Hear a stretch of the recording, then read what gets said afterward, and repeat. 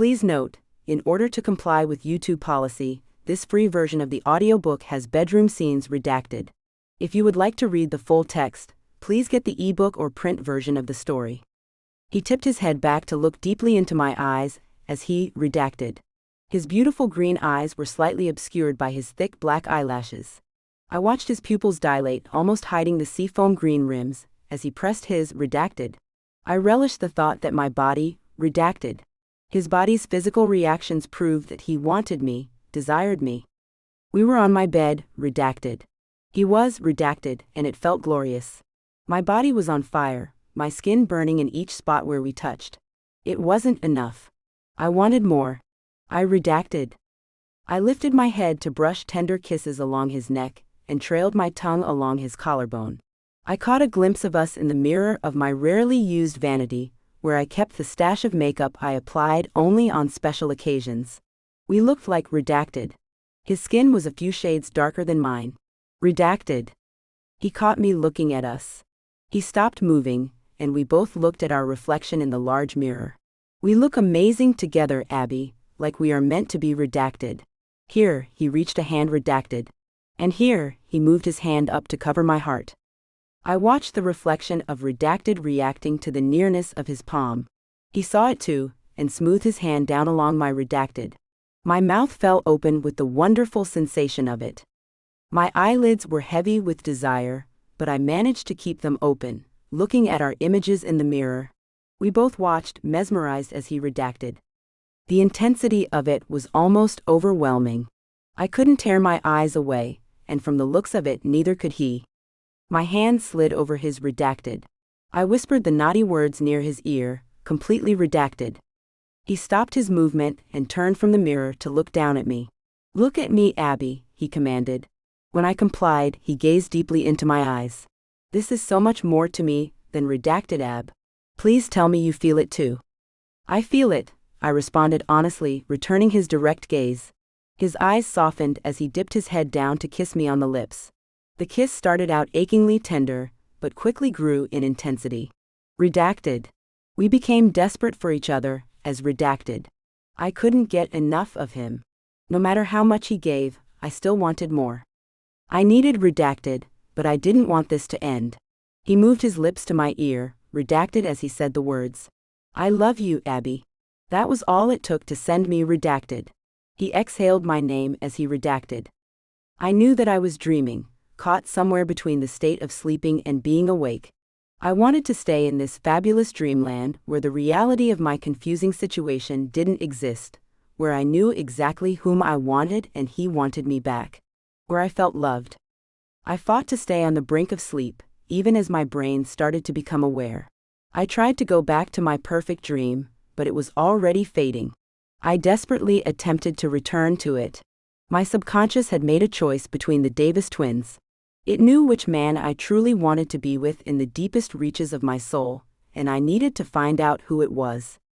I fought my way back to the dream by picturing us lying together, spent and exhausted from redacted each other. His redacted, connecting us. He was dead weight on top of me. I rubbed my fingers gently along his strong back. Who was I with in my dream? I needed to know. Was it sweet, kind, caring, tender Seth Davis? Or was it his darker, more dangerous, more sensuous identical twin brother, Sam Davis? They were both wonderful men. I would be lucky to have either of them, but which one did I truly want? I had to find out before I became fully awake. The shoulder scar was the easiest way to tell who the man in my dream was. Sam had a scar on his shoulder from saving his twin during a swimming accident on the lake. Seth didn't have a scar. I eased my hand up to my dream partner's shoulder. I didn't feel anything. Would I feel it, if it were there though? I wasn't certain if Sam's scar was raised. I didn't remember feeling it before. I knew that it was visible though. I had seen it. I turned towards the mirror and strained to see his shoulder. The mirror was located on the opposite side of where the scar would be, so it was difficult to get a look at the correct area. I lifted my head, craning my neck, trying to see the right spot. I peered around trying to get a clear view, but the area I needed to see was just out of sight. Suddenly, my eyes flew open, and I was fully awake. I hadn't been able to glimpse the section of shoulder that I needed for confirmation, but I knew without a doubt whether I had wanted to see the scar or not.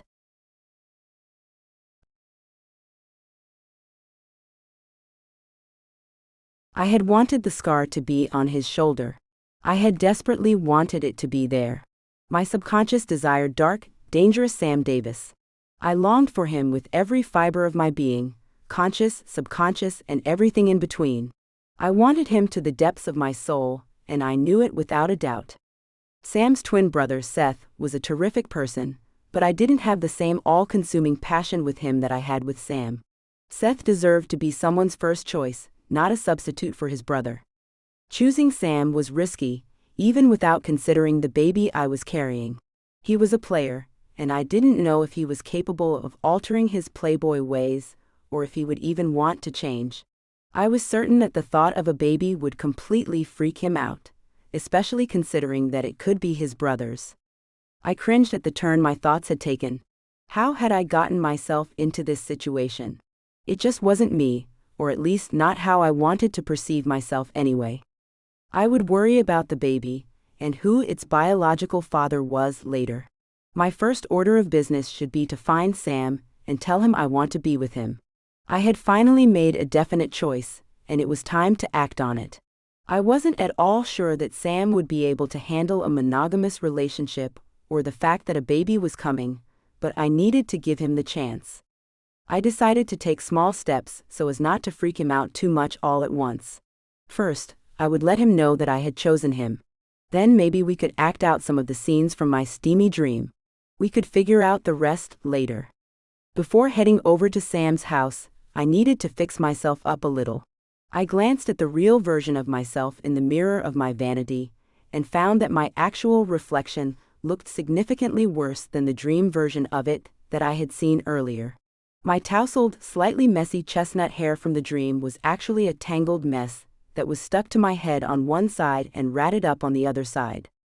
My teeth felt like they had grown fur overnight, so brushing them was first on my agenda. Well, not quite first.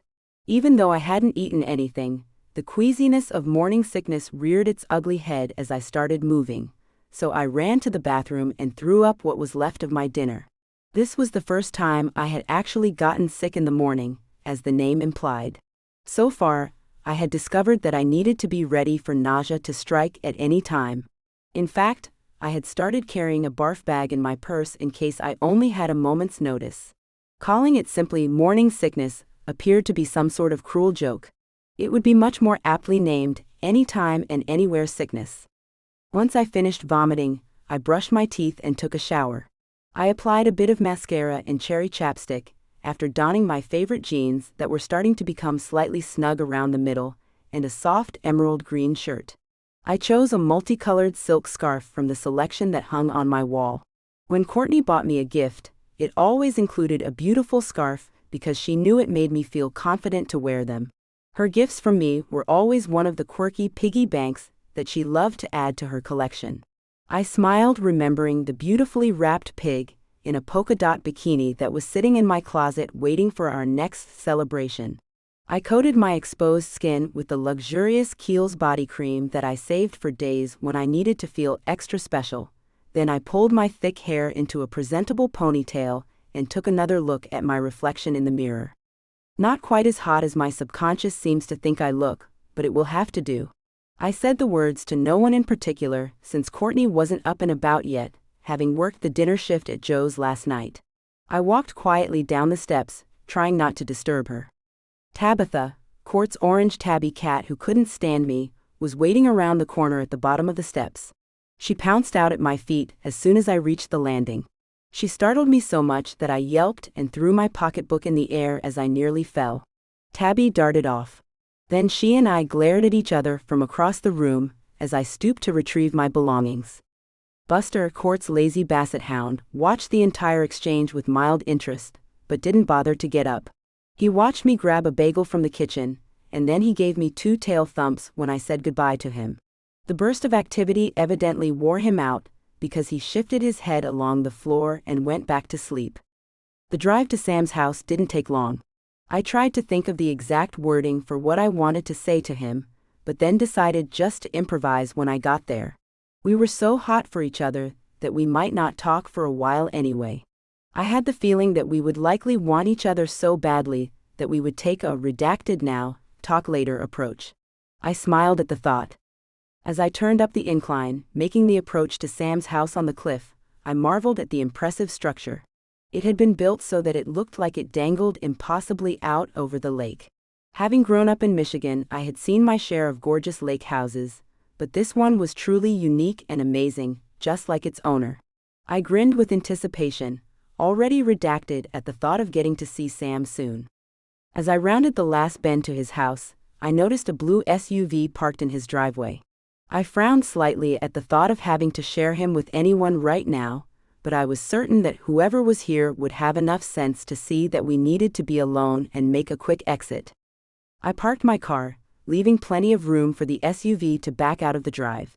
As I walked past the other vehicle, I briefly wondered if it belonged to another woman. After all, Sam was known for being a womanizer.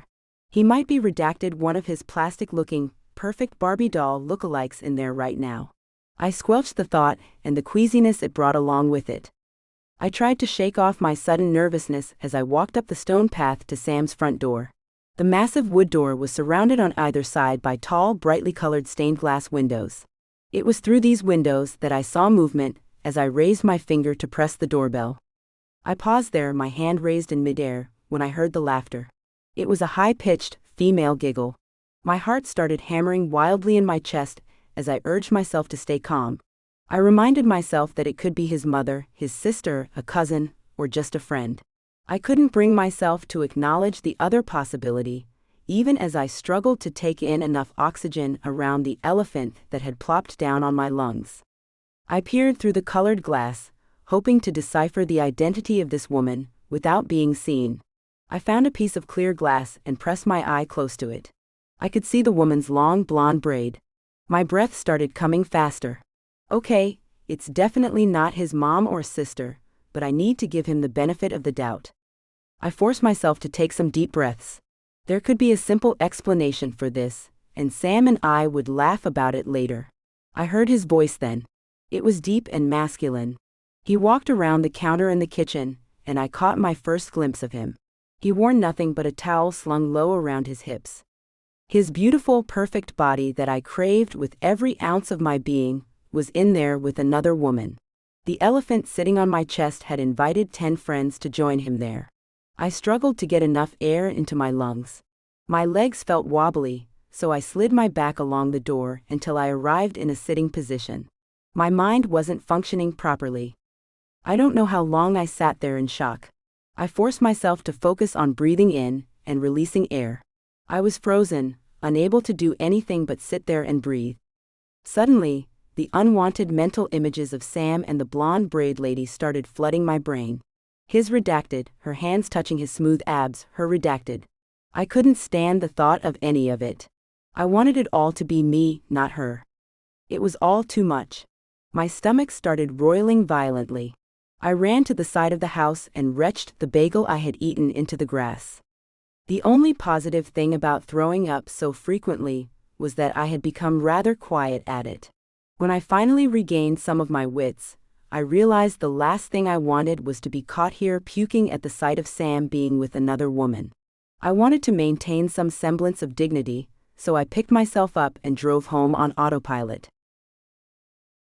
Somehow I made it home safely, even though my mind was mush. Courtney knew something was terribly wrong the moment I shuffled through the door. She scurried quickly over to me. "Ab, what's the matter?" She put a loving arm around me and supported me as we made our way to the kitchen. Once she had me settled in a chair, she started a pot of hot water for tea. I couldn't cry. I couldn't talk. All I could do was think, and I didn't want to do that right now because when I thought, mental images popped into my head of Sam yanking that blonde braid back and kissing that woman's lips. I wanted his lips to be mine and only mine. I was the one who had helped him open up and begin kissing on the lips again, and he was magnificent at it. I didn't want him being that tender with anyone else, ever. Despair washed over me. There was no other word for it. I must have looked horrid because Courtney said, Okay, you're really starting to worry me. You're not going to slip into a depression where you sleep for a week again, are you? You have a baby to think about now. It's not healthy for either of you if you go into that kind of funk. My eyes were burning with unshed tears. I wanted to explain to her, but my mind couldn't formulate the words. I finally managed to croak out one word, Sam. What happened with Sam? Did he hurt you? What did he do? Court immediately jumped on the name, ready to take him on if he had wronged me. I shook my head, wanting to give her a better explanation, but feeling like my brain was in a hazy fog. Courtney was obviously concerned about me, so I needed to find the strength to say the words. I ordered myself to pull it together. When Court set our tea mugs on the table, I took a deep breath and said sadly, I chose Sam. If she was surprised by this news, she hid it well. I knew she had been rooting for Seth, but was also sure that she would support me no matter what decision I made. I needed to spill it all before the tears started flowing, rendering me unable to talk. I went to tell him, and there was a blonde woman at his house. Court grabbed my hand. Did you talk to him? Do you know who the woman is? When I shook my head, she continued saying, Sweetie, don't you think you might be overreacting? Maybe she's just a friend of his. I'm sure there's an explanation, she reassured me. I knew that she wasn't grasping the gravity of the situation, so I attempted to continue. He was only wearing a... The pent-up tears were starting to overflow, making me stutter on the last word. Towel? I finally uttered the word. Courtney sat back in her chair, stunned. That changes things. She sat there for a minute, processing. You're certain it couldn't have been his mom or sister? I shook my head somberly. She tapped a finger on her lip, deep in thought, before asking, Did he see you? When I shook my head again, she confirmed with me, You're sure he didn't see you? He didn't see me, I answered, wondering what she was getting at. She was quiet for a while, so I took a sip of my tea. It had the perfect amount of cream and sugar. She had made it just the way I like it, of course. I tried to smile at her, but the gesture came up pathetically short. Okay, here's the deal, Courtney started. You and I are the only ones that know you chose Sam, right? I nodded in confirmation, so she continued. I will take that knowledge to my grave, Ab, I promise.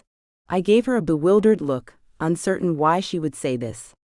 You are going to choose Seth, Ab. As soon as her words sank in, I responded, No, I can't do that. It wouldn't be fair. You can and you will. Just hear me out, Ab. I frowned at her, but let her continue. You care about Seth. In fact, you thought you loved him until Sam came along and muddied the water. If Sam didn't exist, you would still be with Seth, and you would be perfectly happy. I interrupted her, Yes, but Sam does exist. She held up her pointer finger at me. Yes, Sam exists, but he's a player and a cheater just like that jerk ex-husband of yours. Sam is not the right man for you. Seth is sweet, caring, honest, fun, and hot as can be. He will be in it for the long haul, and you can count on him to be faithful. She emphasized the last word. I nodded because she was right. Yes, Seth is all of those amazing things, which is why I can't be with him. He should be someone's first choice, rather than playing second fiddle to his brother. He deserves so much more than I can give him.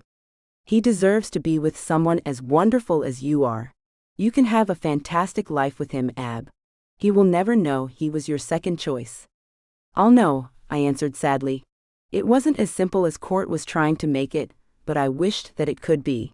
It would be fabulous to be able to forget about Sam and move on with Seth, but I knew it just wasn't possible. Okay, I'm gonna be really frank here. I'd never known Court not to be frank, but I refrained from saying so.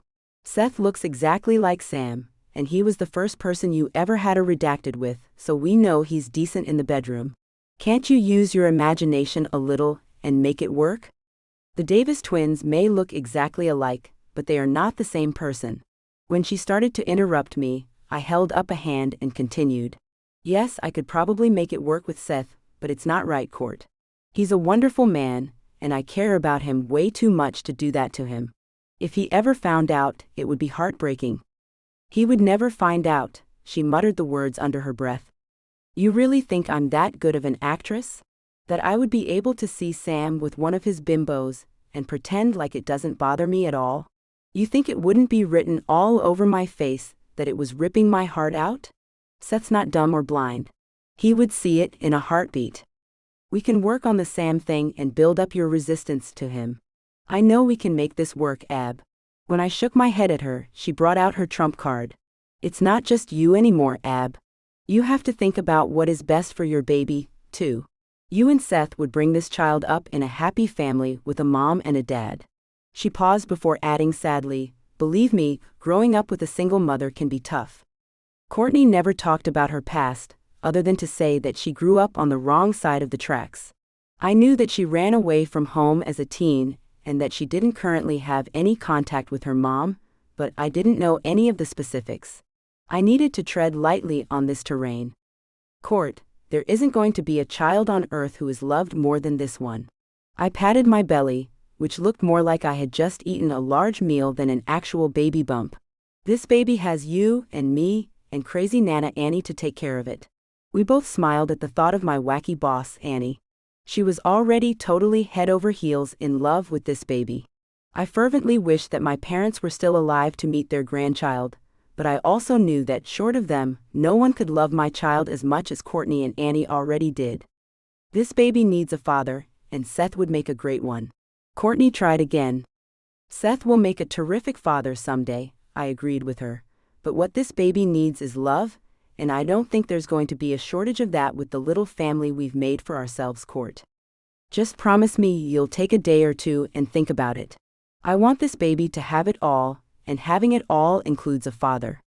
I told her that I would think about it, but I already knew that my mind was made up. I couldn't and wouldn't do that to Seth.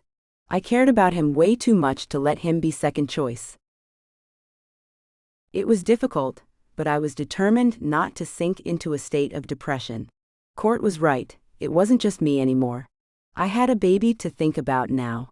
I needed to keep my chin up and try to forget about how much I craved Sam. I had figured that Annie would be on my side, since she had wanted me to choose Sam all along. When I explained the situation to her at work the next day, though, she surprised me by saying, "Courtney's right, dear. You need to make a go of it with Seth. Forget about Sam. He's a bad news bear cub." I was floored. Too shocked to even acknowledge her latest mangled idiom. "I can't believe you're even suggesting that, Annie." I shook my head at her. "You're the one who is always telling me to follow my passion, and how rare it is to find someone who makes your whole body come alive, like Sam does for me and JD did for you." "I've been questioning my choice lately, Ab," she answered honestly. "I gave up a wholesome, solid relationship for hot, steamy passion. I chose JD and he betrayed me. I haven't been able to find a relationship with a fraction of either the pure, sweet romance I had with Adam or the raw lust I felt for JD in all the years since." Her statement made me cringe. Was I giving up my chance of ever finding happiness with a man by turning away from both of the Davis twins?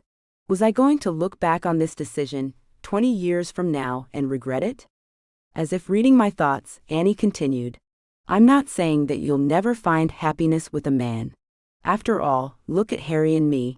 She smiled tenderly when she said Mr. Finley's name. I had known that she and the Treats Bakery owner had been on a few dates, but I hadn't realized that she was starting to have real feelings for him. At my questioning look, she ran her hand through her already unruly mane of wild red curls, obviously not overly comfortable discussing her current romantic relationship. "It's more of a slow burn with us, but we have our share of sparks." She gave me an ornery smile after uttering the last part, but then she turned serious. "It's been a long time coming for me though, Ab. I haven't been in a serious, long-term relationship since high school." I wasn't certain of Annie's exact age because she always observed her birthdays as a celebration of life, rather than the passage of a certain number of years. If I had to guess, I would say that she was in her early 50s, but she had a timeless quality about her, which made it possible that I was off by 10 years in either direction. No matter what her age was, going since high school without a steady man in her life was a long time. Was I dooming myself to a man-free existence? Since my divorce, I had prided myself on building a great life and being happy without needing a man. That didn't mean that I never wanted one, or that I wanted to wait 20 years for one. Then Annie delicately pointed out an obvious fact that I had thus far been unwilling to acknowledge. "Sweetie, if you give up both of these Davis boys, You are giving up the father of your unborn child. You are making the decision that your baby will grow up without his or her dad. She touched my shoulder as her words sank in. You are a strong, wonderful woman. You have a terrific, supportive friend in Courtney, and you couldn't get rid of me if you tried. You will probably eventually find a man who loves you and your child. If you're lucky, he might even love this child like his own, but it won't be his. Her words were swirling around my head. I didn't want to take away my baby's chance of knowing and having a relationship with its biological father. Even if I didn't end up with Sam or Seth, my baby had the right to know its dad, and its father had the right to know his child. I couldn't make this decision for them. I needed to find out who was the father of my baby.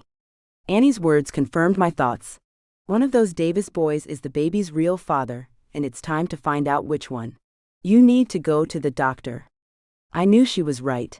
I had been putting off going, because I was ashamed to admit to anyone else that I had been intimate with identical twins at all, especially in so close of a time frame. It was disgusting and embarrassing. I had already rescheduled my obstetrician appointment twice. It was time to face the music. I needed to know the truth. My new doctor's appointment had been scheduled for next Wednesday, but I didn't want to wait that long. I called the office to see if there had been any cancellations for a sooner appointment.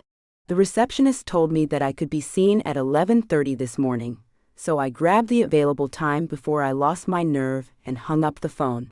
I looked at the clock and saw that I had less than an hour to wait. I busied myself dusting knickknacks in the shop, trying to keep my mind off the looming doctor visit and the knowledge that it would bring.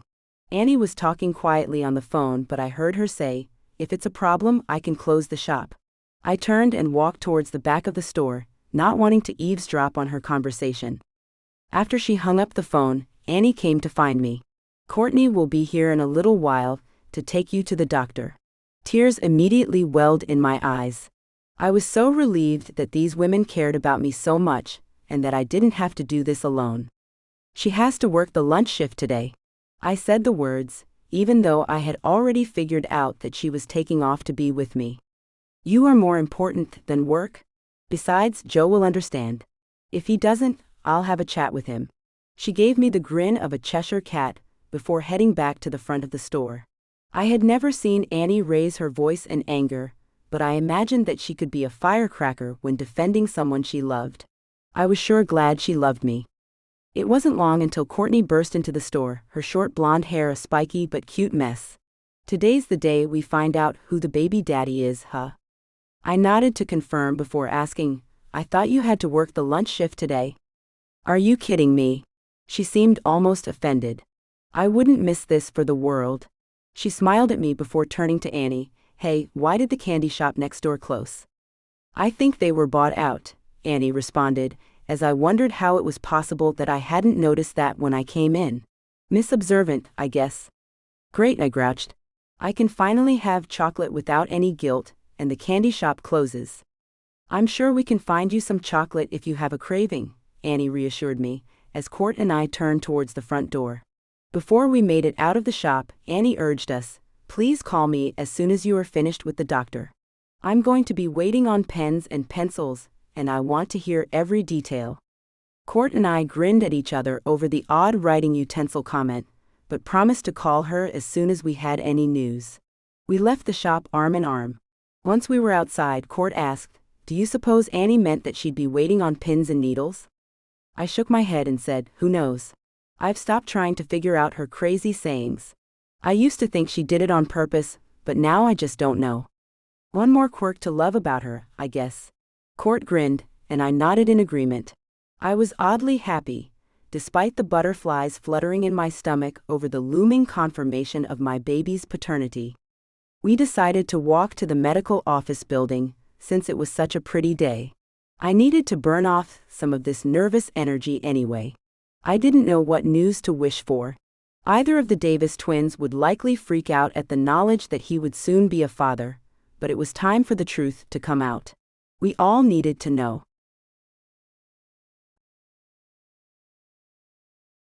My hands were clammy, and I couldn't stop fidgeting as I sat on the metal table in my lovely open-backed paper gown waiting for the doctor to arrive.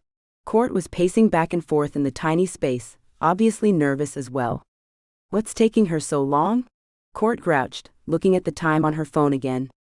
Suddenly, there was a quiet rap at the door. An older, distinguished gentleman in a white lab coat peeked in. "Abigail? I'm Dr. Ross." He walked across the room and extended a hand for me to shake. I panicked, but tried not to let it show outwardly. "You're Dr. Tracy Ross?" I asked him, my voice a little shrill. He smiled kindly. "You were expecting a woman?" I nodded. I had been prepared to discuss my current, mortifying situation with another woman. I didn't know if I could admit my embarrassing transgressions to this grandfatherly-looking man. I would probably shock the Argyle socks right off his feet. "Not to worry," he continued. "This happens all the time." He leaned in as if telling me a secret. "It seems that there are some women named Tracy." He laughed at his own joke, but then turned serious. "If you would prefer to visit a female doctor, we can reschedule you with one of my colleagues. I should let you know, though, that we all cover for each other in this practice. So even if your primary obstetrician is female, if you go into labor when a male doctor is on call, he will deliver your baby. For that reason, we like for all of our moms to have at least one visit with each of our physicians during their pregnancies." I was about to chicken out and say that I would come back for my initial visit with one of the female doctors, when Court spoke up. "No, this is fine. We'd like to find out the date of conception at today's visit, if possible." "Certainly," Dr. Ross assured her. "Let's see what we can figure out here." He smiled kindly, before looking over my medical history that the nurse had just completed. "Irregular periods, huh?" When I nodded in confirmation, his brow furrowed, but his only response was, "Whom?" I wondered what that meant. Court chattered away during my pelvic exam, trying to distract me from the indignity of being in the stirrups.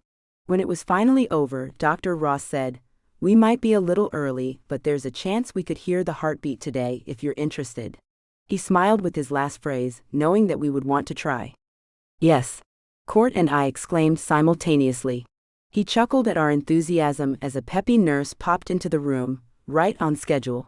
Dr. Ross entered some information into a computer, while the nurse fussed with the ultrasound equipment. The nurse placed a modesty blanket over my lower half, and then she lifted my paper gown to reveal my belly. "This is going to be a little chilly." She made the understatement of the year, as she squirted a big blob of icy gel on my tummy. I sucked in my breath at the shock of it. "Whoa, do you keep that in the freezer?" She smiled as if I was joking, and I bugged my eyes out at Court. The Arctic gel was soon forgotten when Dr. Ross came back over and started the ultrasound. He moved the wand around my abdomen, searching for something. Courtney and I watched the monitor, trying to make out what we were seeing.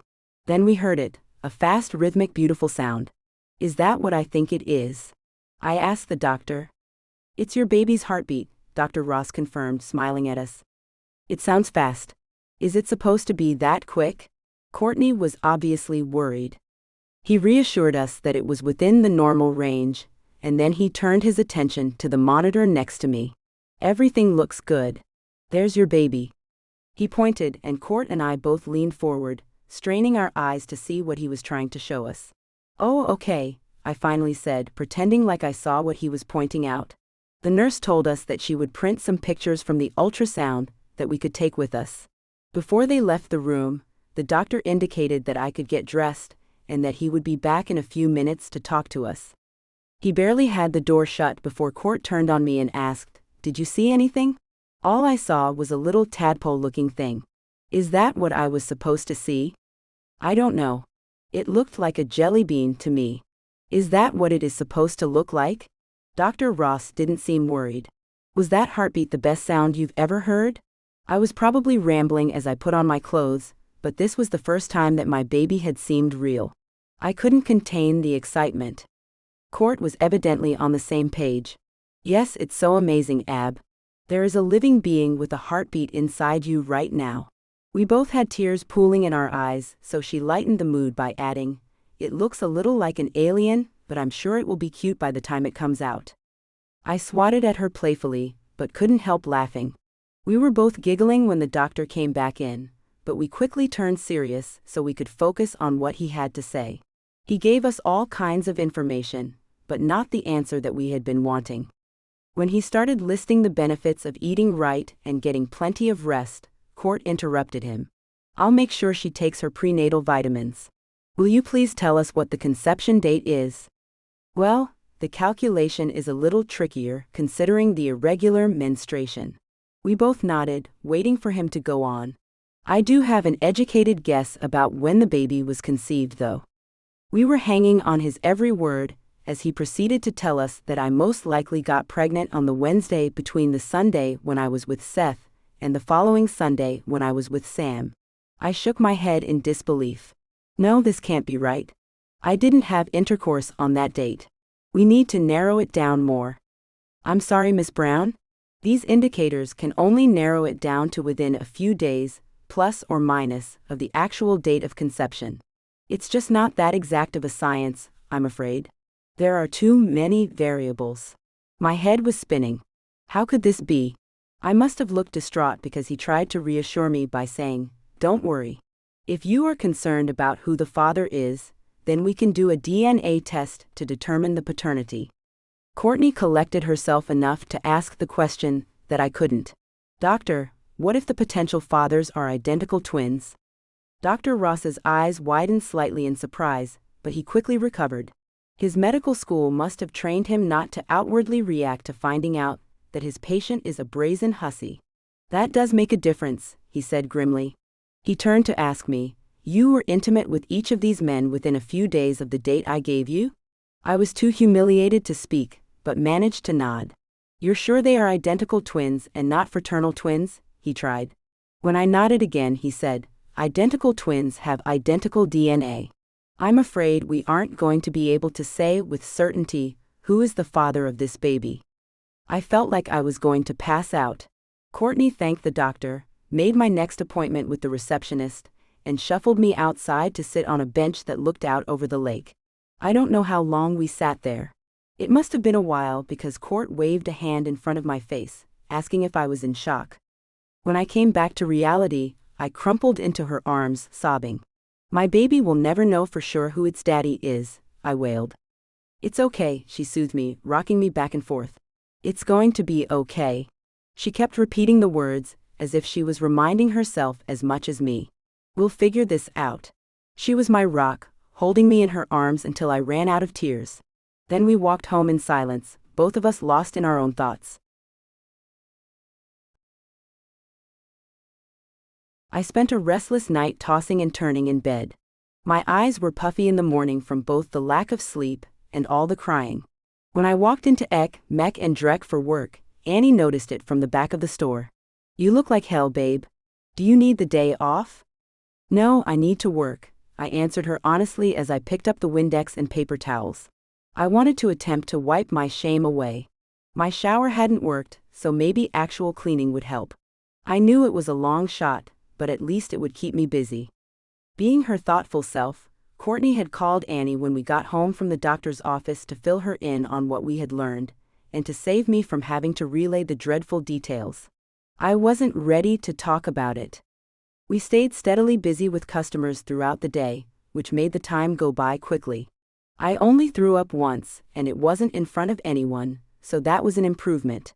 I was ready to celebrate any of my small successes at this point. It helped keep me from feeling so disgusted with my promiscuous behavior. I certainly didn't want to think about the consequences of that behavior, or my current predicament. I couldn't bring myself to tell the Davis twins about my pregnancy, because I didn't know which one of them was the father of my baby, and which one was the uncle. This news was bound to wreak havoc on their relationship with each other, and I couldn't handle any more guilt right now. On the other hand, I would have to fess up eventually. Harbor Shores, Michigan was a quaint little town, and the Davises were a prominent family. I couldn't avoid them for long. Soon I would be obviously pregnant. I needed to tell them, before they found out another way. I shook my head as I walked home from work, uncertain when or how I could tell Seth and Sam about this baby. It was a warm, sunny day. I should have been enjoying my walk along the lakeshore, but all I could think about was how I had already managed to mess up my baby's life. I discovered Courtney and Seth sitting on the front porch of our house as I walked up. I didn't know how to tell Seth any of the news that I needed to share with him, but extra time probably wouldn't help. If I had 10 years, I probably still couldn't come up with a good way to say that I had chosen his twin, who was already with another woman, and that I was pregnant with a baby that was fathered by him or his brother, but we would never know which one. I seriously doubted that they had a Hallmark card for our situation. It was probably best to get this over with. My gait had slowed, but I still made it to the porch before I was ready. "Hi," I said the word awkwardly as soon as I was within range. Courtney claimed to be thirsty and volunteered to bring us lemonade before she scurried into the house. I sat beside Seth on the porch swing, and we both looked out over the water. It was Seth who broke the silence. "I just came to tell you that you should be with Sam. He truly cares about you." I shook my head, intending to stop him, but he continued. "I've never seen him like this, Abby. He's a mess." "No." I said the word firmly. "He has already moved on." At Seth's furrowed brow, I elaborated. "I went over to his house to tell him that I had chosen him." I stopped when I saw Seth's hurt expression, but I knew that I owed him the truth, so I forced myself to continue. When I arrived at his house, I found him there with another woman. Seth took a moment to process, before asking, "Are you sure? Did you talk to him? Maybe she is a friend of his." He tried. He was wearing a towel. I let him draw his own conclusion from that damning evidence. Seth shook his head with a disgusted look on his face. "I guess he's more like our father than I thought." He muttered the words almost under his breath. I had more to confess to Seth, but I couldn't let that comment just slip by. Sam and Seth's father, Sutton Davis, had always been a bit of a mystery to me. As the patriarch of their family, I found it odd that he had never bothered to speak directly to me, even when I was a guest at his estate. The twins' mother, Janice, had always been cordial, and their sister Jessie treated me like part of the family, but Mr. Davis didn't even make an attempt to be polite. I also thought it was strange that their father had chosen Sam, the slightly younger of the twins, to follow in his footsteps and take over the company business. Perhaps I was about to find out the reasoning behind the tension between Seth and his father. Seth wasn't elaborating, so I prompted him. "What do you mean by that?" "My father's a cheater, Abby. I caught him with another woman when I was a teenager. I lost all respect for him that awful day, and our relationship has never been the same since." He paused before adding, "I couldn't bring myself to tell Mother, though. She would be devastated." The pain was evident on his face. I could see that he was conflicted over his decision to keep his father's transgressions a secret. I placed a comforting hand on his shoulder as he went on. "I hate it that I have to lie to her for him. She deserves better." He turned to look at me before saying, "You deserve better too, Abby." I found myself staring at his gorgeous green eyes. They were beautiful. He was beautiful, just like Sam. I mentally kicked myself for not choosing and sticking with this kinder, gentler Davis twin. I hadn't even realized a tear was trickling down my cheek, until Seth reached up to gently wipe it away. "Give me another chance. I won't let you down. I came here to try to be the bigger man and encourage you to choose my brother, but if he has already moved on with someone else, he doesn't deserve your heart, Abby." He said the words softly, tenderly. "I have more to tell you, and it's going to freak you out," I warned him. "No, I'm here and I'm not going anywhere. I shouldn't have left when you said that you loved me. I'd give anything if I could go back in time and change how I reacted. I should have told you that I loved you too, and never let you go. We could have avoided this whole Sam mess if I'd just shared my feelings with you from the beginning." I needed to say the words before I chickened out. I would have liked to prepare him more, but it was time for me to face the music. "I'm pregnant." The words hung in the air between us. I could tell that Seth was fighting to remain calm, as thoughts were likely rushing through his mind. I decided to let that settle in a little before delivering the next bombshell. Courtney chose that moment to deliver a tray with 2 glasses of strawberry lemonade and a plate of Chips Ahoy cookies. I smiled at her in thanks, but she could evidently sense the tension on the porch because she made a quick retreat back into the house. "Is it mine?" Seth croaked the words. Unfortunately, The analysis of the dates was inconclusive. I don't think we'll ever know if it's yours or Sam's, since the two of you share the same DNA. I was amazed that he hadn't leapt from the porch, running and screaming. Perhaps my latest revelation hadn't completely sunk in. We sat there quietly for a while. I wasn't sure what else to say, and he was likely in shock, as I had been when I first heard the news. When he did finally speak, his words couldn't have surprised me more if he had started spouting off the lyrics of Yankee Doodle Dandy. He took a hold of my hands, before looking deep into my eyes and saying, "I'm in, Abby. I want to raise this baby with you."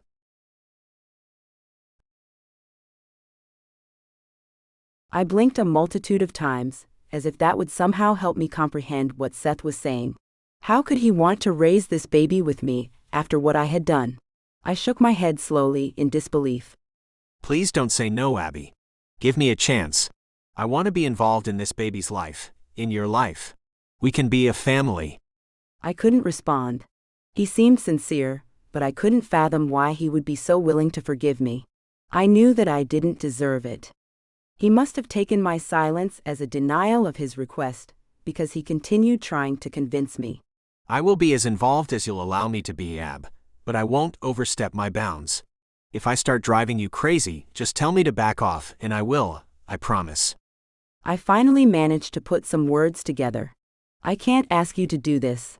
It isn't fair, especially not after what I've done." "You're not asking me. I want to be a father to this baby, to our baby." I mulled over his words. What he was offering was more than I ever could have dreamed, and so much more than I was worthy of. This baby had done nothing wrong, though, and it deserved to have a wonderful, caring man like Seth in its life. "You should take a while to process this," I warned him. "This is a big decision, and an enormous responsibility. You haven't had time to really absorb what it means." "I don't need time, Abby. I know that I want to be as much of a part of this baby's life as you'll agree to.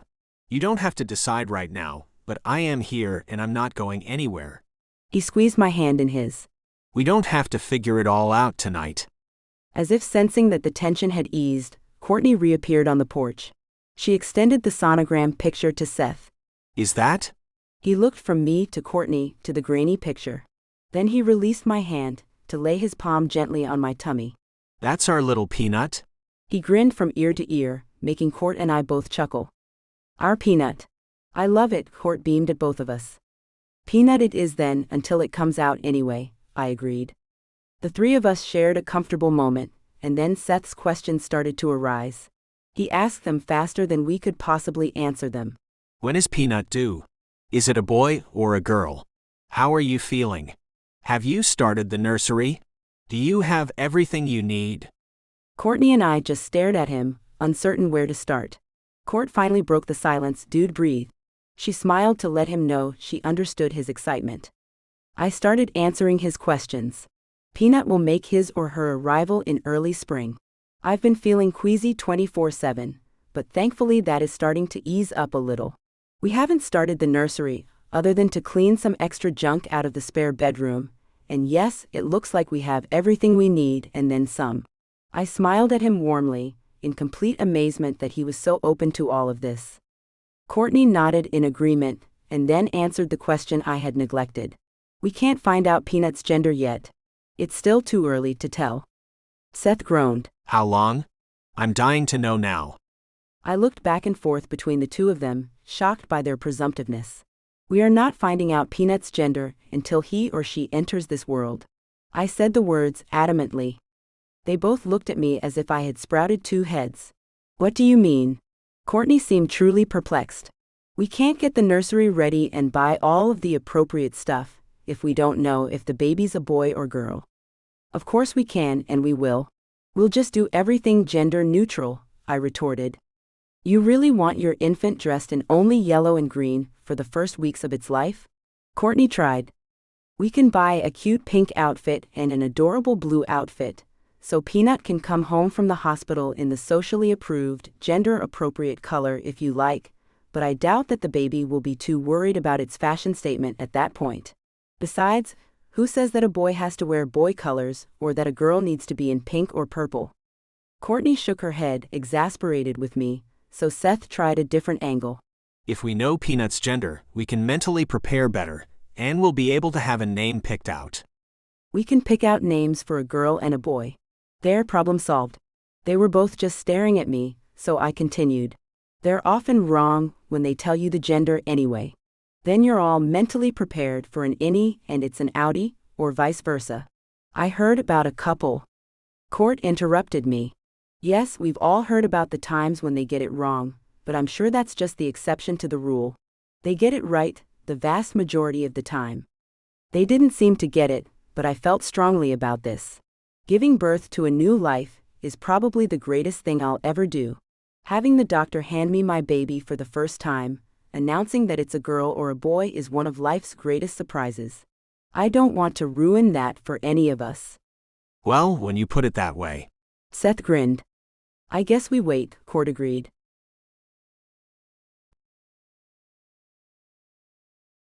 Over the next few days, Courtney, Seth and I settled into a comfortable routine, with Seth spending most of his free time at our house.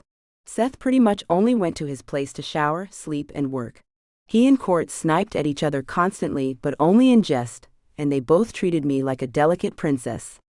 One evening, Court came home from working the dinner shift at Joe's to find me curled up on the couch watching a movie with Seth. Tabitha, the cranky orange cat that usually only liked Court, was sound asleep on Seth's lap. This was especially surprising, considering my close proximity to them. Tab normally avoided me like the plague. Court's basset hound, Buster, and Seth's golden retriever, Buddy, were sprawled across the only available spaces on the couch, snoring loudly. Don't you have a home? Court grouched at Seth as she perched on the arm of the couch. Yes, but I rather like it here. Seth grinned at her, unfazed by her jab at him. We're going to have to start charging you rent. I looked at Court because her tone sounded different than it normally did when she bantered with Seth. I was still trying to determine if there was something wrong with Court, when Seth turned to look at her and said, Meow. Do I need to tell Surfer Dude to start redacted? This dry spell seems to be making you cranky. I couldn't help but snicker a little at Seth's nickname for Courtney's boss, Joe. Even though Joe ran a successful waterfront restaurant, I had always thought he looked like a stereotypical surfer. Everything from his messy mop of blonde hair to his perpetually flip-flopped feet screamed, beach bum. Apparently, Seth had hit the nail on the head because Courtney squeezed her way onto the couch between Buster and me as she whined. It's been weeks, and he still hasn't even tried to slide into second base. I knew this was the longest Court had ever been with a man without sleeping with him, and it was evidently starting to bother her. What is he waiting for? She had posed it as a rhetorical question, but Seth took it upon himself to answer anyway. Maybe he's just not that into you. She grabbed the throw pillow from under my elbow and tossed it at Seth. He easily caught it, before saying, Stealing a cushion from the pregnant lady. Nice. I should have known never to trust anything that bleeds for 5 days and doesn't die. I wondered how long he had been saving that barb to zing at her. Court looked at me, trying to hide that she was about to erupt into giggles. She got control of her hysterics and then narrowed her eyes. I could tell that she had already formulated a plan to get even with Seth. She turned to him with an overly sweet smile and said, That was a pretty good one, especially coming from someone who has 2 heads and only 1 brain.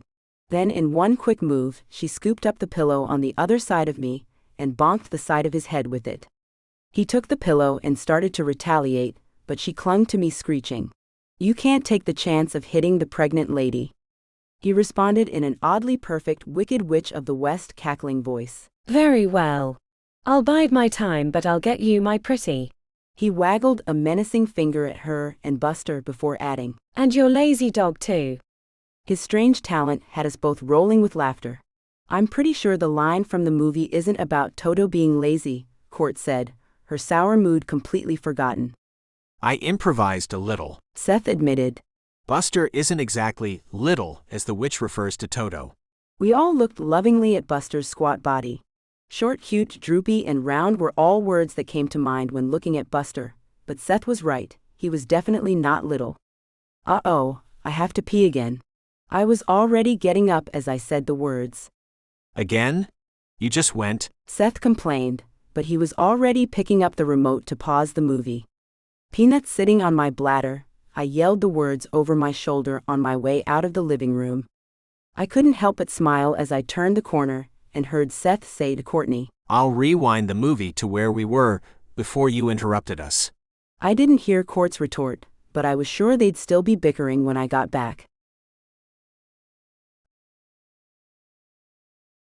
I should have known that our happy little arrangement was too good to last. Seth brought me back to reality one afternoon by saying, It's time to tell my family about the baby. I had been dreading this day since finding out that I was pregnant. I knew that it had to be done, but telling Seth's frightening father, formidable mother, and doting sister about Peanut was a terrifying prospect, and all of that paled in comparison to having to tell Sam.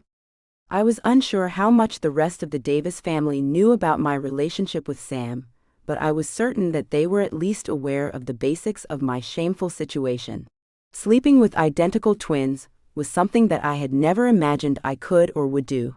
Facing their family was one of the many consequences that I had failed to consider before jumping into bed with Sam. Even though I had believed at the time that my relationship with Seth was over, it was still a despicable thing to do. I had felt an indescribable, all-consuming attraction to Sam, and I was confident that my monumental desire for him had not abated in the slightest. I wanted to believe that I could resist him. After all, he was a player, and I knew that he used women solely for redacted and arm candy. Catching him wearing only a towel with another woman made me want to despise him, but I just didn't have it in me. I still wanted him, and I was afraid that if he said the word, I would go running back to him for any attention he was willing to dole out. The last thing I wanted was to be a desperate, clingy booty call that he only contacted when he couldn't drum up someone better, but I was afraid that if I didn't guard my feelings closely, that is exactly what I would become. I wondered what he would think about the baby. The idea of it would probably completely frighten him. He wasn't ready to give up his wild ways and be a family man, and he had never made any pretenses about it. He would have to at least wonder if it was his though, wouldn't he? There was one thing I knew for sure. I wasn't ready to face Sam. I needed to mentally prepare and try to strengthen my resolve to resist him. Seeing him with another woman should have done it. That horrible sight should have cured me of this Sam addiction I seemed to have, but I knew that I still wouldn't be able to deny him anything he wanted from me. It was difficult to admit, even to myself, that someone else had that kind of power over me, but it was the truth. I need more time. When Seth started to argue, I continued. I know it's only fair, and that we need to tell them, all of them. I'm just not quite ready to face your brother. He's a huge part of my life. You can't avoid him forever, Seth said, amazing me yet again with how kind and understanding he was about this crazy, hurtful situation. I know. I just need some more time. Not long, I hastened to add when I saw that he was getting ready to object. We can announce it at your family's weekly brunch, a week from this Sunday. Seth nodded in agreement, and I quickly counted in my head. 10 days. I had 10 days until I had to face the music. My stomach was already churning, and for once it wasn't due to morning sickness.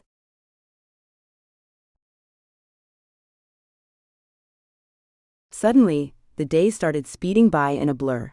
Quick as a wink, it was Sunday, and I was down to a week before I had to tell the Davis family about Peanut. I was glad to have the distraction of girls' night to take my mind off the quickly approaching confrontation with my baby's family. Court and I had a long-standing tradition of meeting on Sunday evenings for tacos and margaritas at Joe's restaurant, where she worked. Since finding out about the pregnancy, I had substituted lemonade for my margarita. Other than that change, we were adamant about maintaining our weekly ritual. This week, Court had agreed to work the lunch shift because Joe was short-staffed. Seth and I decided to head over to the restaurant a little early, so we would be there when her shift ended. I was pretty sure that Courtney would not be pleased to see that Seth was joining us, but I didn't have the heart to tell him he couldn't come. Proving that I knew her well, Court brushed by us carrying a tray full of drinks and asked Seth, "What part about girls' night do you not comprehend?" Seth feigned a surprised look and turned from Court to me saying, I thought I was one of the girls. She rolled her eyes at him, while simultaneously delivering the tray of drinks and flirting with her male customers. I shook my head just watching her. The woman really did have a talent for multitasking, and she moved like a graceful dancer. I was certain that I would dump a drink down someone's back if I attempted the moves that she was currently making look easy. Seth and I plopped down at the booth where Court and I always sat on Sunday evenings. Do you think it really bothers her that I'm here? I can leave if she's serious.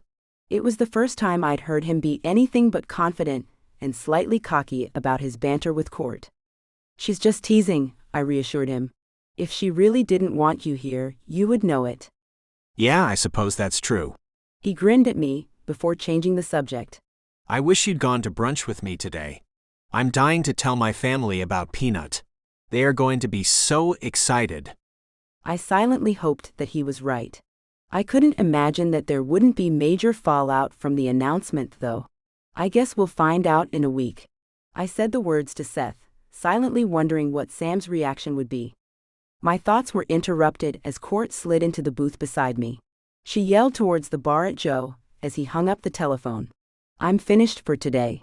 Now whirl me up a margarita and bring me some tacos. She beamed her beautiful smile at him to take the edge off her words. Joe walked over to our table empty-handed.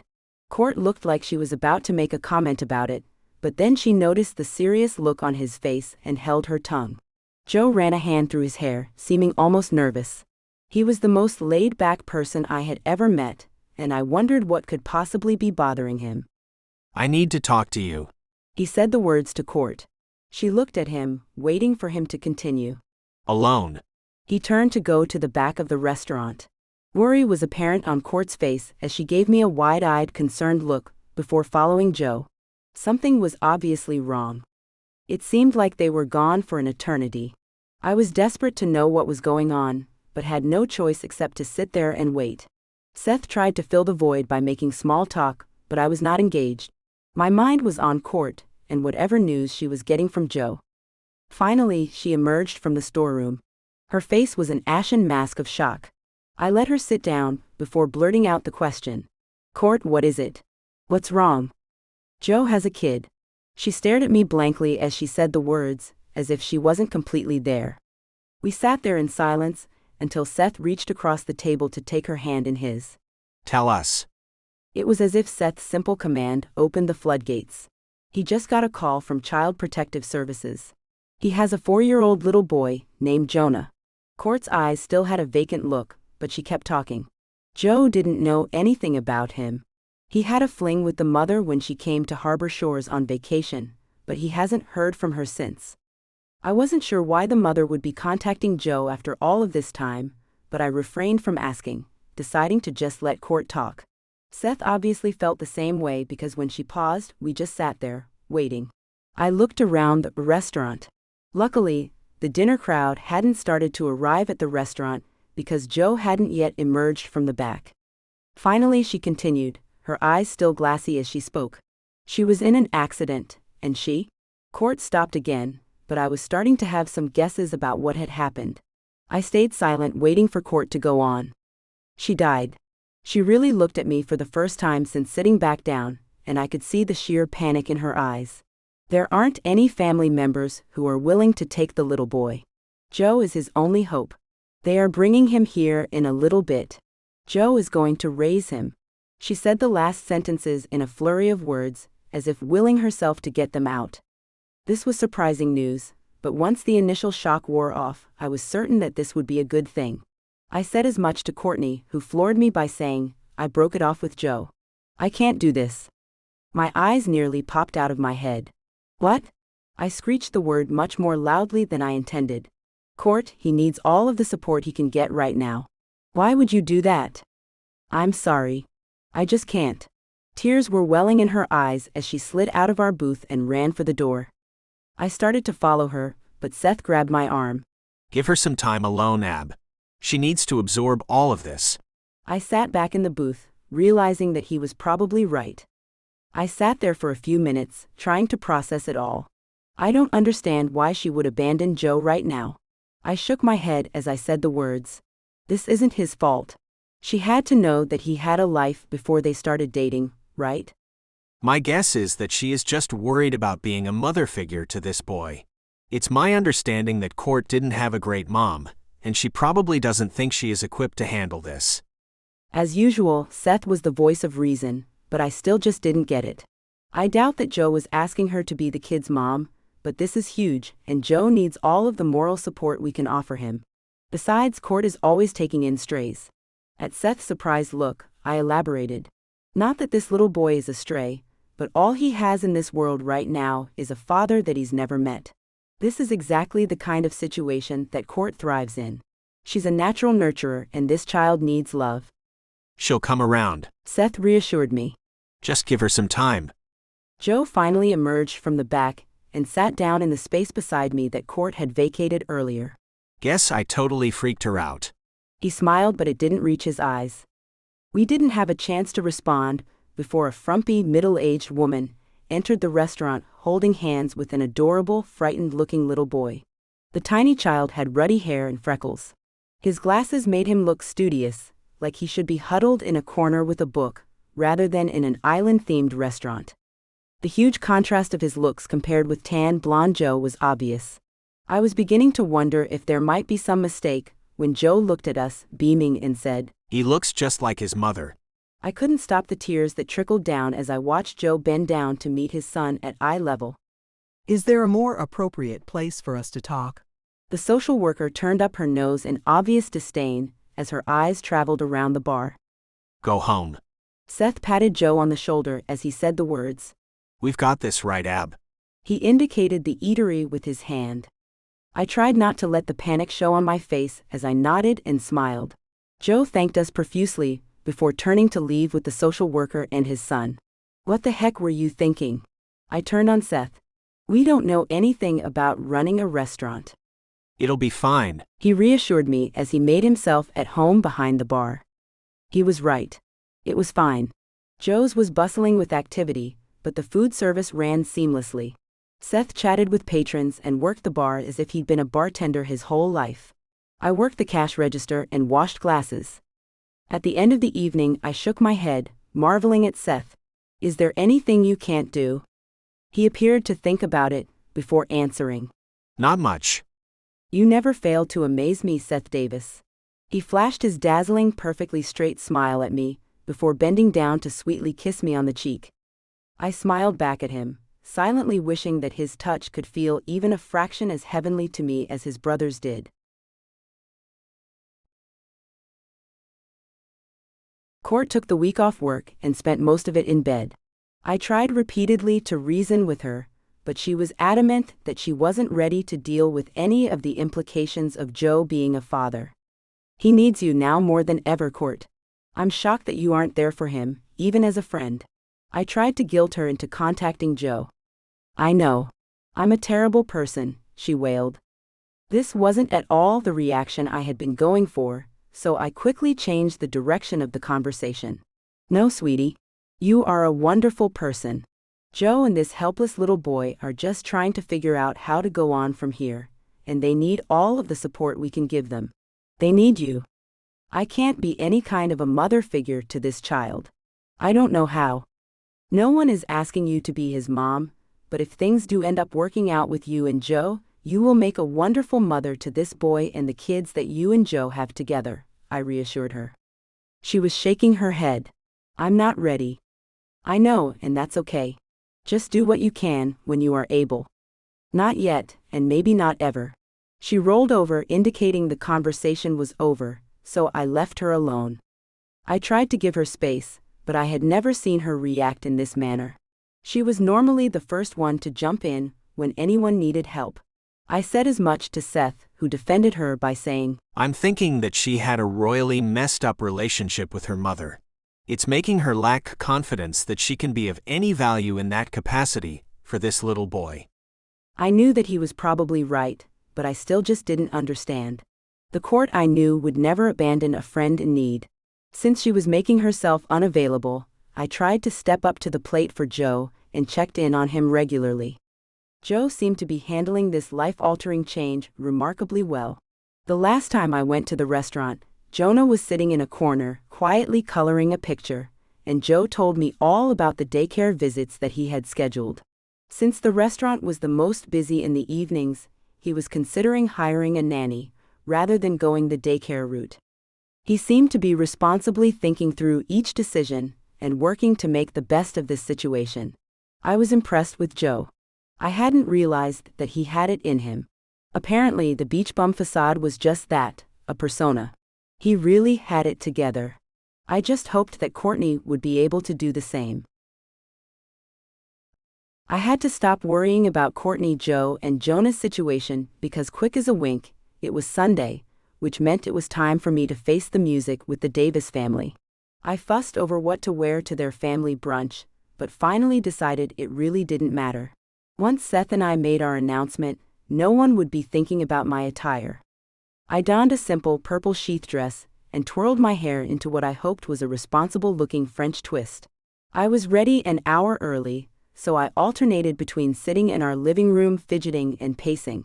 Court came downstairs in her bathrobe long enough to tell me that she hoped it went well, before shuffling back upstairs to her room. I was too stressed to worry about her today. I knew she would eventually come around. Seth must have been nervous too, because he arrived to pick me up a half hour before the time we had agreed upon. Sitting on my couch wasn't doing anything to calm our nerves, so we decided to head to his parents' estate a little early. I had never before seen Seth's green Jeep Wrangler with the doors and windows installed. I realized that he must have put them in so that I wouldn't get mussed on our way to brunch, and I was touched by his ever-present thoughtfulness. We rode in silence, and all too soon turned up the lane to his parents' huge brick and stone mansion. The previous brunch I attended was outside by the pool, but it was chillier today, so this one would be inside.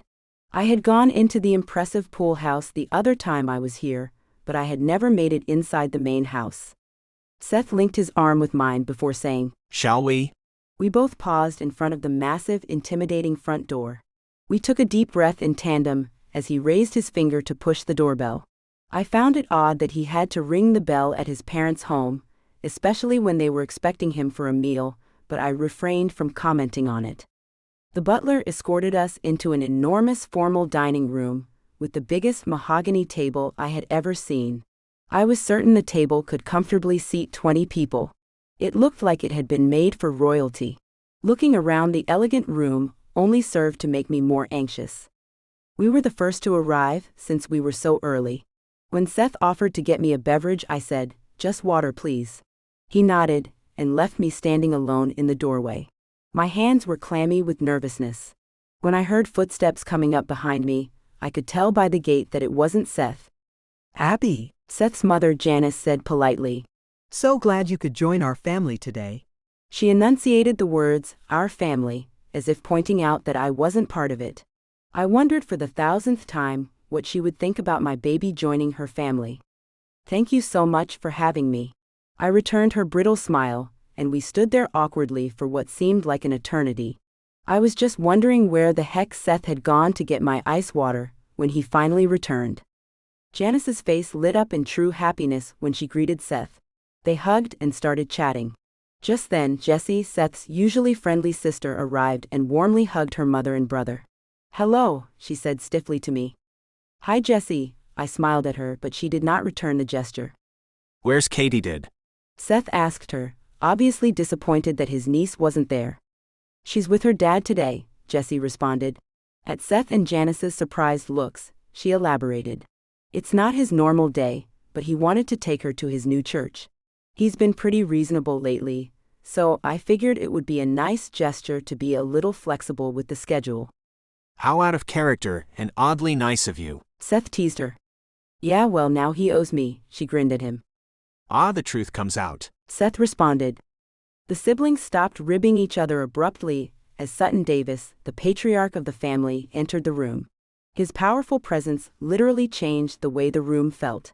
I didn't know how to describe it, because I'd never encountered anything like it before. It must be similar to how it would feel being in the presence of a president or other great leader. All eyes in the room were focused on him. Hello, everyone. His booming voice filled the entire space. He strode over and took a seat at the head of the table. That must have been the cue for us to sit down, because we all followed suit. Seth and I sat beside each other with our backs to the door, which would not have been my preference, although it would make it easier to bolt out of here if needed. I looked around the table. To my left sat Mr. Davis. Janice was seated at the other end of the table, next to Seth. Jessie was on her mother's other side, directly across from Seth. Beside Jessie and across from me were 2 empty chairs with place settings. 2 place settings meant that Sam was bringing a date with him. My already queasy stomach roiled at the thought. I can't do this, my mind screamed at me. Is he late because he's doing some blonde bimbo right now? I tried to shove the thought out of my head, but I couldn't suppress it. My breath had become shallow, and I wondered if this was what a panic attack felt like. Then I felt him enter the room. A chill went up my spine as the tiny hairs on my arms stood at attention. I tried not to outwardly show the reaction I had to Sam, but my body was completely aware of each step he took as he circled the table. He chose the chair closest to his father, leaving the middle chair on that side open. He was alone. Relief swept through me. I knew that I wouldn't yet be able to hide my reaction to seeing him with another woman. It would just be too much to handle with the announcement that Seth and I had to make today. Sam looked directly at me. His face was an unreadable mask of indifference. I wondered if it bothered him at all to see me with his brother. It didn't appear to. I apologize for my tardiness. He said the words to the room at large, never breaking eye contact with me. Seth chose that moment to ding a fork on his glass. I have an announcement to make. I panicked. I hadn't expected this to happen before the meal had even been served. Sam's eyes were still locked with mine. I should have warned him. My mind screamed at me. How could I let him find out with the rest of his family? Even if he doesn't care about me, I should have told him first. It was too late. Seth was already starting to talk. Abby and I are having a baby. Seth's voice was loud and clear. His words were followed by silence. Sam's green eyes had flickered with surprise, before he quickly hid it, never looking away from me. Janice was the first to speak. Do you even know whose baby it is? She hissed through clenched teeth. I had thought I was prepared for the backlash from our news, but I was still hurt by her words. For the first time, I broke my eyes away from Sam and found Janice glaring at me. The room was silent for a moment until Sam slammed his fist on the table, the noise shocking us all. You will not speak to Abigail that way, Mother. None of you will. His eyes traveled around the table to his mother, father, and sister. Understood? The rhetorical question hung in the air as Sam got up and stalked out of the room. It was all too much. My stomach had been churning all morning, and now it was in a full-blown upheaval. I had been too nervous to eat anything this morning, but something was about to happen. I covered my mouth with my hand. I'm going to be sick. The last thing I needed right now was to humiliate myself further by puking all over their fancy table. Bathroom? I frantically asked the one-word question of Seth. He pointed down the hallway as he said, It's the last door on the left. I ran out of the room without another thought. I spent the next few minutes dry heaving and crying in the bathroom. Once I finally calmed down, I sat on the floor for a while, trying to collect myself. I couldn't believe how Sam had just defended me in there. I wanted nothing more than to go find him and take him in my arms, but I knew that I couldn't. Even if he decided that he could handle the news about Peanut, I would wonder if he was with another woman every time he was out of my sight. It would make me crazy with jealousy.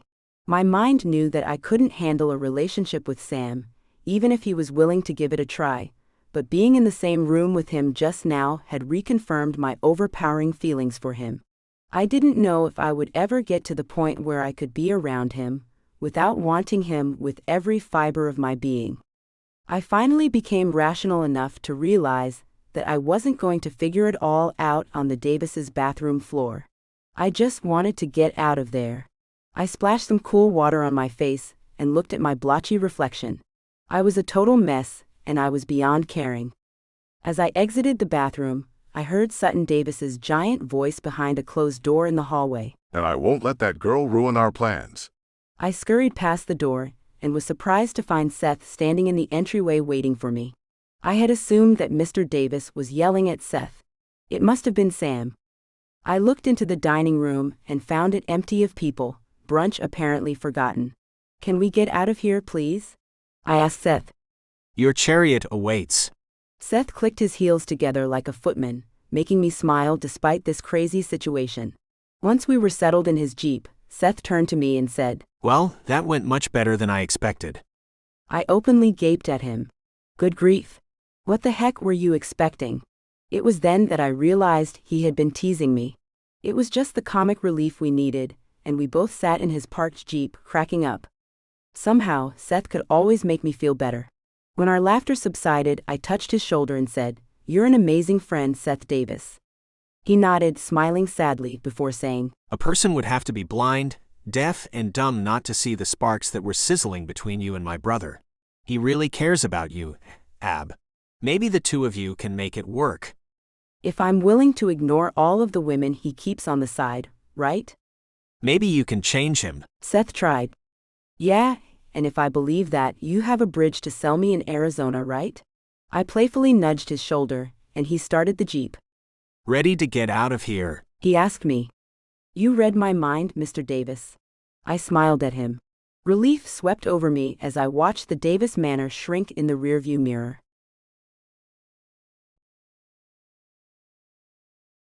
Courtney was in the living room and dressed for the first time all week when we got home. "How did it go?" She posed the question the instant we walked in the door. "Surprisingly well," I joked, which made Seth and me start laughing again. At Court's perplexed look, I managed to say, "It was so awful," before I burst into tears. "Oh, sweetie." She wrapped her arms around me. Well, I gotta get in on this. Seth said as he engulfed both of us in his strong embrace. We ended up all laughing as Seth squeezed us tighter and tighter. "Let go. You're squeezing Prego too hard, you big lug." Court swatted playfully at Seth as he released us.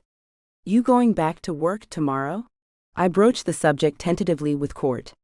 "Yes, I was thinking that the three of us should go to Joe's for girls' night." She paused to smile at Seth, confirming that he was included before continuing. "It might be a good chance for me to talk to Joe and meet Jonah before going back to work tomorrow." Seth beamed. I knew that if I stuck around long enough, you would eventually consider me to be one of the girls. On his way out the door, he jumped up and clacked his heels together, like he was the happiest man on earth. Court and I shook our heads at him, both of us smiling, as he yelled back at us. See you there at 6. "It's unbelievable that a man that handsome can be such a dork," Court said, right after Seth closed the front door behind him. "Yes, but I think he's our dork." We grinned at each other. Both of us were glad to have Seth in our lives. Sure as punch, Seth was already at our booth with our drinks ordered when we arrived at Joe's that night. He volunteered us to watch Jonah, so Court and Joe could go in the back to talk. The little boy crouched in the booth across from us, obviously uncomfortable. I watched Seth draw him out of his shell by asking about his favorite cartoon character and toys. Jonah pushed his little glasses up and lit up with a grin when Seth told him a silly knock-knock joke. I marveled at the man beside me. He was amazing with kids. Peanut was lucky to have him. I was lucky to have him. When Joe and Court came out, Joe picked up a laughing Jonah and hurled him over his shoulder like a sack of potatoes. I was thinking it would be a great night for us pirates to go to the park. He said the words in his best pirate impression. Jonah squealed with delight, and I wondered if we were going to need to cover the bar again. As if reading my thoughts, Joe pointed over his shoulder. Hired a part-time bartender, so I can spend some time with my little buckaroo. We all smiled as we watched the father and son duo happily leave together, with Joe singing a song about swashbuckling. "He's really taken to this fatherhood thing," I commented. "Yes, and he's being very understanding with me," Court added. "He seems to really grasp that I'm not ready to be in a relationship with someone who has a child, and I don't think he's going to make it awkward for me at work." I still didn't comprehend why Court was so against trying to make it work with Joe, but I was glad he wasn't going to make her uncomfortable. I wondered if she had decided that she never wanted to have a child. As if sensing my lingering question, Court said, "I'll probably have children someday, but I'm not quite ready yet. For now, I'll just practice being the best aunt in the world, to Peanut." "Sounds great to me." I gave her a watery smile, as my pregnancy hormones kicked into high gear and threatened to turn me into a blubbering mess. Ever the comedic relief, Seth wiped an imaginary tear from his eye as he overly dramatically said, Sounds great to me too. I love you guys. We shook our heads at him, grinning. Who invited him? Court rolled her eyes as she pointed her thumb at him. I think that was you, I reminded her. We had all survived an incredibly stressful day, so we spent the rest of the evening laughing and talking. Even though it hadn't gone well, it was such a relief to have told the Davis family about Peanut. I sat back and truly relaxed for the first time since finding out I was pregnant. I should have known my calm and happy state wouldn't last long. As soon as I walked into Ek, Mek and Drek for work on Monday, Annie threw me for a loop by asking, "Honey, would it upset you too much if I sold the shop and moved?" "What?" I asked, my voice sharper and more shrill than I had intended. "Where are you moving?" "Far away." I looked at the woman, who had become like a mother to me since my own mom had passed away. Her fiery red curls were poking out in every direction. She had on a long, colorful bohemian dress and tall purple boots. She looked wild and beautiful, and I didn't want her to go anywhere ever. No, she reassured me. "I'll always keep a place close to where you and that little nugget are." She pointed to my belly as she said the last part. "I just have an investor who has been making offers on the building, and I've been wondering what it would be like to travel and explore the world a little bit." Her words frightened me. I didn't want my sweet, crazy Annie to go anywhere. I desperately tried to think of a way to talk her out of it. I used my trump card first. "What about the baby? Peanut needs you." "Oh, sweetie, I would never be gone for too long at once. I want to watch that baby grow up." Okay, that was good to know, but I still didn't like this idea at all. "You would just close the shop?" I asked her. "It's time, Ab. People don't want to buy knickknacks on vacation anymore. That's what eBay is for. The store has been a novelty to keep me busy. But if I accept the latest offer on the property, I'll have plenty of money to find all kinds of wonderful things to do, and I'll have the time to enjoy them." I visualized the picturesque building that housed our shop and the apartments upstairs. Annie lived in the largest of the apartments. What would the new owners do with the building? I asked her. Will they tear it down? Will they kick the tenants out of the apartments? The more I thought about it, the less I liked any of this. Annie's high-pitched laugh tinkled out at me. "I don't know what their plans are, sweetheart, but we will all be okay. Please don't worry your pretty brain about it." I squinched my face up, doubting that my brain was pretty, but refrained from commenting on it. What will I do for a job? I hated to use the sympathy card on her, but I really didn't think I could handle all of this change. Annie looked over her half-rimmed glasses at me. "We both know you don't need to work." I suddenly regretted telling her about the sizable inheritance that my parents had left me in their will. "Surely you were planning to take some time off to spend with that baby?" She didn't seem to expect an answer, so I remained quiet. "Babies are only small for a short time, Ab. You enjoy every second of it." "I will, but—" "No buts," she ordered in her rarely used no-nonsense tone. "You can figure out your career later, but I want you to stay home with that baby for a while. It's important bonding time that you'll never get back." I nodded at her, agreeing wholeheartedly with what she was saying. My mind was racing, frantically trying to come up with a reason why Annie couldn't sell the shop and leave. What about Mr. Finley? I was grasping at straws. Annie's face softened noticeably. "Harry? Well, he's thinking about selling treats too. Neither one of us is getting any younger. We want to travel before we are too old and feeble to go." I couldn't imagine Annie ever being old or feeble, and I hadn't realized that she and Mr. Finley were serious enough to be talking about a future together. I'd been so caught up in my own world of problems that I had failed to notice all of the changes that were going on in Annie's life. I wasn't ready to accept any of this. I laid my head down on the counter, trying to process it all. Annie rubbed my back gently. "It'll be okay, Ab. It will all be okay," she promised. I hoped with all my heart that she was right. I tried all week not to stress about the news that Annie had shared with me. I knew it wasn't good for the baby for me to worry, but I couldn't seem to get my mind off it. I was at home alone for the first time in a long while. Court was working the dinner shift, and Seth was hard at work on a boat. He seemed to go in phases with his craft, and he was currently in the midst of an uber-productive spurt. I had a whole Saturday evening to myself, with nothing to do. I donned my short, scruffy but comfy faded pink robe and tried to watch some television, but could only find reality shows and infomercials. Nothing caught my attention, so I wandered to Peanut's room and sat down on the floor. The room was empty, except for our computer desk and an empty dresser that had been in my parents' home. The chalky white walls were bare of any pictures or other decorations. It was a plain and generic room, and it needed to be transformed with some serious improvements before Peanut was born. I decided that would be an exciting project to start on tonight, so I flicked the switch to boot up the computer. I would do some online shopping and find some adorable items to spruce up Peanut's spot. I sat at the desk, impatiently waiting for the computer to groan to life. Now that I had a mission for the evening, I was excited to get started. The computer had just finished its startup routine when an instant message notification dinged and the little icon bounced, indicating someone wanted to talk to me. I had never used this capability on the computer, and honestly hadn't even realized it had the functionality. I figured that it was one of Court's many admirers trying to find her. I clicked on the little button, intending to tell him that he was contacting me, not my gorgeous friend. I was surprised to see the name, Sam Davis, on the little window. Just seeing his name typed on the screen nearly took my breath away. My palms were clammy as I squinted at the monitor, trying to verify that I wasn't just imagining him. He had typed one simple word. Hi. I sat there for a long while, just staring at the word. The instant messaging window was flashing, as if demanding a response from me. My planned internet search was completely forgotten as I brought my shaking fingers up to the keyboard.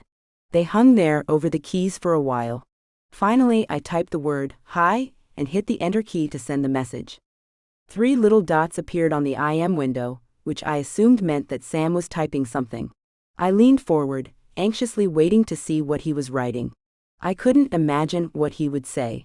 It seemed like an eternity of waiting, but it was probably only a few seconds before the new message popped up on my screen.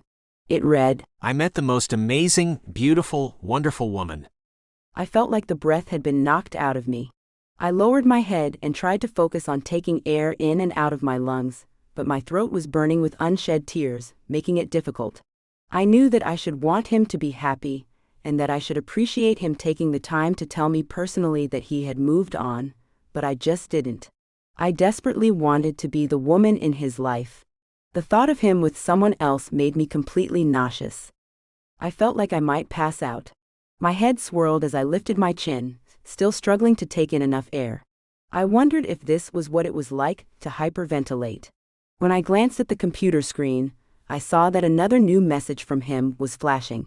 Even knowing that it probably wasn't in my own best interest to read it, I had to know what he had typed. The new message said, She has completely stolen my heart. My chest was aching. I didn't want to know all of this. It ripped my heart out to think about him belonging to someone else. I saw the 3 dots that meant he was typing more.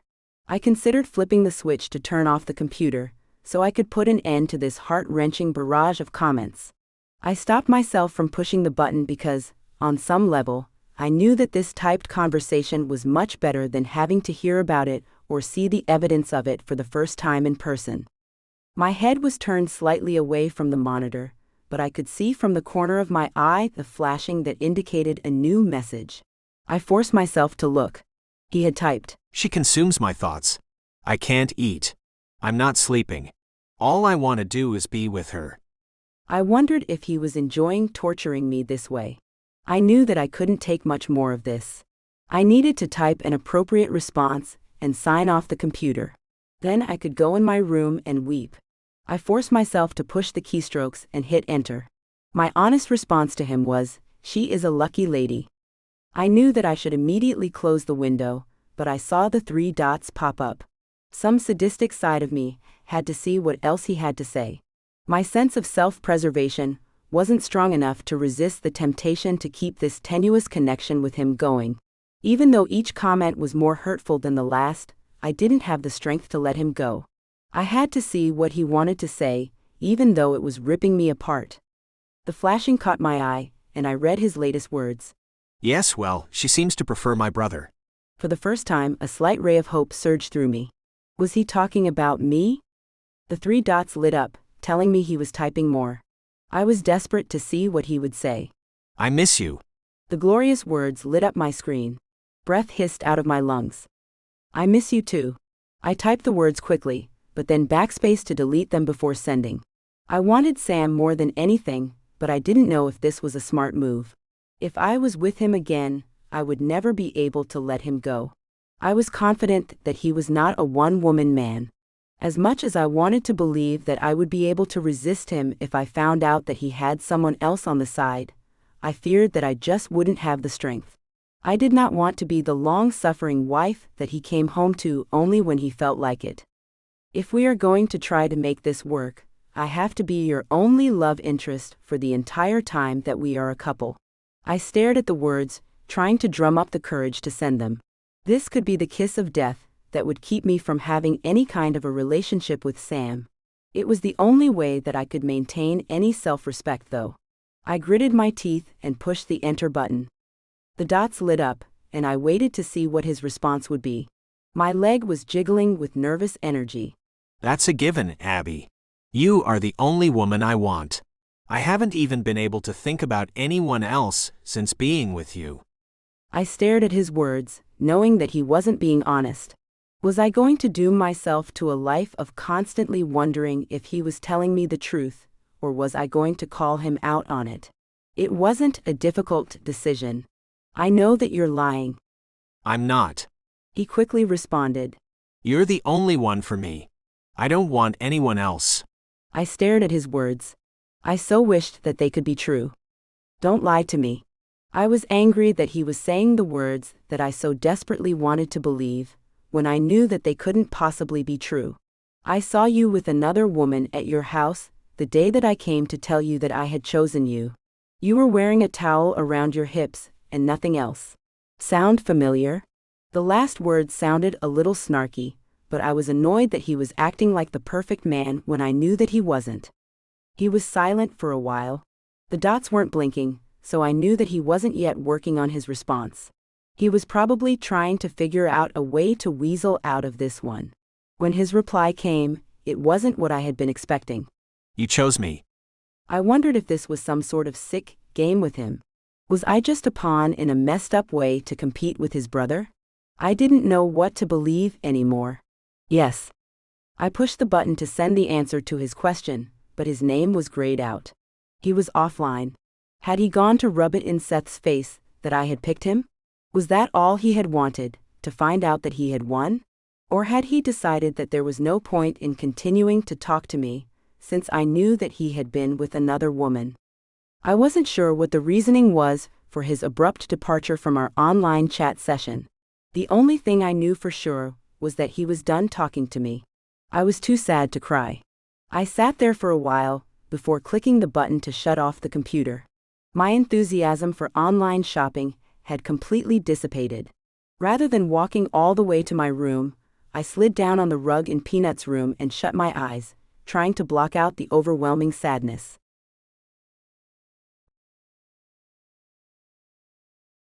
It didn't seem like I had been curled up on the floor for long, when a loud pounding started on the front door. It wasn't the polite knock of a stranger, but the let me in knock of someone with urgent business. I bolted upright on the floor, startled by the noise. Buster even let out a few bellowing barks, warning the visitor that he was on patrol. I scurried down the steps as the rhythmic thumping continued without pause. When I stopped to look out the peephole, I could see shiny dark hair. It had to be Seth or Sam. I quickly opened the door, wondering what was wrong. Sam rushed into my space, taking all of the breath from my lungs. He placed his hands on either side of my face, and I closed my eyes, delighting in the tingling sensation of his touch. You chose me. His voice was scratchy and intense. I opened my eyes to look at him. He was beyond handsome. The lower half of his face was covered with short black stubble. It made him look darker, more dangerous if that were possible. His beautiful green eyes were looking deeply into mine. I took a deep breath through my nose and savored the scent of him. He smelled male and delicious, pure Sam. I couldn't find my voice, so I nodded my head in confirmation of his question. He closed his eyes as if relishing my response. We stood there like that for a while. When he opened his eyes again, he peered at me, as if trying to look into my soul. You chose me. He repeated the question in a whisper, needing additional confirmation. I returned his gaze and nodded slightly, his hand still encompassing my face. His eyes had turned stormy green, churning with emotion. He slowly lowered his face and gently brushed his lips over mine, light as a feather. His kiss was tender and sweet. Our breath mingled together as our lips explored each other. It felt like we were moving in slow motion. His touch was achingly soft. I wound my arms around his neck, craving more. When he dipped his tongue into my mouth, I moaned softly. My lips and tongue were on fire. Each place that he touched me felt alive and wonderful. The kiss grew in intensity as we explored each other's mouths fully. I had never before experienced so much passion, packed into a kiss. My mind had turned to mush. My thoughts were consumed with his soft lips, his exploring tongue, and the steaming desire that was building somewhere below my belly. I pushed myself against him, desperate for more of him. He sucked in a breath as our bodies connected. My redacted. Each part of me that was next to him felt electrified. I was completely addicted to the feeling. In that moment, I didn't know if I would ever have the strength to give it up, to give him up. He lowered his hands to my shoulders and gripped me there. He gently pushed me away, even as his lips and tongue continued exploring mine. It was as if his body was warring with itself. Eventually, he broke the kiss and stepped back from me. I missed his touch immediately, and had to force myself not to step forward and erase the space he had created between us. He ran a hand through his hair, obviously torn about something. He shook his head as he said, I don't have any self-control around you, Abby. Then he turned and stalked into the kitchen. I had no choice but to follow him. He was like a magnet for me. I didn't feel physically capable of turning away from him, even though I knew it probably would have been in my own best interest. As we walked to the kitchen, I forced myself to think about the blonde woman I had seen him with at his house. I didn't want to doom myself to a life filled with dealing with a man who couldn't or wouldn't stop sleeping with other women. When we reached the kitchen, I purposely walked to the far side of the counter, away from Sam, hoping that some physical distance would give me the strength to resist him. I wanted nothing more than to go to him, to touch him, but some self-preservation instinct held me back. Sam was the first to speak. His question was only one word, but his eyes were asking 1,000 questions as he looked at me from across the room. Seth. I shook my head, wanting to reassure him. I was happy to see that he was so concerned about his brother's feelings. I didn't want to be any kind of wedge between them. Seth and I are just friends. The relief was evident in his eyes as I continued. Seth understands how I feel. He and I are no longer romantically involved, but we are very close and he wants to be a part of my baby's life. I want him to be as involved with raising Peanut as he would like to be. I decided that my last statement needed some clarification, so I added, but I don't expect anything from him. Sam's response was again one word. Peanut? My hands instinctively went protectively to my tummy. I nodded in answer to Sam's question. Then he rewarded me with the biggest, dopiest, happiest, crooked grin that I had ever seen. It almost did me in. He started to move toward me. It took every bit of strength I had to hold up my hand to stop him. I knew that I needed to get this out before he came any closer. I wouldn't have the willpower to resist him if he touched me again. The woman at your house, I croaked the words out. I saw you with her, and you were naked. I cringed as I said the last word. I have to be with a one-woman man. As much as I want you, I looked at him, craving him even as I said the words, I can't be with you. He was shaking his head, obviously preparing a denial. No, you don't understand. I understand perfectly, Sam. I interrupted him. You are a player. I knew that going into this, so I don't have anyone to blame but myself. I just can't spend my life waiting for you, wondering if you're with someone else. I won't share you. I'd rather give you up. The last sentence was incredibly hard to say. They were some of the most difficult words I had ever forced out of my mouth. You don't have to share me, Abby. I only want you. I desperately wanted to believe that somehow, miraculously, his words could be true, that he wanted me and only me, that he could resist the beautiful blondes that would constantly be throwing themselves at him. It was tempting to try to delude myself into taking him at his word so I could fall into his arms, but deep down, I knew that I would be dooming myself to a life of heartbreak and disappointment. I shook my head, attempting to oust his wonderful words from my brain. I needed to be strong. I had to tell him that it was over between us, but I just couldn't seem to form the words. Angela is my masseuse. She gives me a massage once a week. There isn't anything intimate between us, and there never has been. Our relationship is strictly professional. For the first time since seeing him undressed with that woman, a glimmer of hope sprang up into my chest. Could he be telling the truth? I turned away from him, so I could think for a minute. I was facing the cabinets, my hands splayed on the counter. He strode across the kitchen to bridge the gap between us. I felt the warmth of him at my back. He leaned down to whisper in my ear. You are the only one I want, Abby. I need you, only you. I haven't been with anyone else since you. He wrapped an arm around me and slid his hand redacted as he breathed his next words into my ear. I don't want anyone else. Ever. His words made my knees buckle, but he caught me, wrapping his other arm around my middle. I tilted my head to the side, as he trailed kisses down my neck. I could feel his redacted. I wanted him so much. I couldn't think of anything else. I reached back, grappling for redacted. He hissed in a breath at my touch, but moved the lower half of his body back away from me. I moved back, deliberately seeking him, missing the feeling of his redacted. He rubbed my tummy as he said, I don't want to hurt Peanut. I was beyond touched that he would be concerned about the baby's well-being, and thrilled by the sound of him saying the loving nickname that we used to refer to my unborn child. It's okay, I assured him. We won't hurt Peanut. You're sure? He sounded hopeful, but was holding back to be certain. I'm positive, I reassured him. I used the time while my words were sinking in, to shimmy out of my redacted.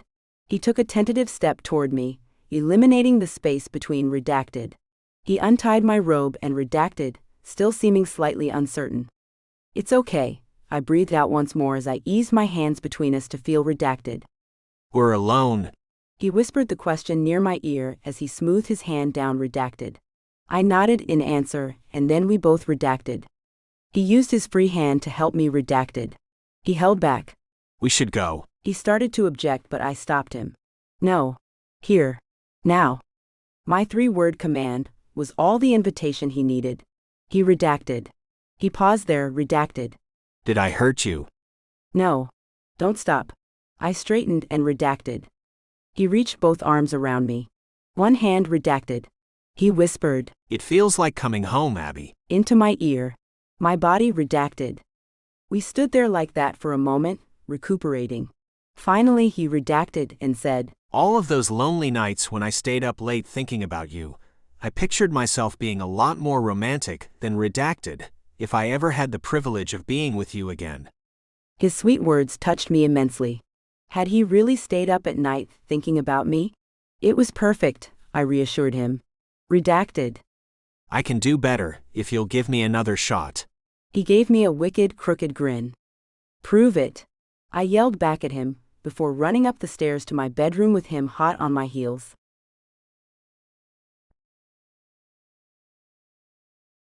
When we got to my bedroom, I realized that Sam had never been in it before. He took his time perusing every detail, picking up this and that. It felt odd having him in my personal space. He was such a dominant being. My room felt tiny, engulfed by him. I felt silly, having him see the sentimental items I kept here. I tried to remember what post-it words of wisdom notes I had left for myself on my bathroom mirror, but it was too late to run in and clear them off. He was going to see the real me in my room, quirks and all. If he didn't run away screaming, I would consider it a miracle. What have we here? He asked, his voice deep and sexy. I turned quickly to see what he had discovered. He was running his hand lightly over my collection of silk scarves hanging from hooks on the wall. When Courtney gives me a gift, it always includes a beautiful scarf. I wasn't sure why I felt the need to explain myself to him. Remind me to thank her later. I think we can make good use of these. His wheels were obviously turning, and I wondered what he meant. Things were happening quickly between us, and I needed a moment to collect my thoughts. I excused myself to the bathroom, and sat down on the cool tile as soon as I closed the door, separating me from Sam. Being with him was all-consuming for me. I couldn't think clearly when he was near. I stood up to splash some frigid water on my face.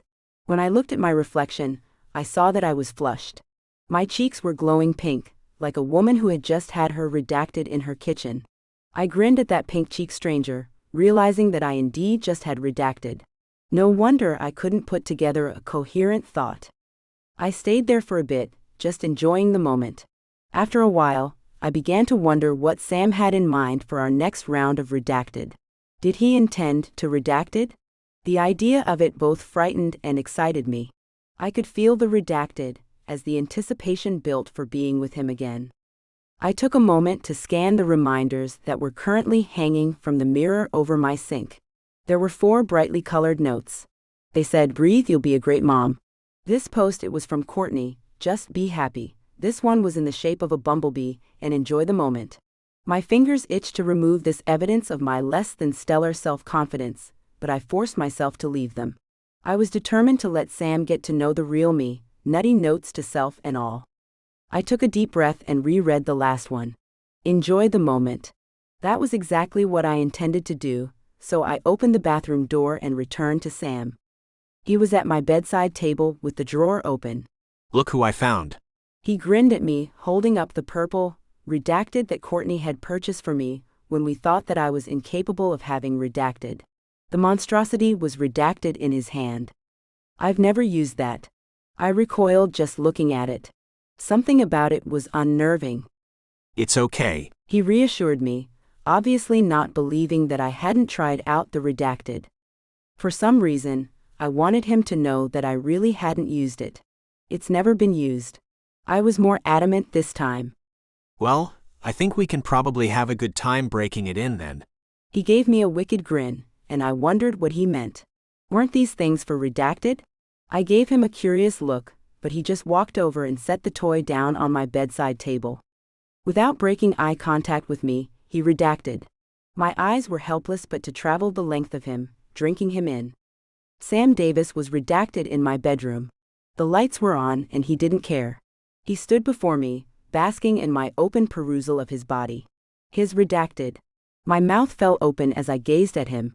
He was absolute masculine perfection. His eyes darted quickly down to my robe, then back up to meet my gaze.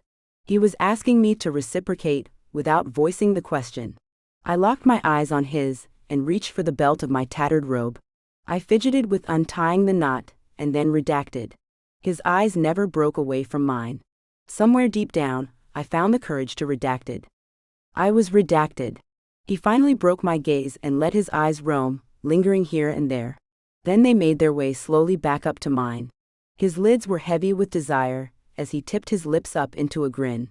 When he held his arms open and took a step towards me, I rushed into his arms, craving the feel of him. He was warm and his scent was heavenly. I rubbed my cheek along his chest, kissing him and savoring this closeness to him. He wrapped his arms around me and eased his hands lightly down my back, over my redacted. We stood there like that for a long while, rubbing our redacted. I wanted to occupy the same space that he was in. I couldn't get close enough to him. He trailed kisses along my neck and breathed in my ear, sending a tingle down my spine. Do you trust me, Abby? He whispered the words near my ear. I nodded in answer, but he wanted more. Say it. He nibbled gently on my earlobe as he made the demand. I trust you. He broke away from me as soon as I said the words, and I instantly missed the feel of him, the heat of him. He walked over to the hooks on the wall that held my silk scarves from Courtney, and selected 3 of them. After depositing 2 of them on the bedside table, he walked up behind me. He leaned down and trailed soft kisses along my shoulder. I tilted my head to the side, enjoying the feeling of having him behind me. His redacted. He spread the 3rd soft scarf out over my redacted. The soft, silky fabric felt incredible on my skin as I redacted, enjoying the sensation of it. I reached back and redacted. As he redacted, he whispered in my ear, I'm going to blindfold you now. Being unable to see will heighten your other senses. I nodded my agreement, and he folded the scarf into a long, flat line. He gently laid the cool fabric over my eyes, and tied a knot at the back of my head. The blindfold was firm but not tight. I smiled in nervous anticipation of what was coming, even though I didn't have the foggiest idea of what it would be. He led me to the bed, and I eased back on it. The covers felt cold and soft on my redacted. He was right. I was already feeling and noticing more sensation. I couldn't imagine what it would be like if I felt it any more when he was redacted. Is it possible for a person to spontaneously combust? I wondered if he was looking at me. It felt strange and incredibly vulnerable to be redacted and unable to see the other person. I could hear him moving about the room. I felt the bed indent as he sat down beside where I was laying. He stretched along the length of me, and I savored his heat. I jumped slightly when he startled me by clicking the switch on the redacted, making it start buzzing loudly. Just relax. He soothed as he positioned the redacted at my side, between us. He had found some body lotion. I heard the cap click and smelled the fruity scent as he rubbed it in his palms, warming it. Once he was satisfied with the temperature, he placed his hands on my redacted, coating them with the moisturizing cream. After he redacted, he left the redacted as he squeezed more lotion into his hands. He started to repeat the process of warming it by rubbing it in his palms. I held my cupped hand up in the air as I said, "I'll take some of that." I wanted to get my hands on him, and the lotion seemed like a great excuse to do that. Oh no. He responded. Tonight is all about you, Abigail. I smiled at the sound of my full name coming off his lips. I want you so much that I lost control in the kitchen.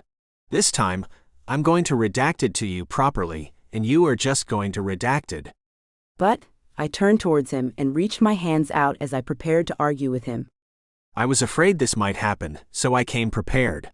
He interrupted my planned argument as he reached for something behind us. He kissed my forehead as he said, If you don't like it, all you have to do is say the word, and I'll release you. I'd like for you to try it though. I want you to redact it. I started to respond that I already did, but he continued talking. I want to bring such vast amounts of redacted. His words made me redacted. I'd had enough. I interrupted him. I already am desperate for you. I need you. I reached out for him, but he grabbed my wrist, stopping me. You have a way of distracting me. He squeezed my arm gently. But tonight, I'm going to make sure the focus is on you. A feather-light brushing of soft silk trailed up my leg, over my redacted, along my belly and across my face. He sat up and trailed light kisses from my shoulder down to my fingertips. Then he gently laid my outstretched arm down on the bed. I felt the silk redacted. He gave my other arm the same treatment, and then he verified that I was comfortable. I nodded as I splayed my hands and tried to wiggle my arms. There was some play in the scarves, but I was definitely redacted. I wanted to redact, but I couldn't move my arms. I was redacted, completely at his mercy. I heard him squeeze out more lotion and warm it in his hands. The anticipation of where he would put it next was overwhelming. He massaged redacted. When he turned his focus to redacted, I considered screaming for mercy. The torture of it was divine. I was lying redacted and unconcerned about it. He let the redacted. My head turned from side to side. After he redacted, the silence was deafening. All I could hear were my own frantic breaths.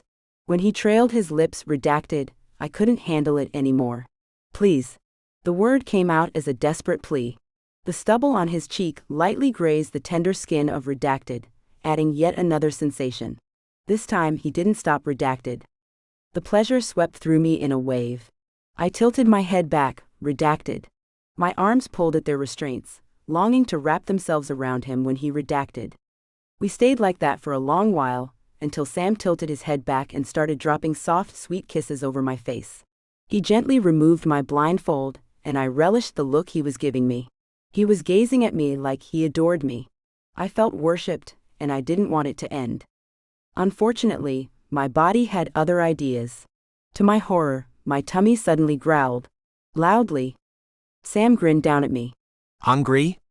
I was embarrassed by my body's timing with its gurgling, but I actually was famished. I answered him honestly.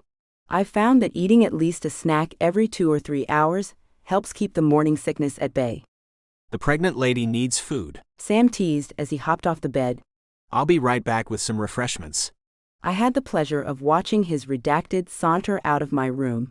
It almost succeeded in distracting me from my current state of being tied to my own bed. Wait, aren't you going to untie me? I yelled the question after him, but he was already gone.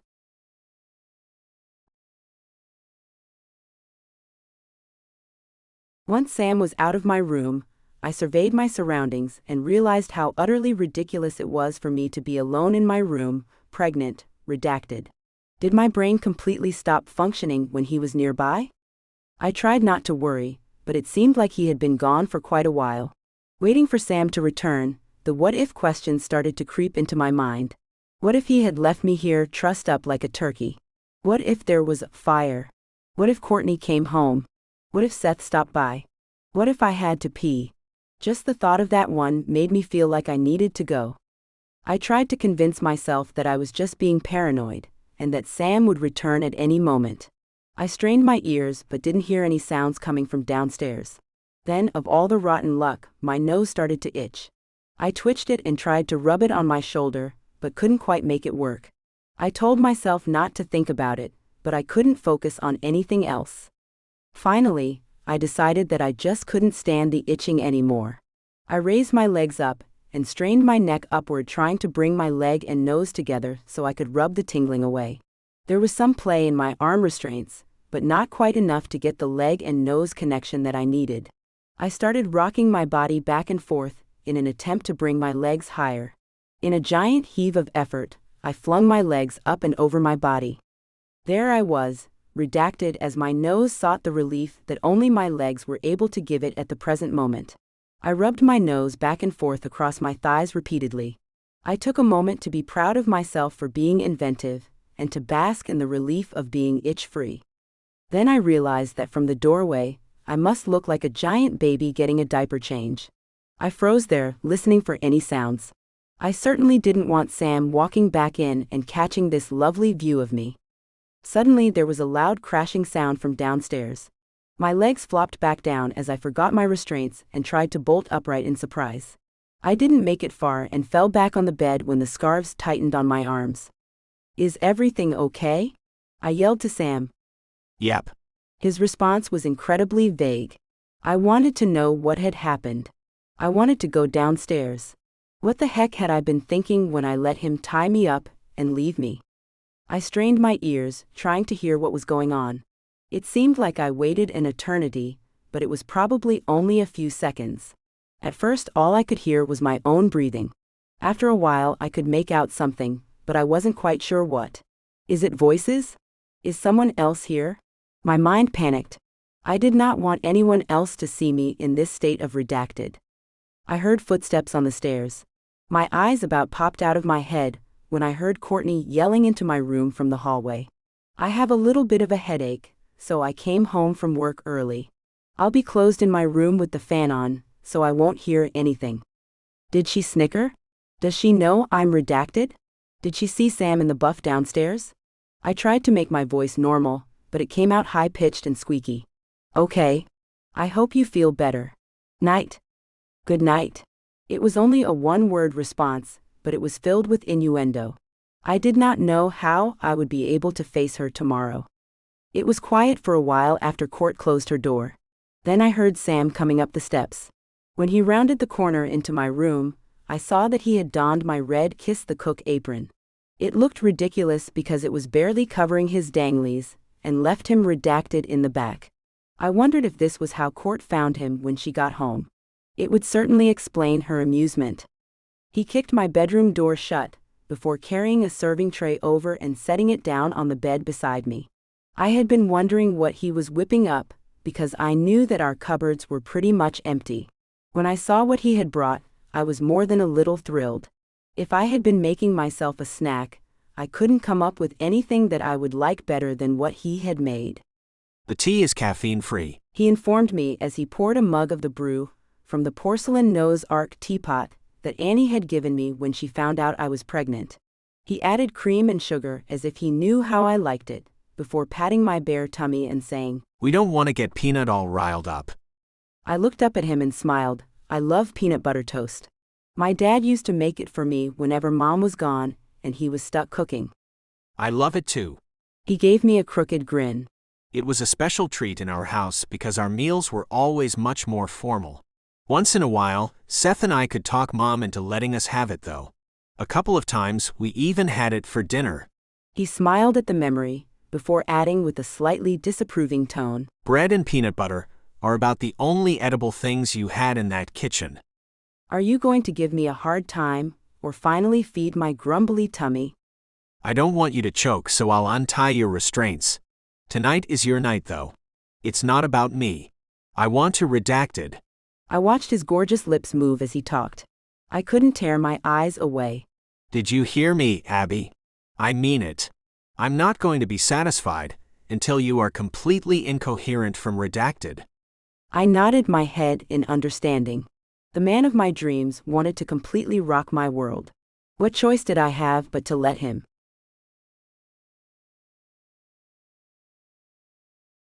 Wait, what?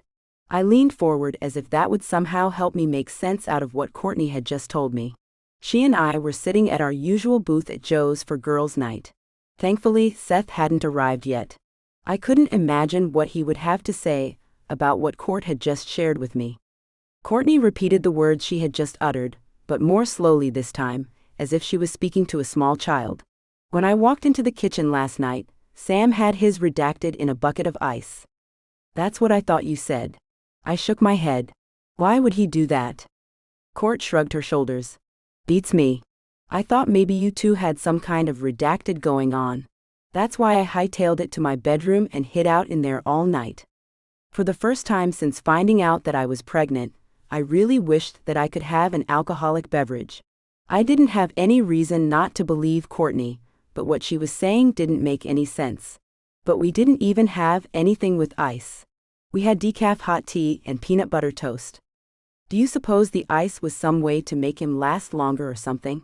Even as I said the words, I knew that this guess wasn't right because he had used his redacted. Courtney leaned in as if telling me a secret. I don't know, but all I have to say is wow. I mean wow. She shook her head before continuing. I've seen my fair share of redacted, but even on ice, Sam's was really impressive. I smiled at her, knowing what she meant. I had only seen my ex-husband Larry prior to meeting the Davis twins, so I didn't have a huge frame of reference when it came to redacted, but I had still been fairly certain that the Davis twins were well above average in size. Courtney seemed lost in thought, and it made me slightly uncomfortable that she was likely visualizing Sam's redacted. I was well aware that throngs of women had likely seen it before, but I wanted to think of his redacted as belonging to me and only me. So, Courtney paused and seemed uncertain how to proceed. I wondered what was coming next and raised my eyebrows at her. Are he and Seth completely identical? I mean, is Seth packing that kind of heat? I tried to answer her without being vulgar. They are completely identical. Huh, I never would have imagined. She let her thought trail off. As if sensing that we were talking about his manhood, Seth appeared at our table. Hello, beautiful ladies. He greeted us warmly as he slid into my side of the booth.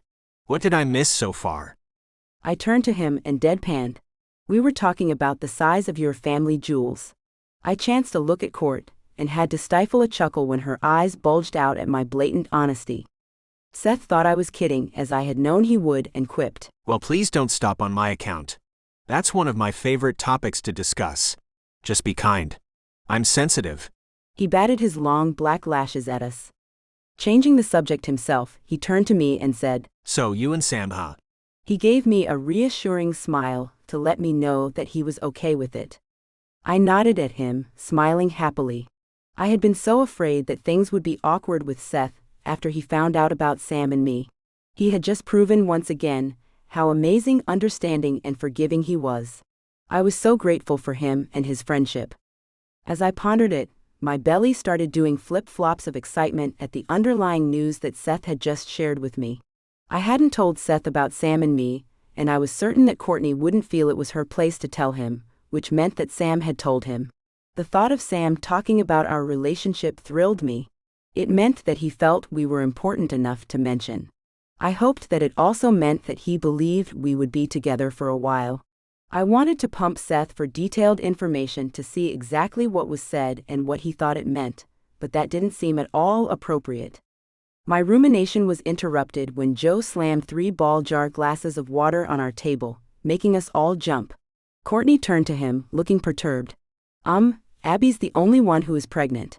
I want my usual margarita on the rocks, extra lime, no salt. She looked at Joe like he was crazy for forgetting her normal order after all this time. Then she gingerly picked up her water glass and moved it away from her, as if it were a bug. Yeah, well, place your order with his jerk brother. Joe pointed a finger at Seth before stalking off to the storeroom. The 3 of us stayed frozen in our booth, completely stunned. I had never seen Joe curse or raise his voice or even seem the slightest bit annoyed. He was the most easygoing person I had ever met.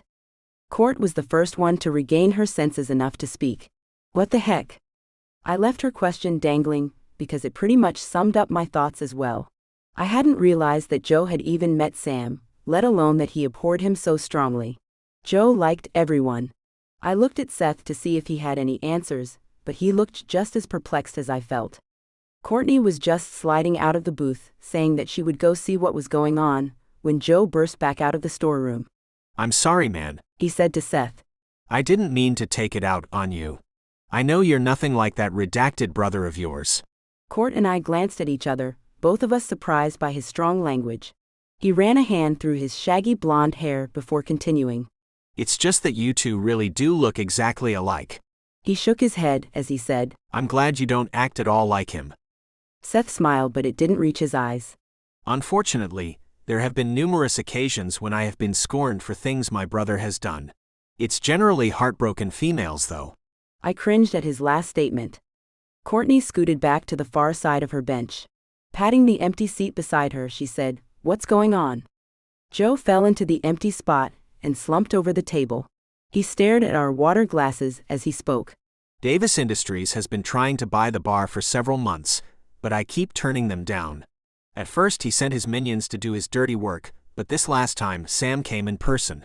I thought it was you. He looked up at Seth when he said the last part, then looked back down before continuing. It didn't take long to figure out that it wasn't. When he paused, the questions were swirling around my head, but I waited for him to continue. Since I didn't jump at their last offer, they've decided to push me out of business. They are using their connections in the town council to bully me. My liquor license has been pulled because of some non-existent technicality. Sam's not going to be happy until I've lost my business. I surveyed the restaurant. Joe's son, Jonah, was coloring at a table with one of the waitresses. Locals and tourists alike were eating fried food, laughing and having fun, despite the lack of alcohol. The fake thatch roof and numerous giant plastic palm trees twinkled with white sparkling lights. This place served as a home away from home for so many people. The prime waterfront location and laid-back islandy atmosphere had made Joe's a landmark in this town. How could Sam even think about buying it, with Joe being unwilling to sell? What did he intend to do with it? I had more questions than answers, and I didn't know what to say. This didn't seem at all like the Sam that I knew. I reached across the table to pat Joe's hand, trying to offer him some comfort. Seth's jaw was set in a firm line, and it made me wonder if he had encountered this side of his brother before. We'll make sure you don't lose your restaurant, I reassured Joe, praying that it was true.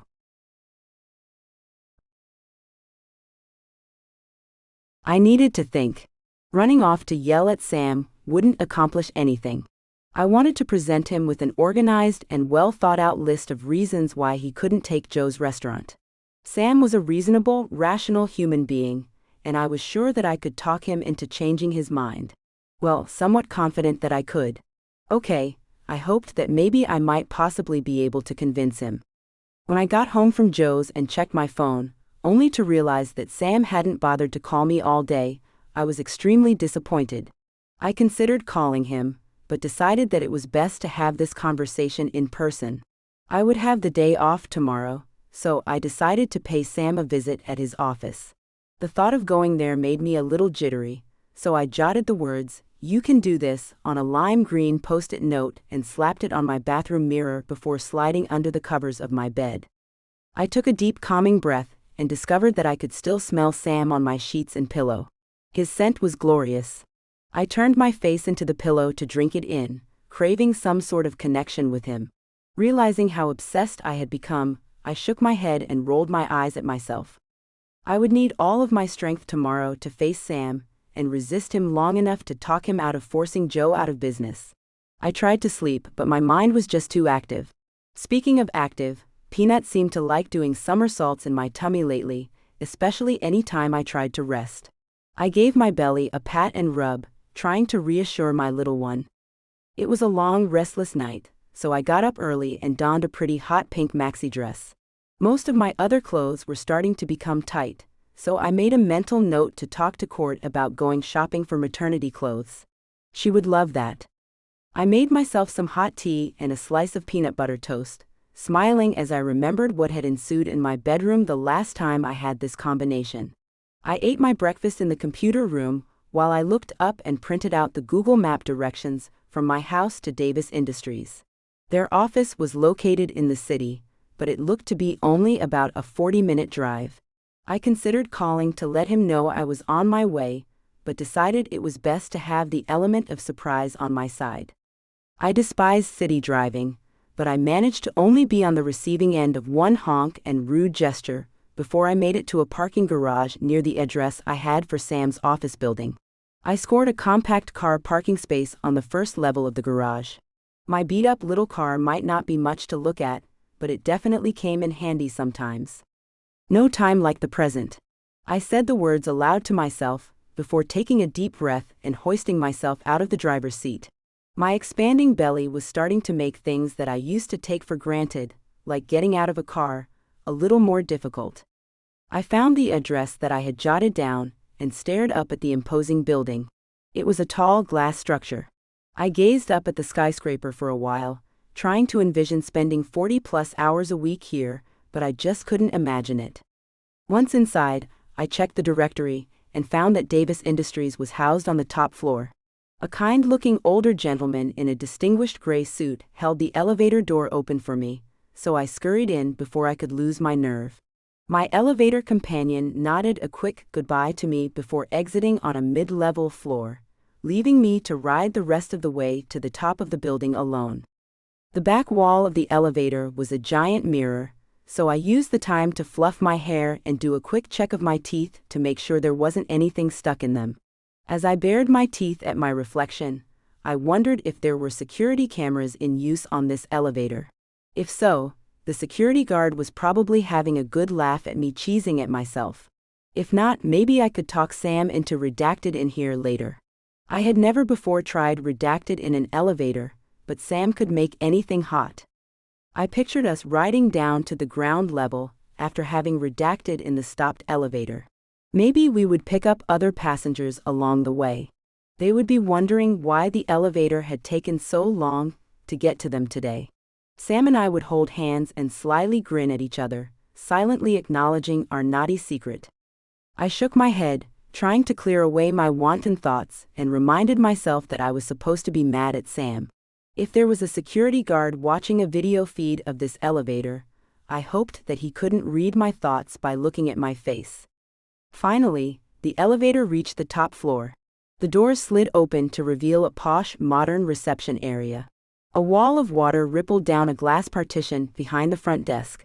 I smiled at the pretty receptionist, knowing that she was my ticket inside. After glancing at her nameplate, I said, "Hi Janine. My name is Abby." I paused, and was irrationally disappointed to not see any form of recognition flicker in her green eyes. Had I honestly expected Sam to tell his whole office about me? I shook off the negativity and continued confidently. "I'm here to see Sam."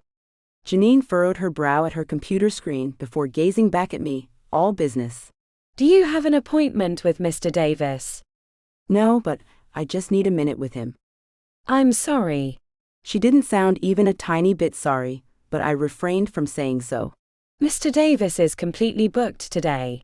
Perhaps we can schedule a time for you to meet with him later in the week. I could see that this gatekeeper wasn't willingly going to let me through, so I decided to take matters into my own hands. She had obviously been expecting me to accept her offer of an appointment later in the week, so I used her preoccupation with pulling up Sam's electronic calendar as an opportunity to scurry past her. She quickly caught on to me and got up to chase after me.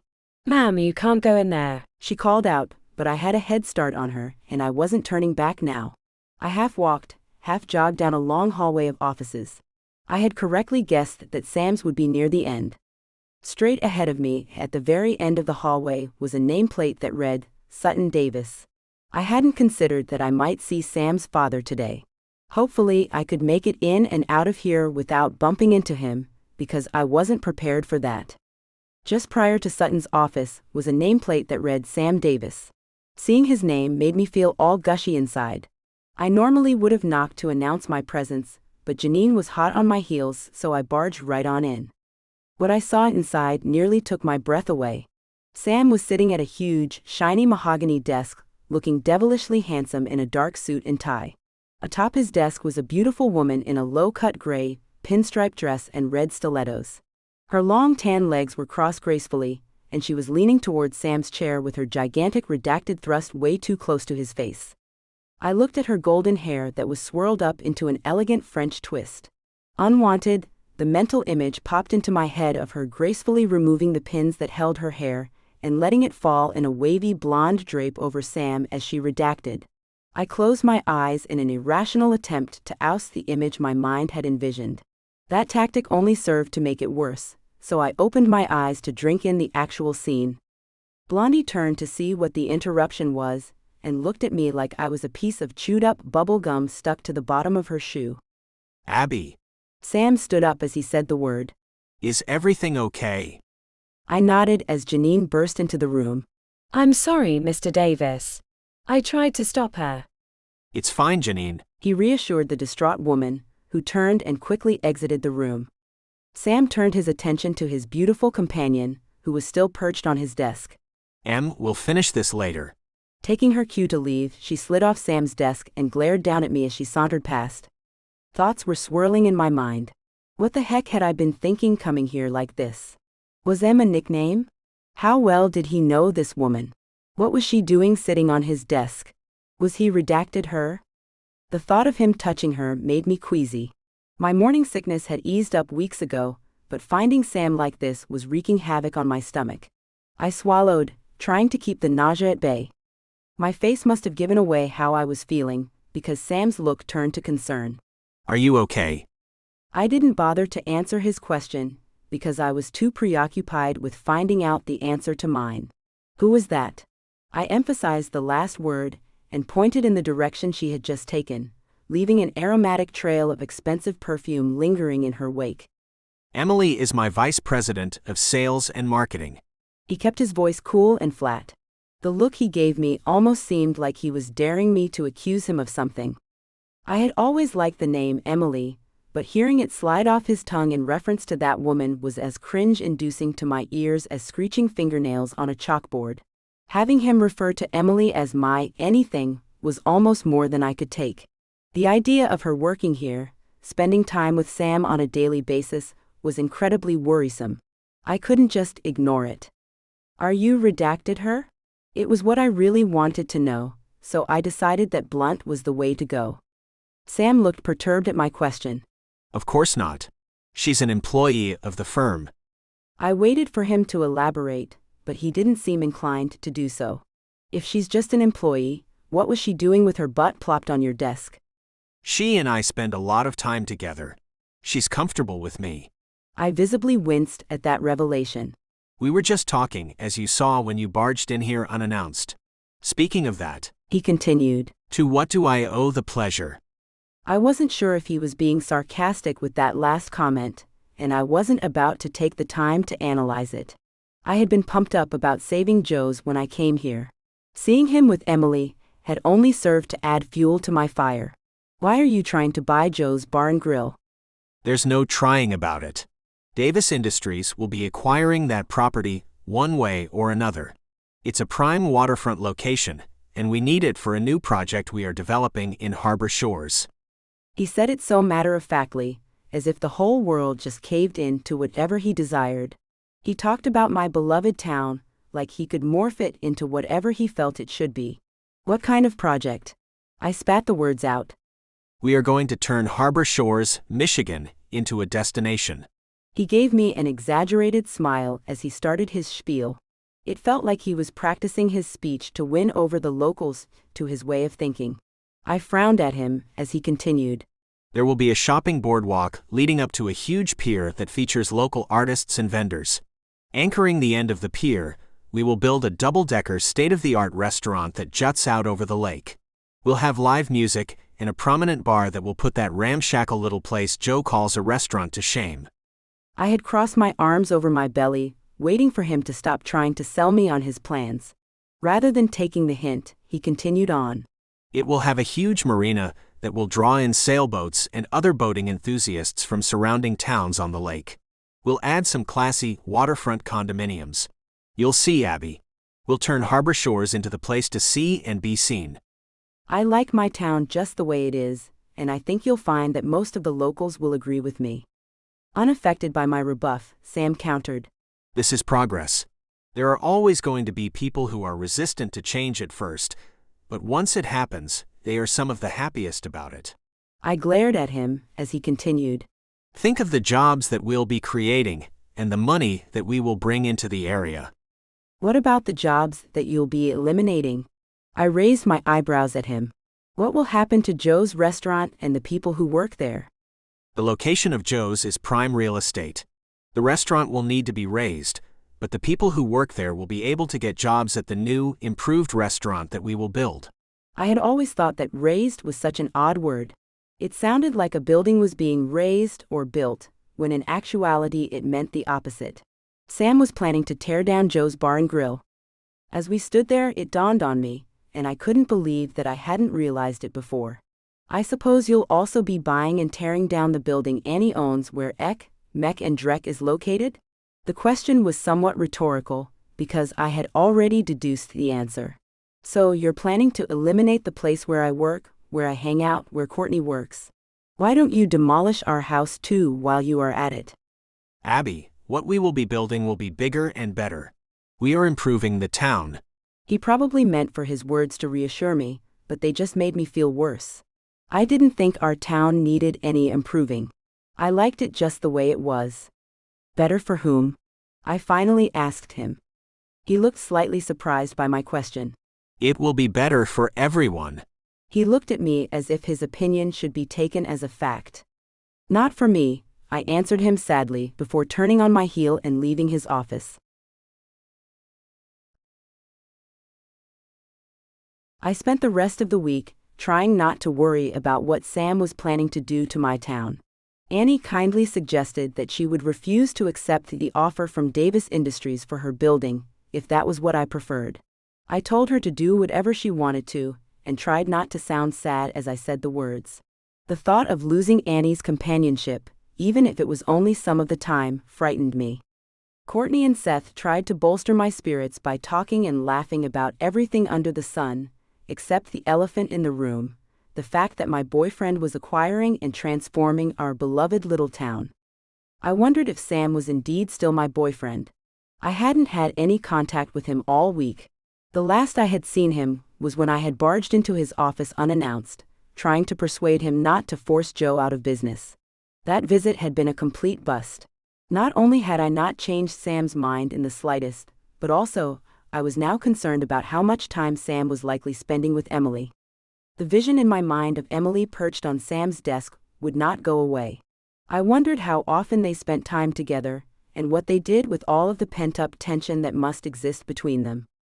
To take my mind off the entire mess, Courtney planned a shopping excursion for us. She popped into Ek, Mek and Drek as soon as the lunch crowd had dispersed at Joe's. She had pre-arranged with Annie for me to leave work a little early.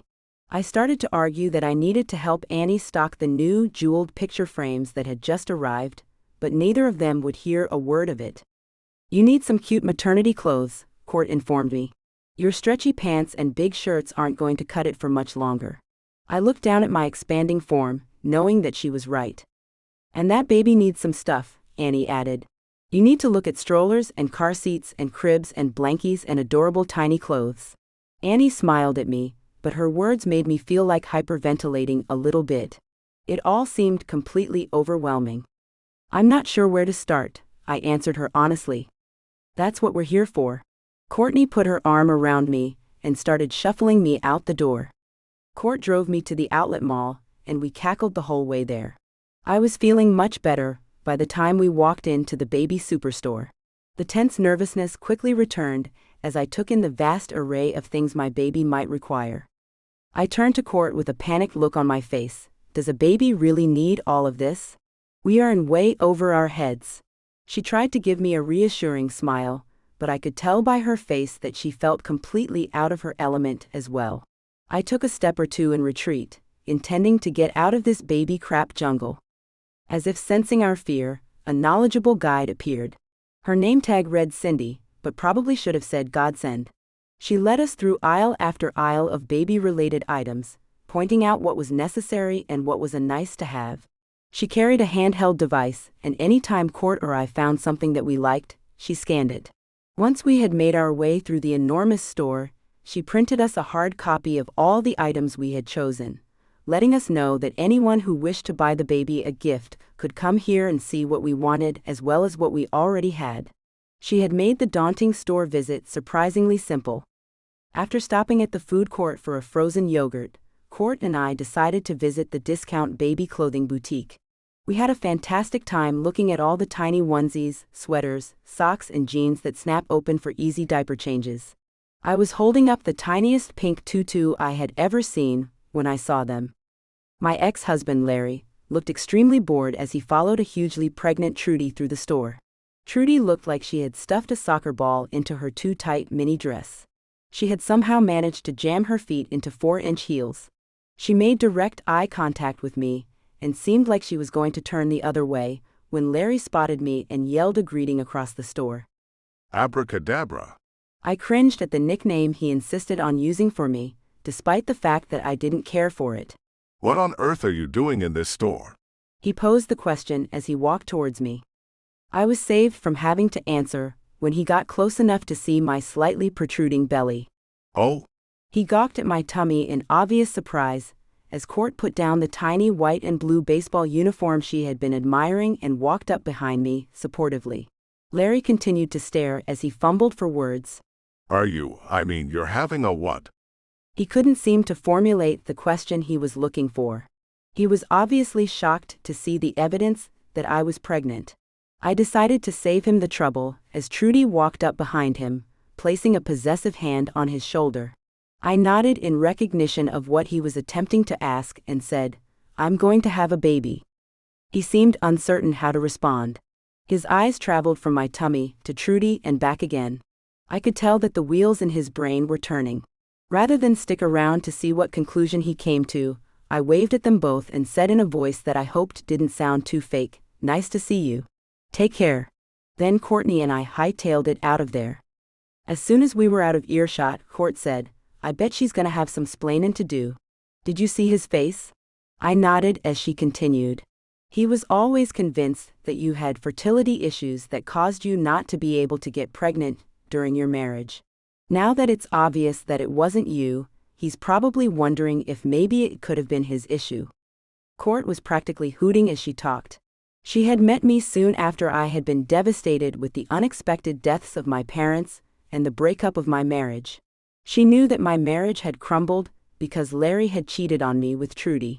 She obviously thought that Larry's past mistakes might be coming back around to bite him in the butt. I no longer felt any ill will towards Larry, so I said, maybe he and I just never quite clicked. Perhaps our bodies realized that we didn't belong together, even if our brains didn't. Court seemed to like that idea. "Yeah, maybe your smart eggs rejected his loser sperm." I smiled and shook my head at her. "Or," she continued, "that skank cheated on him and got pregnant, and he just realized that's what likely happened."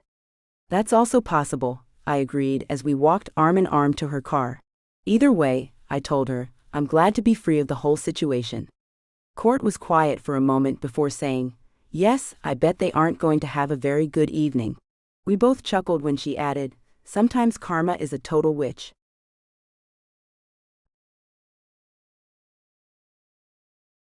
After we got home, I went right up to my room, exhausted and intending to turn in early. The shopping excursion had completely worn me out. Almost as soon as my head hit the pillow, my phone buzzed, indicating that I had a text. I glanced at the screen, and was pleasantly surprised to see that it was from Sam. Okay, pleasantly surprised didn't quite fit. Giddy was probably a more appropriate description. I miss you. I stared at the wonderful words on the screen. I miss you too. I typed the words hastily and sent them off. Then I typed so much and sent it. It wasn't long before my phone buzzed with another message. Can we just agree to disagree on the town development? I stared at his question. Even his word choice, town development, implied that he intended to move forward with the changes to Harbor Shores. He was planning to tear down the quaint historical buildings that I had grown to love in my years here, only to replace them with condos and slick, modern storefronts. I wanted to let it go and tell him that I needed to see him, but the people and businesses in this town were just too important to me to ignore their future. My response to him was, by agree to disagree, you mean for me to sit idly by while you move forward with your plans as scheduled? I had used a question mark, even though it was rhetorical. I already knew that was exactly what he meant. At least he didn't try to fib his way out of it. Yeah, I was kind of hoping so. He ended it with a silly smiley face emoticon, and I couldn't help but chuckle at his blatant honesty. I typed, I don't think I can do that. It seemed to take an eternity for him to respond, and I felt like I was sitting on pins and needles the whole time. When my phone finally buzzed, it read, I don't want to live without you. I sat there in shock for a moment. Was he drawing a line in the sand? Would our relationship be over if I couldn't accept the changes he planned to make to Harbor Shores? My phone buzzed again, effectively pausing my freak-out session. This time it said, Scratch that. I can't live without you. I'll figure out something that will work for both of us. Air whooshed out of my lungs. Like what? I couldn't imagine what solution there was to our huge difference of opinion on this topic. I was quite certain that he wasn't willing to give up his plans, and that was the only thing that would make me happy. I don't know yet. He responded. You'll just have to trust me. Can you do that? If I'm remembering right, it worked out quite well the last time you trusted me. I smiled at the memory. The last time I had trusted him, he blindfolded me and redacted. He also used his magical redacted. Yes, I suppose that based on our last experience, I can trust you. I want to see you. His response was perfect, because that was exactly what I wanted too. I decided to put myself out there and answer him completely honestly. There's nothing I'd like more than to see you right now. You're in luck then, because I'm parked in your driveway. Can I come up? I jumped up to peek out my window and, sure enough, his black Porsche was parked in front of my house. He must have seen my curtains move because my phone popped up with the words, You didn't believe me, huh? Had to see for yourself. I'd love it if you came up, and of course I believed you. I just wanted to watch you walk up the sidewalk. I was proud of myself for coming up with that so quickly. It was true, I did enjoy watching him move, but some other compulsion had forced me to check the window. He smiled up at me as he got out of his sleek car. He must have just finished typing his response, because my phone buzzed again. Nice save, stalker. I shook my head at the name he had called me, but decided that if I was going to be accused of it, that I might as well own it. I spread my curtains open wide, and openly stared at him as he approached my front door. Once he was on the front porch and out of my range of vision, I opened my bedroom door and yelled downstairs asking Court to let him in. He took the stairs 2 at a time, flung my door shut behind him, removed his jacket and shoes and plopped down on my bed in a matter of seconds.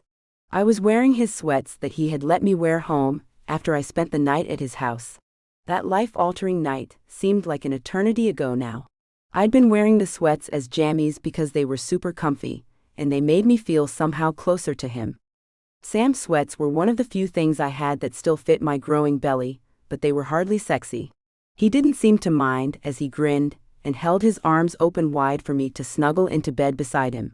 I gladly complied. Nestling the side of my face into his neck and shoulder, I relished the scent of him, drawing in deep breaths. I felt safe, warm and sleepy wrapped in his strong arms, his long fingers gently stroking my back. Perhaps I felt a little too safe, warm and sleepy, because I was surprised to open my eyes and see the first rays of morning sunlight streaming through my open curtains. I had just spent the entire night sleeping with Sam Davis, and all we did was sleep. That had to be a first for him, and it made me feel special and important. I gently kissed his neck, making him stir in his slumber. He rolled my direction, pulling me closer to him. Abby. He said my name on a deep breath, in that middle state between sleeping and waking.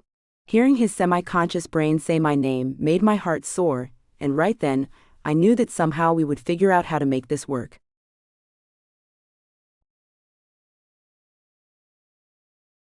Sam and I spent the next several days together, except when we needed to go to work. We laughed, we talked, and we redacted.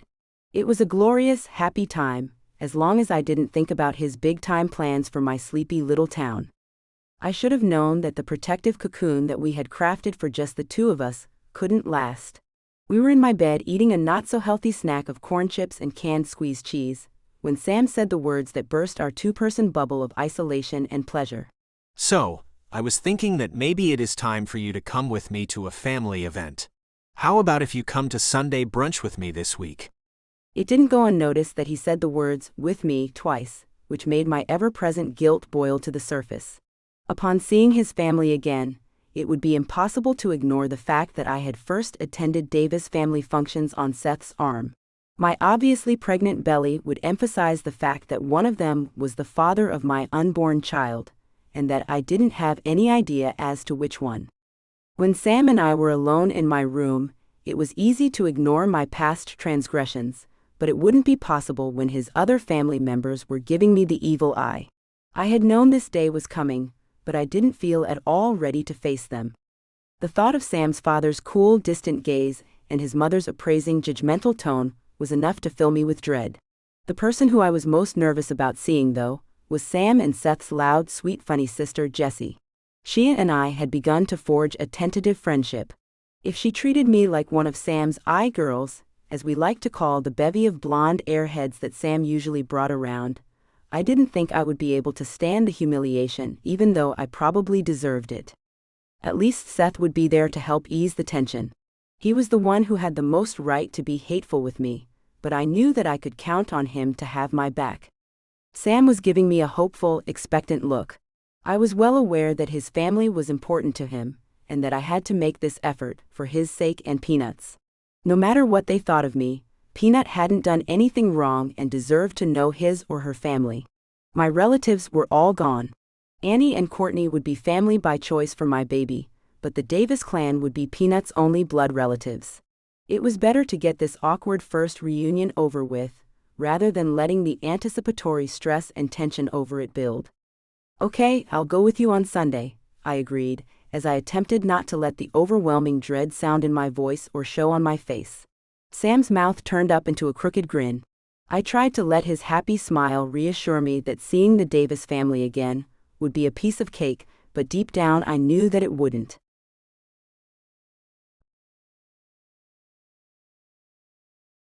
I worried over what to wear to Sam's family's brunch, and finally settled on my solid purple maxi dress and a pretty jewel-toned necklace that Courtney loaned me. I added a hot pink cashmere cardigan that wouldn't even come close to buttoning over my tummy, and some bright pink flats. When Court saw me, she darted upstairs and returned with a beautiful beaded headband that she placed gingerly in my straightened hair. "Perfect," she admired her finishing touch. "I look sweet, even though I'm the hussy that slept with both of their sons." I tried to make light of it, but the guilt that I felt was almost overwhelming. These people all knew what I had done with Seth and then Sam, and I wasn't looking forward to facing them. "You play, you pay, I guess." I looked sadly at Court. She gave me a perturbed look. "You stop it right now. You are hardly a hussy. For heaven's sake, you have only slept with 3 men in your entire life. Before the dry spell that I'm currently enduring, it wasn't unheard of for me to be with 3 different men in a month. Have you ever been with brothers? Or worse yet, twins?" I asked her point blank. "Well, no," she admitted before adding, "but the Davis twins are pretty darn irresistible." I would have been glad to jump both of their redacted. She gave me a naughty grin after she said that, "if you hadn't found them first." "Thanks for trying to make me feel better about it." She nodded as we both heard the rumble of Sam's Porsche pulling into our driveway. Court gave my shoulder a reassuring squeeze. You don't have anything to feel guilty about. Sam and Seth are both adults, and they have both forgiven you. Now you need to forgive yourself and move on. What happened isn't anybody else's business. Not even their families. I smiled at Court. She was always on my side. As if reading my thoughts, she added, "If anyone gives you a hard time, call me and I'll come take care of it." She held up her dukes like she was ready to fight the world for me. I hugged her goodbye and ran out the door. Sam was already walking up the sidewalk towards my house, looking as handsome as ever. I was going to come up to the door too. He stopped talking without finishing his thought. He was looking me over from head to toe, drinking in every detail. I immediately felt self-conscious. Did my dress look silly with my belly poking out? Had I worn the wrong thing? Was there jelly from my bagel on me? I looked down at myself, trying to figure out the problem. As if suddenly coming out of a trance, Sam completed his earlier statement. I was going to come up to the door to get you. He paused then, and I wondered if he was going to tell me what was wrong. You look amazing, Abby. Relief flooded through me at his wonderful words. When I imagine you in my mind, it's hard to visualize you just right. My memory doesn't quite do your beauty justice. So then when I see you the next time, you take my breath away all over again, just like that first night when I saw you at my family's charity auction. No one had ever said anything so impeccably sweet to me. I beamed up at him. All of the nervousness about seeing the Davis clan again had magically fluttered away at Sam's kind words. You don't look half bad yourself. I kissed him right on the lips before adding, but my mind remembers you and your hot bod perfectly. My bod, huh? Sam teased me, nuzzling his nose against mine. Do you think you might have time to pay some attention to my bod later? It misses you. I gave him a coy look as I slid into his sleek sports car. I can probably work you into my schedule. I heard him chuckle as he shut my door and rounded the Porsche to the driver's side. The dread began building again as we made our way to the Davis estate. I hated any kind of confrontation, and I couldn't imagine that today's brunch would go by without a really big one. Except when he needed to shift gears, Sam held my hand, tenderly sweeping his thumb across my clammy palm. His touch sent tingles through me. I savored the connection with him. There was simply no denying our physical attraction to each other. All too soon, we passed through the brick pillars that stood on either side of the long driveway that led to Sam's parents' home. I looked at the imposing mansion and couldn't fathom growing up here. My family had been financially comfortable, and I had never gone without anything I needed, but this kind of opulence was so over the top that it almost felt foreign to me. Sam glided the Porsche to a stop at a circle in the driveway, near a giant cherub fountain.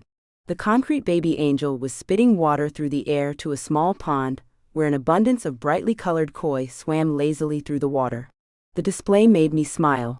Considering her quirky taste, Sam's mother, Janice, had to have a fun side, didn't she? Maybe this meal wouldn't be as bad as I had feared.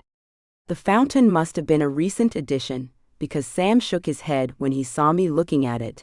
At least it's not peeing, I guess. We walked towards the front door arm in arm.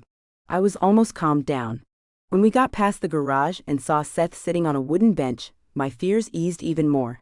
Seth stood up, as if he had been waiting on us to arrive. He linked arms with me on the other side, and we marched forward towards the massive front door. I felt a little like Dorothy going to see Oz, but at least we presented a united front. I was beyond touched that Seth had waited for us, likely knowing that this would be incredibly awkward for me. When we reached the door, I looked back and forth between the two of them. They were so similar looking, both of them impossibly handsome. I was so grateful to have them both on my side. With them, I could face anything.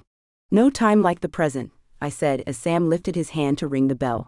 I still found it so odd that they had to knock at their parents' home, especially when they were expected, but once again I stopped myself from commenting on it. Janice answered the door herself and gave her sons warm smiles and hugs. She stiffened noticeably when she made eye contact with me, and forced a brittle smile across her lips. Abigail. She greeted me formally, without any offer of a handshake or anything more. Hello, Mrs. Davis, I said politely. Thank you so much for inviting me here today. Her eyes darted to Sam, as if she had nothing to do with the invitation, but she refrained from saying so. She nodded stiffly, before ushering us inside. Sam and Seth stayed at my sides as we walked into the front room for cocktails. Sutton Davis, their father, was standing near the bar. He had a huge, dominating presence, even more so than his sons. He finished off a glass of golden brown liquor, before striding across the room with a glass of champagne that he handed to Janice. Would you like a glass of champagne? It was the first time he had ever addressed me directly. His bright green eyes were mesmerizing as he studied me. Finally, I realized that he was only looking at me because he was waiting for an answer to his question. No, I shouldn't. The baby, I'm pregnant. Thanks though. I stammered a little over the explanation. Right, of course. He waved me off in a dismissal as he strode back over to the bar to refill his glass. We stood there awkwardly for a while. The only topics I could think of to fill the void were peanut, which seemed like a touchy discussion area, or the plans Davis Industries had for Harbor Shores, and that seemed like it would be a subject that was even more filled with landmines. The silence stretched on, and I fidgeted nervously with the necklace Court had loaned me. Finally, thankfully, Jessie breezed into the room like a burst of fresh air. She completely transformed the energy in the space as she greeted each of her family members with a warm hug.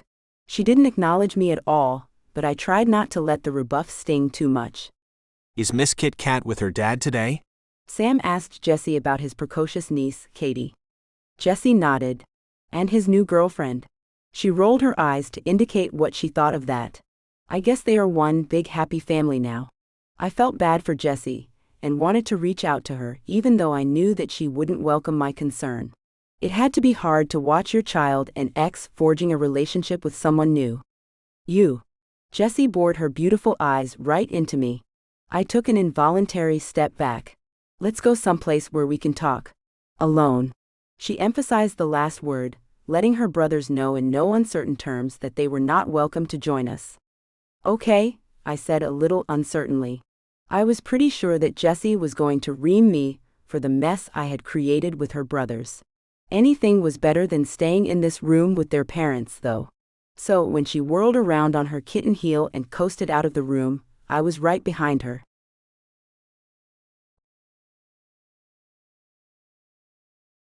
When we were alone, Jessie turned on me. Well, you've royally messed this one up, haven't you? I gulped and nodded. She was right. Blunt but right. I wasn't sure what to say, so I just stayed quiet. Jessie obviously had something she wanted to say to me, so I decided to let her have at it, uninterrupted. I can't believe you slept with both of my brothers. She made a repulsed face before continuing. That's disgusting and seems like something one of the airheads that Sam normally brings around would do, not you. I flinched at her brutal honesty, but I completely agreed with her, so I just nodded again. I was filled with shame over my indiscretions with her siblings. I really liked you, Jessie said sadly. I thought we were friends. It didn't go unnoticed that she used the past tense. I remained quiet. Finally, Jessie asked quietly, "How could you do this?" I wasn't sure how to respond, because I still couldn't fathom what I had done with her brothers either. I don't know. The answer was honest, but I knew that she expected more of an explanation. I really care about Seth, and if I had never met Sam, I'm sure that Seth and I could have had a future together. I did meet Sam though, and he makes me feel, I'm not sure how to describe it, but when he's in the room he takes my breath away, Jess. My entire body has a heightened awareness of his nearness, and I can't focus on anything else. All I want to do is be with him, touch him, and have him touch me. My brain knows that Seth would have been the wiser and safer choice for both me and my baby, but my heart. I put a hand to my chest to emphasize my words. No, scratch that, my soul comes alive when Sam is near. He sets my soul on fire. I love him, Jessie. Wow. Jessie stood quietly for a moment, reflecting on my proclamation of love for Sam. I had no idea you felt so strongly for him. I nodded as tears started to well in my eyes. Don't cry. You'll make me tear up. Jessie made the demand, even as I could see her eyes getting watery. I thought you said Sam was a pig. He is a pig. I guess there's no accounting for taste. We both smiled through our tears, then Jessie held her arms open to me. I rushed into them, and we hugged for a long while. I'm so sorry, I whispered the words in her ear. It's not your fault, she reassured me. A passion like you have with Sam only comes along once in a lifetime, if you're lucky. You can't pass that up. Relief swept through me at Jessie's kind words. I had been beating myself up for so long about what I had done to her brothers. It felt like a soothing balm to my conscience to hear her say that she understood why I had done what I did. Seth is the only one who has a right to be angry about what happened, Jess continued. He seems to have completely forgiven you, so my parents need to just get over it, and I intend to tell them so. It's so nice to have you back on my side. I grinned at her. She was so spunky and full of life, and I had missed her immensely when I felt like she didn't want to talk to me. She put her arm around me as we started walking towards the dining room, where the rest of her family was waiting for our return. I met a boy. She beamed as she told me the news. I've been dying to tell you, she revealed. The rest of the family still thinks of me as a little girl who needs to be protected, but I knew that you would be excited for me. I was beyond touched that she had referred to the rest of the family, implying that she considered me to be a part of their family. I want to hear all about him. I was truly excited for her. Let's plan a girls' night, or maybe we can go on a double date. I didn't get to respond to her suggestions, other than a quick nod, because everyone turned to look at us as we entered the dining room. Not skipping a beat as she and I sat down, Jessie said, Abby really cares about Sam. Seth has forgiven her for what happened, so I think the rest of us should too. Now let's eat. She said the last part with finality, as if the topic was settled. Her mother clearly did not agree. Janice rose from her chair to stand over the rest of us. So you're all willing to ignore the fact that this. She was obviously searching for, and not coming up with an appropriately scathing description for me. When she finally found her word, it made me cringe. This redacted slept with both of my sons, and is now pregnant with a child that could have been fathered by either of them. The room was quiet for a moment. Sam broke the silence, but he spoke quietly. I am the father of Abby's baby. He narrowed his gaze at his mother, as if daring her to challenge him on it. She was clearly unaffected by his cool stare. How do you know that? I know. He answered confidently, as if he was completely sure that his claim was the truth. I so wished that we could know for sure that the baby was Sam's. Abby's baby is mine, and she and I will raise it together. Hearing that last part made my heart swell with joy. I had hoped that the three of us would someday be a happy little family, but hearing him confirm it to his family was thrilling. Sam continued, saying, I will not stand for having my baby's paternity called into question again. Is that understood? He looked around the room at each of his family members. Jessie nodded and appeared to be in complete agreement. Sutton kept his face a mask of indifference. So Janice looked to Seth for support. Don't tell me that you are perfectly okay with all of this. Seth cleared his throat before answering. Abby's baby is Sam's. I am the baby's uncle. I wish the three of them only the best. Janice tossed her silk napkin down on her empty plate. This is ridiculous. She stormed out of the room, leaving the rest of us sitting at the table, uncomfortably silent. I had expected Sutton Davis to play the supportive husband and follow after his wife. Instead, he signaled to the waitstaff that we were ready to eat, and they scurried in to deliver our food. The room was quiet while we ate, with the exception of Jessie, who had turned into a chatterbox. She regaled us with stories about Katie's latest escapades, and effortlessly filled the awkward void. I smiled at her gratefully a few times, but didn't dare to speak in fear that I would burst into tears. When the meal was finally over and Sam and I returned to his Porsche, he said, Glad that's over with. Let's get out of here. Unless you'd like to stay. I gawked at him, wondering if he'd lost his mind. He gave me an ornery, crooked grin, and I knew that he was teasing me. The emotion and stress had evidently been building for too long, because we both erupted into relieved, silly laughter.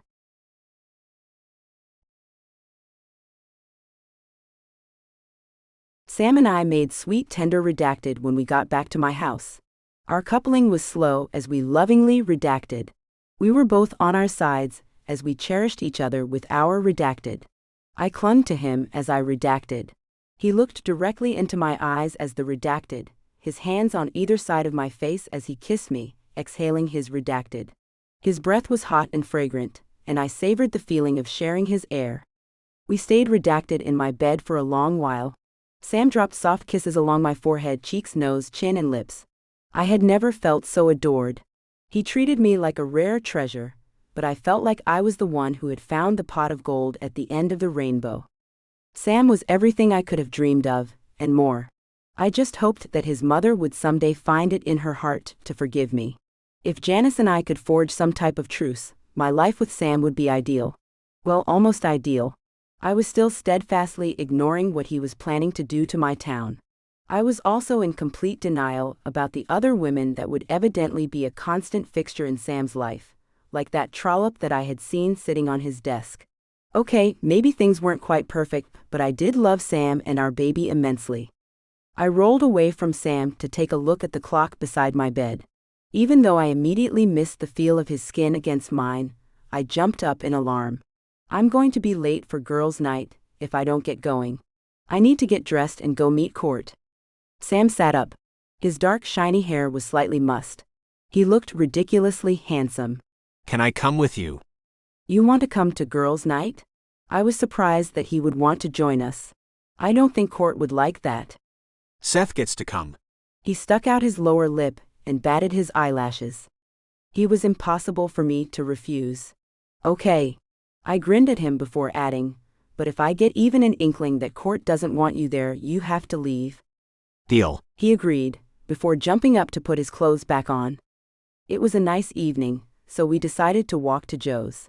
We didn't chat much because I was oddly nervous about taking Sam to girls' night. It felt like my two separate worlds were colliding.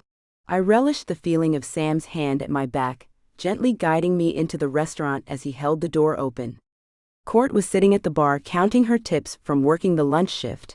Joe looked up from behind the counter and waved a greeting at us. I was surprised about his friendliness, until it dawned on me that he probably thought that Sam was Seth. I could only imagine what his reaction was about to be when he realized he was actually welcoming Sam into his business, not Seth. I smiled at Joe, trying not to let my nerves get the best of me. Court turned to see what Joe was waving at, then hopped off her stool to join us at our usual booth. Somewhere along her path, she figured out that I was with Sam, not Seth. Oh, hi, Sam. She gave me an odd look. I was about ready to say that Sam wasn't staying, in order to give him the hint that I didn't think Court approved of him joining us, when Seth walked in with Jesse. Look who I found lurking out in the parking lot. He said the words boisterously, indicating Jesse as he walked up to the booth.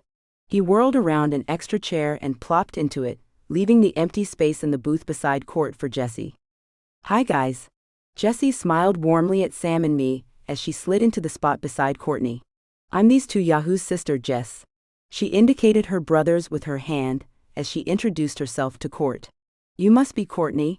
Jesse grinned when Court nodded in confirmation, but didn't slow down long enough to let her say anything. You gotta love small towns. You can't get away with anything. I mean, you innocently try to stalk some guy at work, and your brothers show up and catch you. She elbowed Court in her customary outgoing way, and Court just shook her head at me, smiling. Jessie was one of those people that you just couldn't help but like, right from the start. She had evidently said some keywords that raised her brother's protective instinct radars, because they both said, almost simultaneously, What guy? He's a single dad that I see sometimes at preschool drop-off. We've made googly eyes at each other a few times, and I overheard him saying that he worked at this restaurant, so I thought I'd make the first move by coming here. I wasn't anticipating that half my family would be in attendance. She rolled her eyes at the last part. I surmised that Jessie was talking about Joe. He didn't seem like he would be her type, but what did I know about such things? I looked at Court to gauge her reaction. Would it bother her if Joe and Jessie started seeing each other?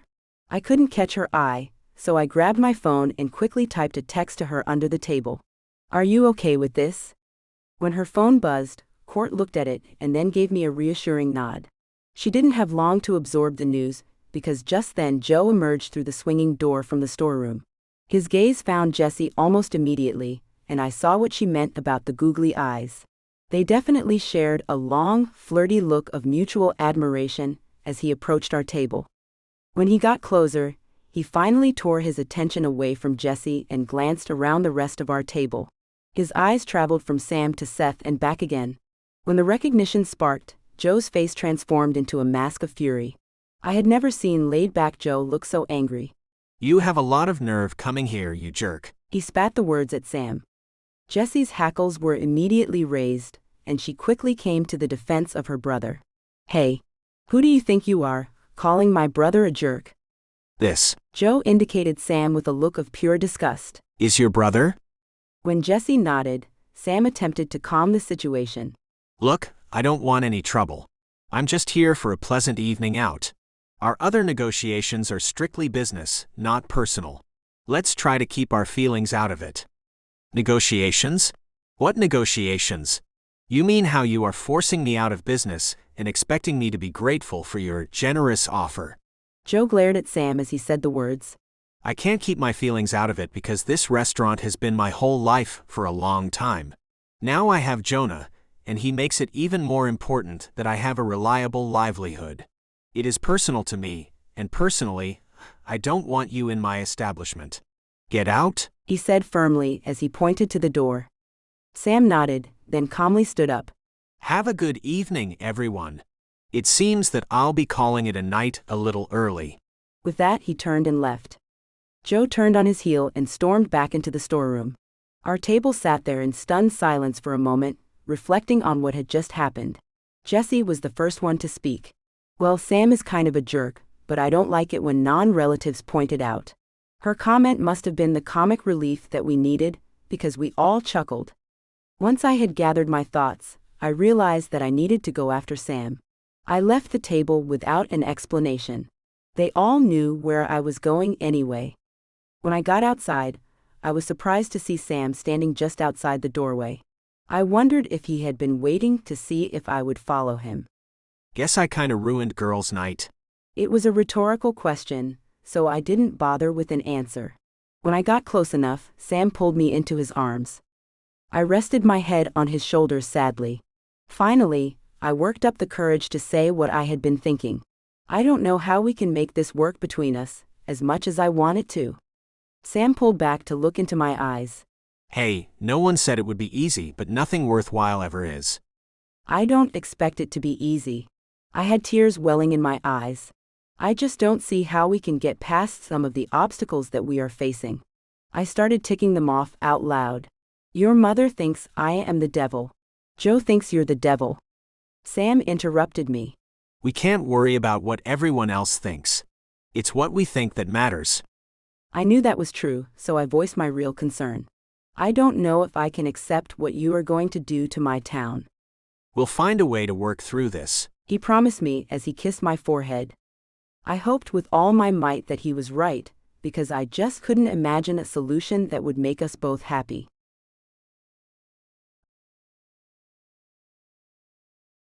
I spent a restless night tossing, turning, and feeling peanut shift in my belly. Sam had gone home and Court was asleep, so I didn't have anyone to share this new sensation with. I was pretty sure that the movements were big enough to feel from the outside of my tummy. It made my baby seem so much more real when I thought about it stretching and adjusting in there. I had Monday off, so I decided to walk into town. My doctors were always telling me that walking was great exercise for the baby, and I needed some activity to take my mind off my no-win situation with Sam. Besides, I thought sadly, it might be one of the last times I get to enjoy the quaint little stores along the lakeshore before Sam turns the area into strip malls, condos, and parking lots. Okay, that might be exaggerating, I admitted to myself, but I am pretty sure he is going to commercialize it beyond recognition. As I walked along, I was shocked at the number of storefronts that were already either gone or had going out of business signs in their windows. Had I been in a daze the last few weeks, or had this all really happened this quickly? I considered turning around to go back home, but instead I forced myself to continue on and face what was happening. I almost felt guilty about it, due to my connection to Sam and Davis Industries, even though I knew that didn't make any sense. The little herbal tea shop that I had intended to visit to see if they had any teas that would help me sleep, without harming the baby, was already gone. The cute beeswax candle store that always smelled like honeysuckle and lilacs was empty. I could still smell the faint floral scent as I walked past. The fun make-your-own pottery studio was an empty storefront. This was completely depressing. The bookstore that normally had its shelves crammed with books was open, but the shelves were becoming noticeably bare. I ducked under the 75% off banner and went inside. I found the children's section and bought several board books and children's classics for Peanut. I smiled at the kindly old lady who ran the store. I wondered if she was happy about being pushed into selling her store, but I refrained from asking. I was too afraid of what her answer might be. I grinned when I saw the sign at the quirky store on the corner that sold nearly new shoes, handbags, and accessories. Their big banner read, "Still open and not selling out." Good for you, I thought as I entered the consignment shop. I found a purple leather purse and matching wallet to purchase. It felt good to support this little store that was standing up to Sam's company's bullying tactics. That is exactly what he is doing, I thought sadly as I left the store with my purchases in tow. He's being a bully. I didn't want to be with a man who bullied others, and I didn't want Peanut growing up with a father who set that kind of example. I also didn't know if I had the strength to give up Sam. I sent up a silent prayer that Sam was right, and we could figure out a way to resolve this to everyone's satisfaction. My thoughts were interrupted as I walked past the nearly empty art gallery. Hanging in their window was one of the most stunning paintings I had ever encountered. It was of a simple brown teddy bear with a peach ribbon, but something about its sweet eyes spoke to me. Even at half off the regular price, the picture still cost over a week's worth of my salary from Mek and Drek, but I decided to splurge on it for Peanut's room. The gallery owner agreed to have it delivered to my house later that afternoon, and I left the store with a lighter step than I'd had all day. Teddy bears would be a great theme for Peanut's nursery, and peach was the perfect warm but gender-neutral color with which to accent the room. It felt great to have a solid plan for my baby space. Shortly after Court got home from serving the lunch shift at Joe's, the delivery driver brought the painting. We tipped him extra to carry it upstairs to the nursery for us, since it was so large. After he left, we ran back upstairs, and I ripped the protective paper off it. Courtney beamed at me, clearly loving it as much as I did. I tried to spend the rest of the evening focusing on the positive, rather than fretting about the obstacles Sam and I were facing. I also steadfastly ignored the fact that we hadn't contacted each other all day.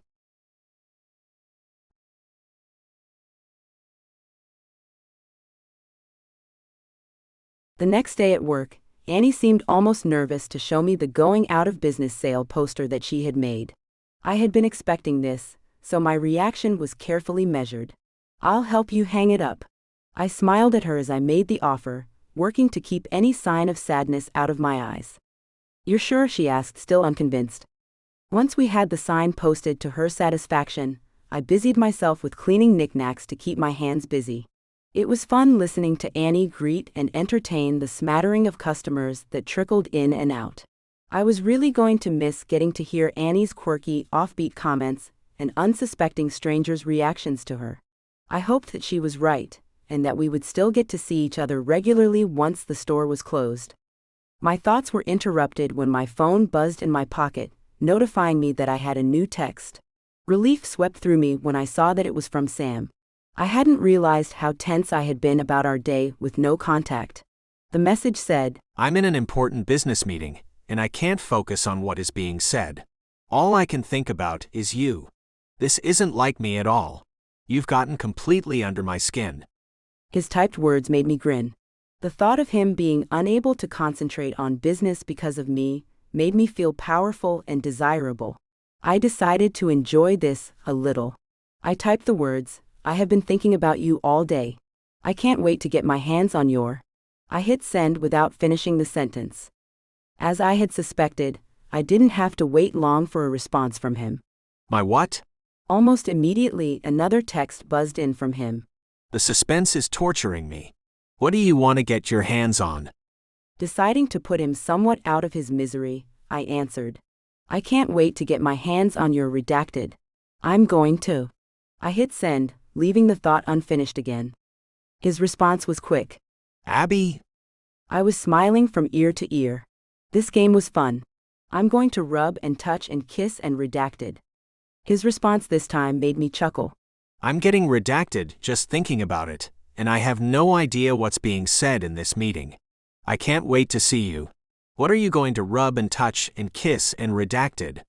I'm going to start with your delectable lips and tongue, then I'm going to move down to.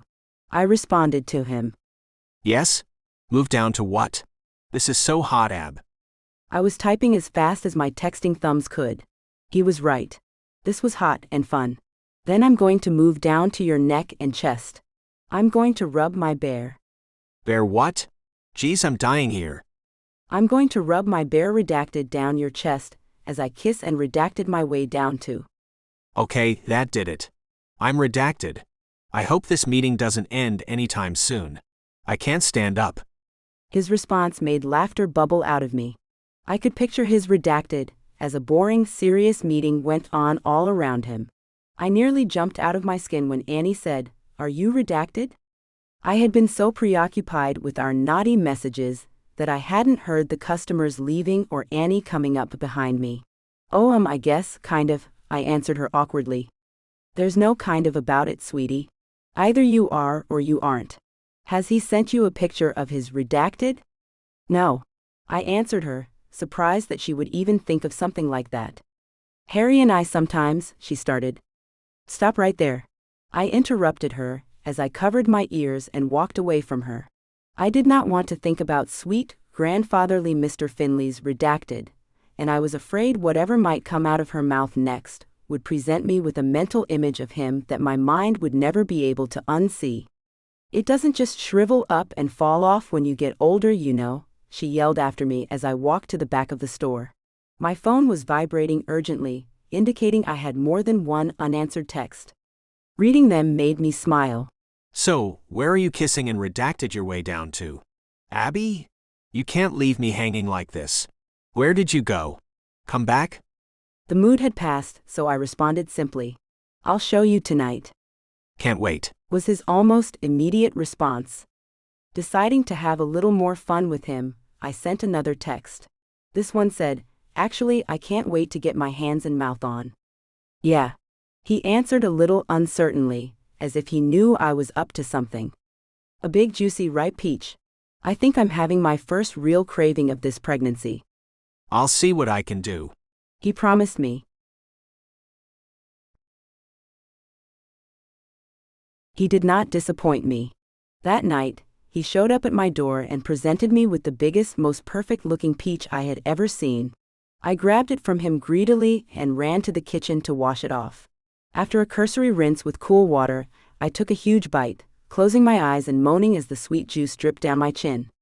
I had never tasted anything so delicious in my whole life, and I savored every bite. He watched me eating it, obviously enjoying the show. That was so hot. He commented when I was finally finished with the peach.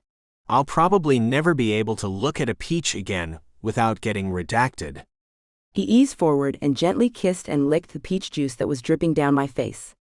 It is sweet. Courtney sauntered into the kitchen with Seth right behind her. "Get a room," she said the snarky comment with a smile so we would know she was just teasing. I had been so engrossed in eating my peach that I had almost forgotten they were in the living room.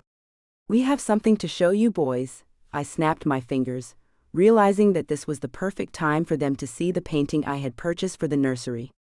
They both seemed to really like it, and I was still thrilled with it. Every time I looked at it, I liked it more and more.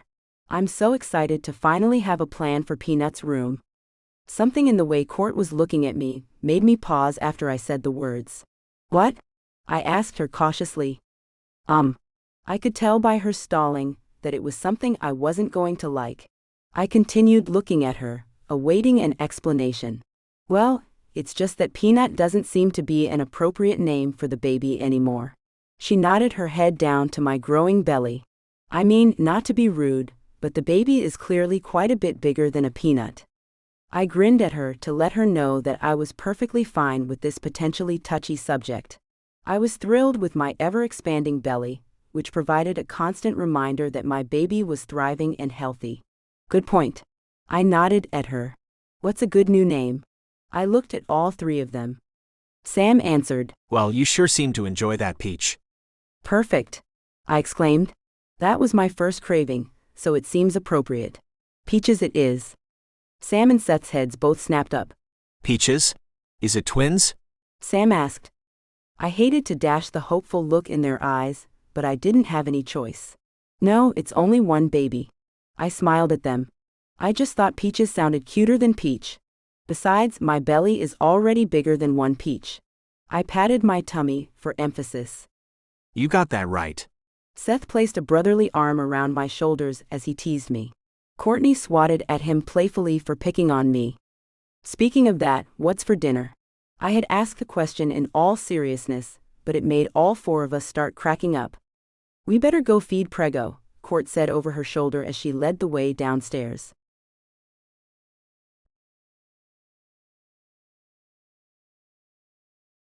Sam, Court, and Seth all went to my Lamaze classes with me. We were the rowdiest ones there, and I'm sure the other participants were struggling to figure out who we were to each other. We giggled uncontrollably during the obviously dated childbirth video when we got a look at the ladies redacted. Our hysterics quickly subsided when we saw the actual birth scene. Court and I rolled our eyes at each other when both twins turned green and looked like they might pass out. The four of us settled into a comfortable routine. Seth came over most evenings to watch a movie, play cards, have dinner, or just hang out and laugh. He and Court had developed an easy camaraderie. They teased each other like siblings would, with softness underneath all the bristling. Buster, Court's droopy basset hound, was in doggy heaven. He rotated slowly from person to person, taking whatever attention he could get before loping on to give someone else puppy dog eyes until they scratched him. Tabitha, Court's grouchy orange cat, was not as pleased. She was perfectly happy to snuggle up and purr with Court or Seth, but she hated me as well as Sam. She had no problem telling the twins apart, even from a distance, and she gave Sam the stink eye whenever he so much as walked into the room. Truth be told, I was glad that she didn't like him. It gave us yet another thing to bond over, and we laughed together as we wondered if the cranky feline was plotting to murder us in our sleep. Sam and I had an unspoken agreement to go our separate ways on Sundays. His mother wasn't ready to deal with me at their family brunches, and Joe couldn't handle seeing Sam at the restaurant for girls' night. Other than those two standing appointments, we spent almost all of our free time together. Sam stayed over most nights, just going home for fresh clothes and to visit with Miss Dixie, his huge black dog. She had a doggy door, so was perfectly content on her own for a while, but he never wanted to go a whole day without seeing his sweet pet. He and I spent countless hours in my bed snuggling, kissing redacted, and occasionally sleeping. We tried our best to squelch the redacted, so as not to disturb Court. Occasionally, we stayed at Sam's house so that we could redacted. The only one there to see us was Miss Dixie, and she didn't seem to mind. As my belly continued to expand, we had to get more creative with our redacted. Some of the old standbys were no longer comfortable, so we found some creative new favorites that worked. Sam seemed to love my fuller, rounder body. His open perusal and obvious approval of my pregnant form made me feel desirable. He was insatiable in his need for me. Likewise, I couldn't seem to get enough of him. I had been concerned that our passion for each other would burn out quickly, since it was so intense, but it was showing no signs of waning. I don't know if my pregnancy hormones were making me extra redacted, or if I really just couldn't get enough of this man, but we were redacted. Sometimes we redacted. We chuckled about how ridiculous it was, acting like redacted, but before we knew it, we'd be redacted. I know it was strange, but I felt empty when he wasn't redacted. He was incredibly tender with me, and he loved to talk to Peaches. Each morning in the shower, he would kneel down before me, soap up my big belly, and have a whispered one-way conversation with Peaches as he redacted. It was beyond sweet, and it made me love him even more, as if that were possible. It was a magical time in my life, as long as I managed to ignore what was happening all around us. A huge pier and marina were being built along the lakeshore. The structures were moving along remarkably fast. All it takes is money, I thought to myself whenever I was confronted with the changing view along the lake. Many of the stores along the lake had already been torn down. The few remaining businesses were starting to really stick out. Joe's restaurant was still open, but was facing mysterious delivery problems. Once he got the liquor license issue worked out, he started to have troubles with his suppliers. I had the feeling that Sam liked to play dirty in his business dealings, and I didn't like how that made me feel. The consignment shop on the corner, where I had bought my purple handbag, had changed its banner from being unwilling to sell to going out of business sale. I wondered what had happened to change her mind, but then decided it was probably best if I didn't know. One of the only other stores that remained open was Ek, Mek and Drek. I sighed as I looked at the new sign hanging in our window. It read, "Last day final clearance." There wasn't much left in the store, but I was still having a hard time digesting that it was our last day in business. It made me sad to look around. When I saw Annie, my face started to crumple in tears. "Now don't go doing that," she admonished me. "It might be our last day here, but you aren't getting rid of me that easily. I'm a constant in your life now." I smiled, knowing that she meant she was a constant in my life. "You better be," I warned her, hugging her as tightly as I could with my extra girth. I made it through the day, with only a couple of tears shed. We had only a few items left for sale by the end of the day. Annie said she would make short work of selling them on eBay. When we turned the closed sign around for the last time, Annie handed me the jingly bells from the front door, telling me she wanted me to have them. I accepted them, nodding in thanks, and scurried out of the store with tears streaming down my face. I refused to tell her goodbye, because I wouldn't allow this to be a goodbye. I want Annie to be a constant in my life, I thought, smiling despite myself.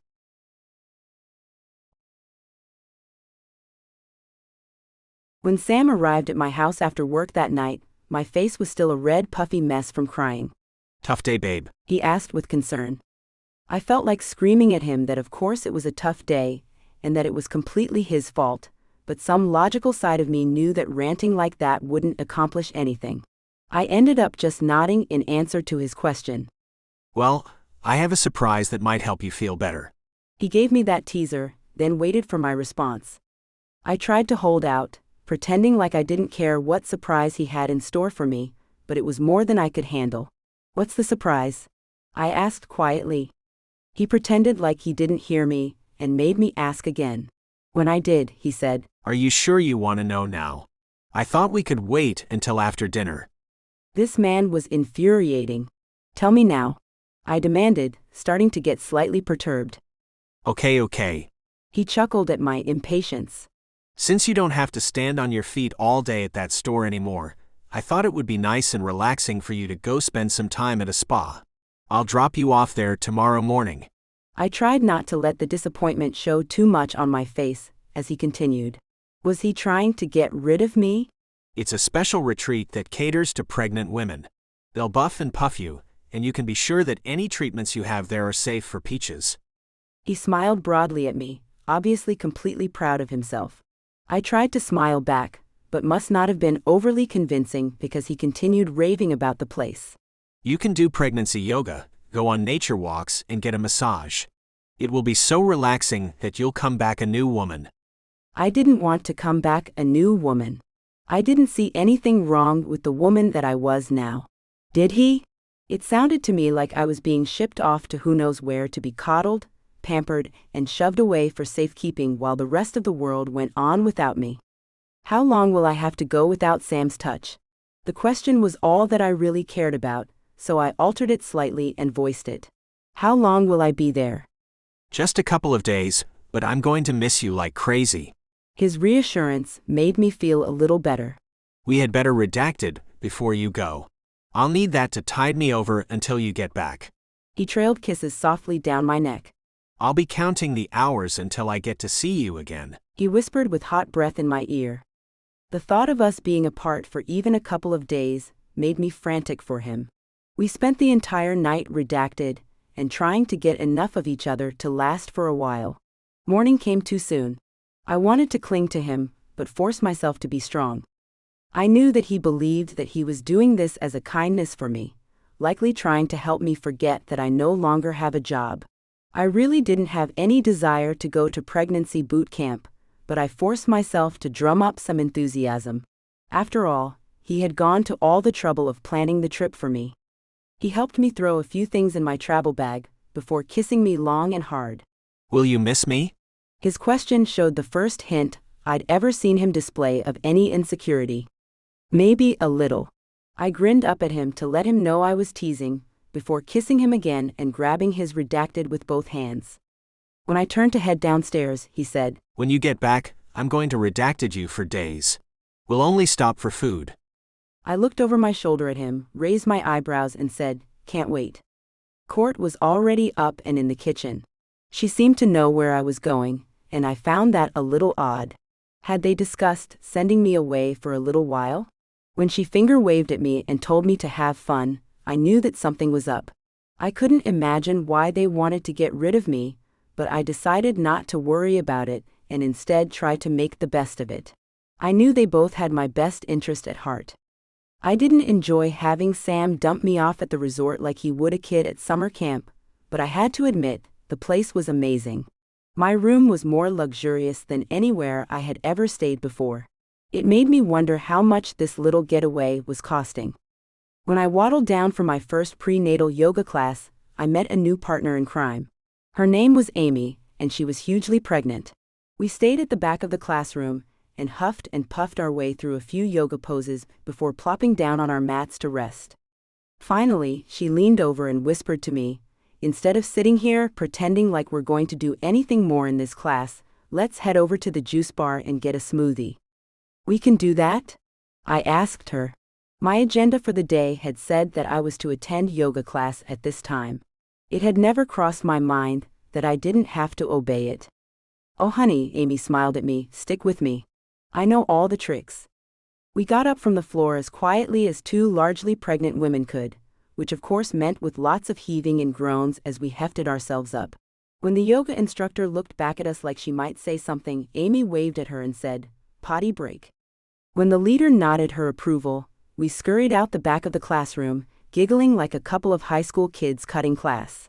We became fast friends after that, and I spent the rest of my time at the spa hanging out with her.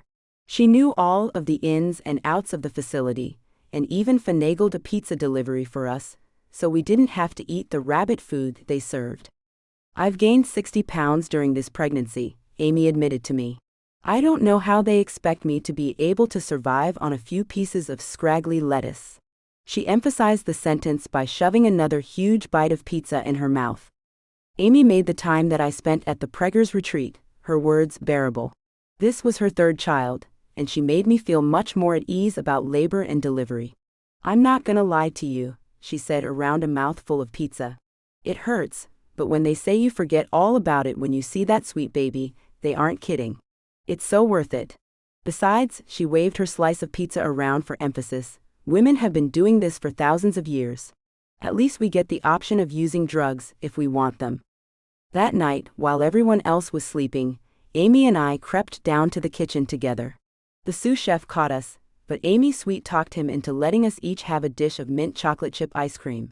"You're pretty handy to have around," I told her around a spoonful of the delectable frozen dessert. "I've really liked hanging out with you. Are you sure you have to leave tomorrow?" Amy asked me. When I nodded, she said, "I still have a week and a half to go. Jimmy sends me here for 2-week intervals a few times during each of my pregnancies." She looked down before continuing.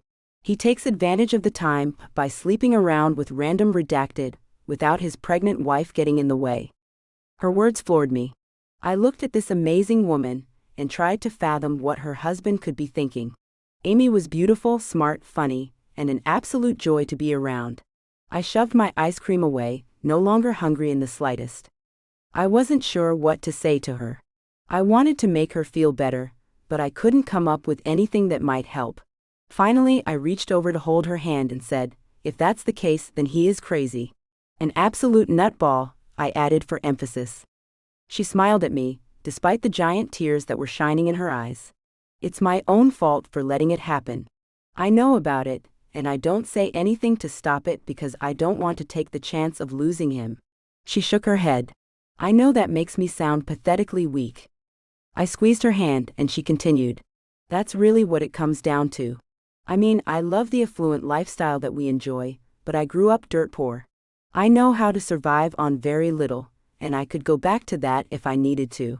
I'd prefer it if my kids didn't have to grow up in a broken family, but plenty of kids do, and they turn out just fine. I'm guessing it's better for children to go through their parents' divorce than to live with parents who don't love each other and stay together for the kids' sakes. I don't see how that scenario can work out in anyone's best interest. Amy looked at me, and I shook my head, agreeing with her that staying together for the kids wasn't a good idea. It's not the money or the kids that make me look the other way when he cheats, though. A tear finally spilled over her lower lid and trailed down her cheek. The problem is that I love him with all my heart, and I don't have the strength to give him up. I closed my eyes, my mind reeling. Was this a warning glimpse into my future with Sam? I didn't want to turn a blind eye, pretending that I didn't know he was sleeping with other women. Is this the life that women who marry successful, handsome men are doomed to endure? Are they all philandering pigs? The life this woman was describing was a picture of my biggest fear of the future with Sam. Like Amy, I loved my man too much to let him go, but I knew that I had too much self-respect to let him walk all over me by openly cheating. It was an incredibly tough position to be in, turning away from the love of your life, but I knew that if faced with the same scenario, that is exactly what I would have to do in order to survive. I couldn't pretend to understand the specifics of Amy's situation or attempt to give her any advice. I couldn't give her answers, but I could give her the truth as I saw it. I met her gaze directly as I spoke. You are a phenomenal woman. You deserve to be loved and cherished and appreciated. You deserve happiness. I patted her hand as I added, I'm so glad that I met you. Me too. She nodded, saying the words through her tears as we hugged goodnight. That late-night hug ended up being our goodbye as well, because Amy didn't emerge from her room in time to see me off when Sam came to pick me up the next day. Only after I left did I realize that she and I had failed to exchange contact information. Although I only had the pleasure of knowing her for a short period of time, Amy's story would linger in the back of my mind, troubling my thoughts for a long while.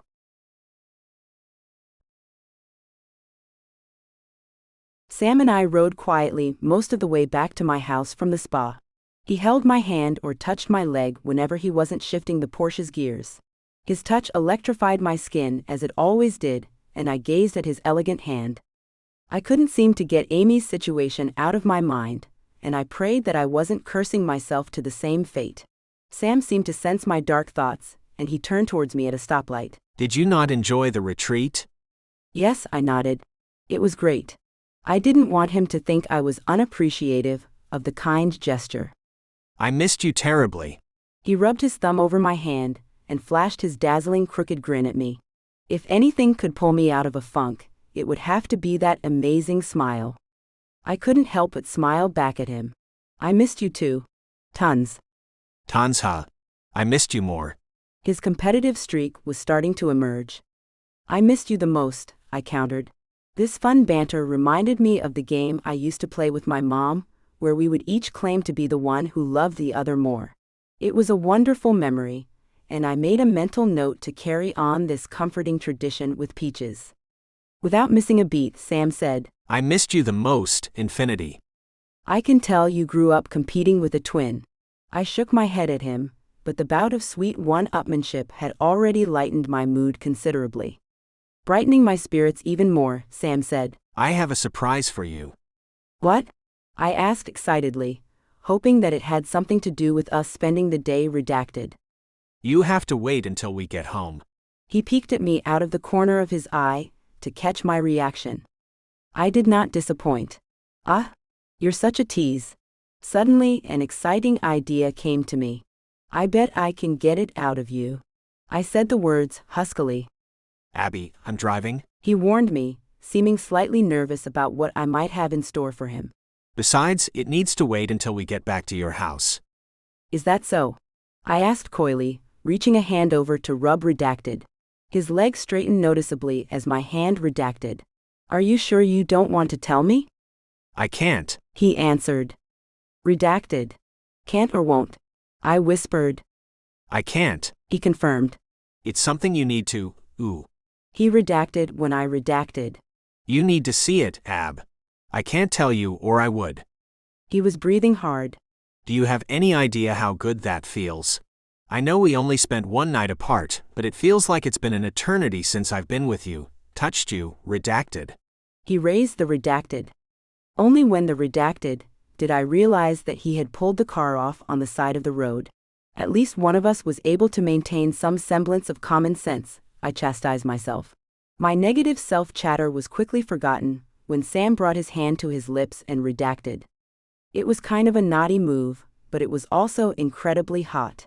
I wanted to redacted him, too. I removed my seatbelt, intending to redacted. The reality of maneuvering my pregnant belly in his Porsche for my planned romantic rendezvous proved to be much more difficult than I had imagined. I tried a couple of different angles, but there was just no way to bend the way I needed to in order to get redacted, even though I desperately wanted to. We struggled with the logistics of it for a minute before Sam chuckled, saying, "There will be plenty of time for that later, sweetheart." Almost as an afterthought, he added, "We have our whole lives to redacted." It was the best afterthought I had ever heard, and it made me beam with happiness. When we got closer to my house, Sam said, "I don't want Courtney to see me redacted." He indicated my hand, which was still redacted. Until later, I promised him as I reluctantly released his redacted.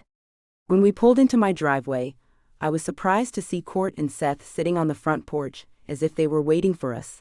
It made me wonder even more what the three of them had been up to.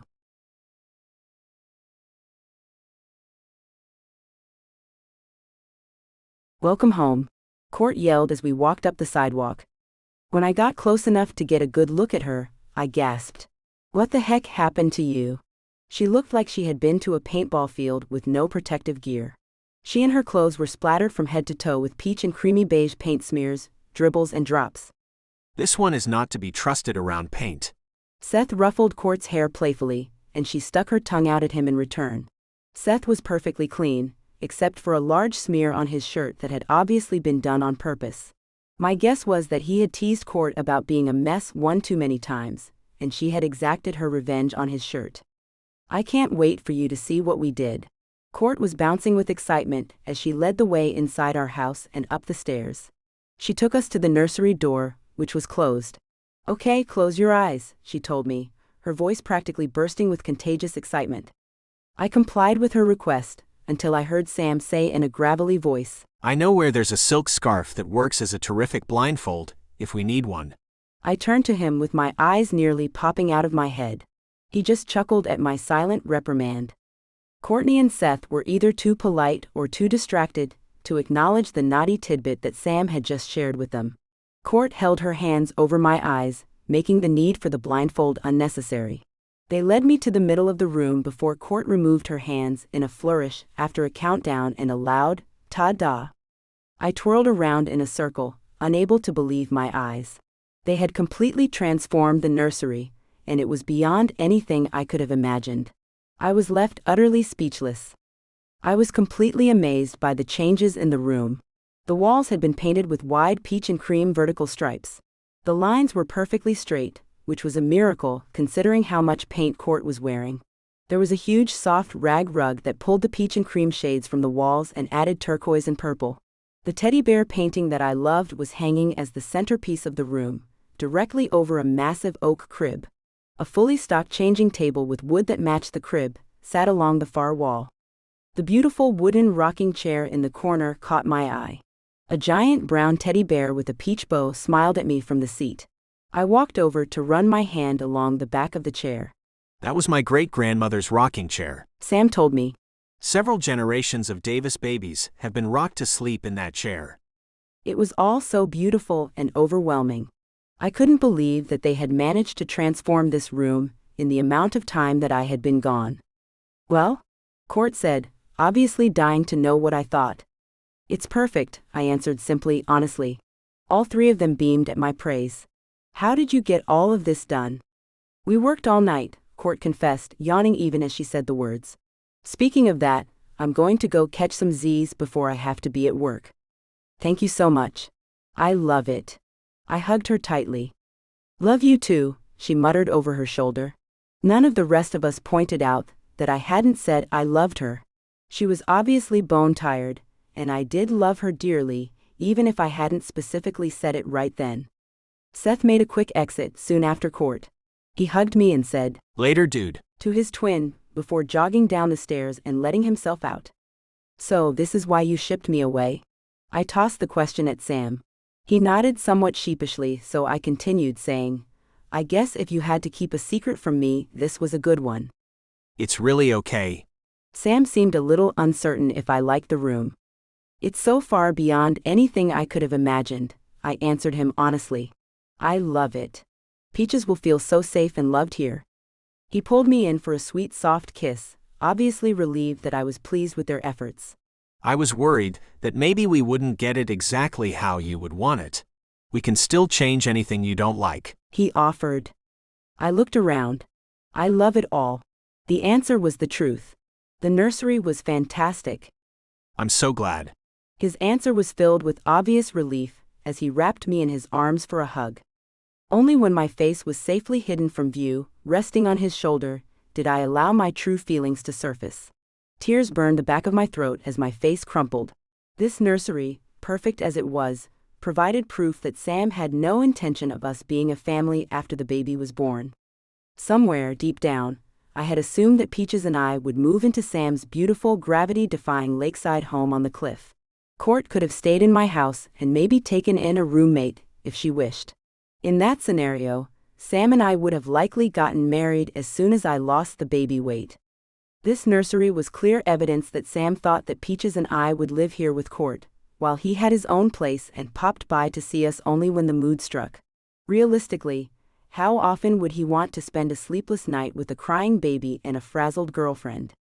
I hadn't even been aware that I had assumed we would marry, but now that I realized that Sam had assumed that we wouldn't, it was heartbreaking. I struggled to keep my tears in, trying not to allow my devastation to show outwardly. It really was sweet of them to have done all of this, and it looked so warm and inviting. Sam couldn't have known that it would go against all of my expectations, because I had never made them known, even to myself. In all honesty, Peaches and I were lucky to have such wonderful people who cared so much about us. I tried to pull myself together by focusing on my gratitude, but the loss of hope for a solid future with Sam was just too overwhelming. Even if I managed to ignore his takeover of my town and the other women that would likely be a constant temptation in his life, I could not continue in a relationship that had no real future. I would only grow to love Sam more as time passed. Soon Peaches would be attached to him as well. A part-time when its convenient father and companion would not be enough for my baby or me. I wanted more for us. We deserved better, but apparently Sam wasn't willing to give anything more. I took a deep breath, gathering all the strength I could muster, and said the most difficult words I had ever uttered. "We need to break up." Sam seemed completely shocked and taken aback by my words. "What? Why?" His face registered surprise. "We have totally different views on how our lives should be going forward." I knew my strength would soon wane, and that if he stayed, I would cave in to my desire to have some part of him, any part of him in my life, so I played my trump card. "Please, if you love me or this baby at all, you'll go. We need more than you can give us." My words hurt him. I could see it on his face. I had cut him to the core. Somehow, I managed to stay strong. Even though I just wanted to take him in my arms, I knew that we wanted different things from this relationship. What he wanted would never be enough for me. With downcast eyes, Sam nodded his acceptance of my request and left me, alone and heartbroken.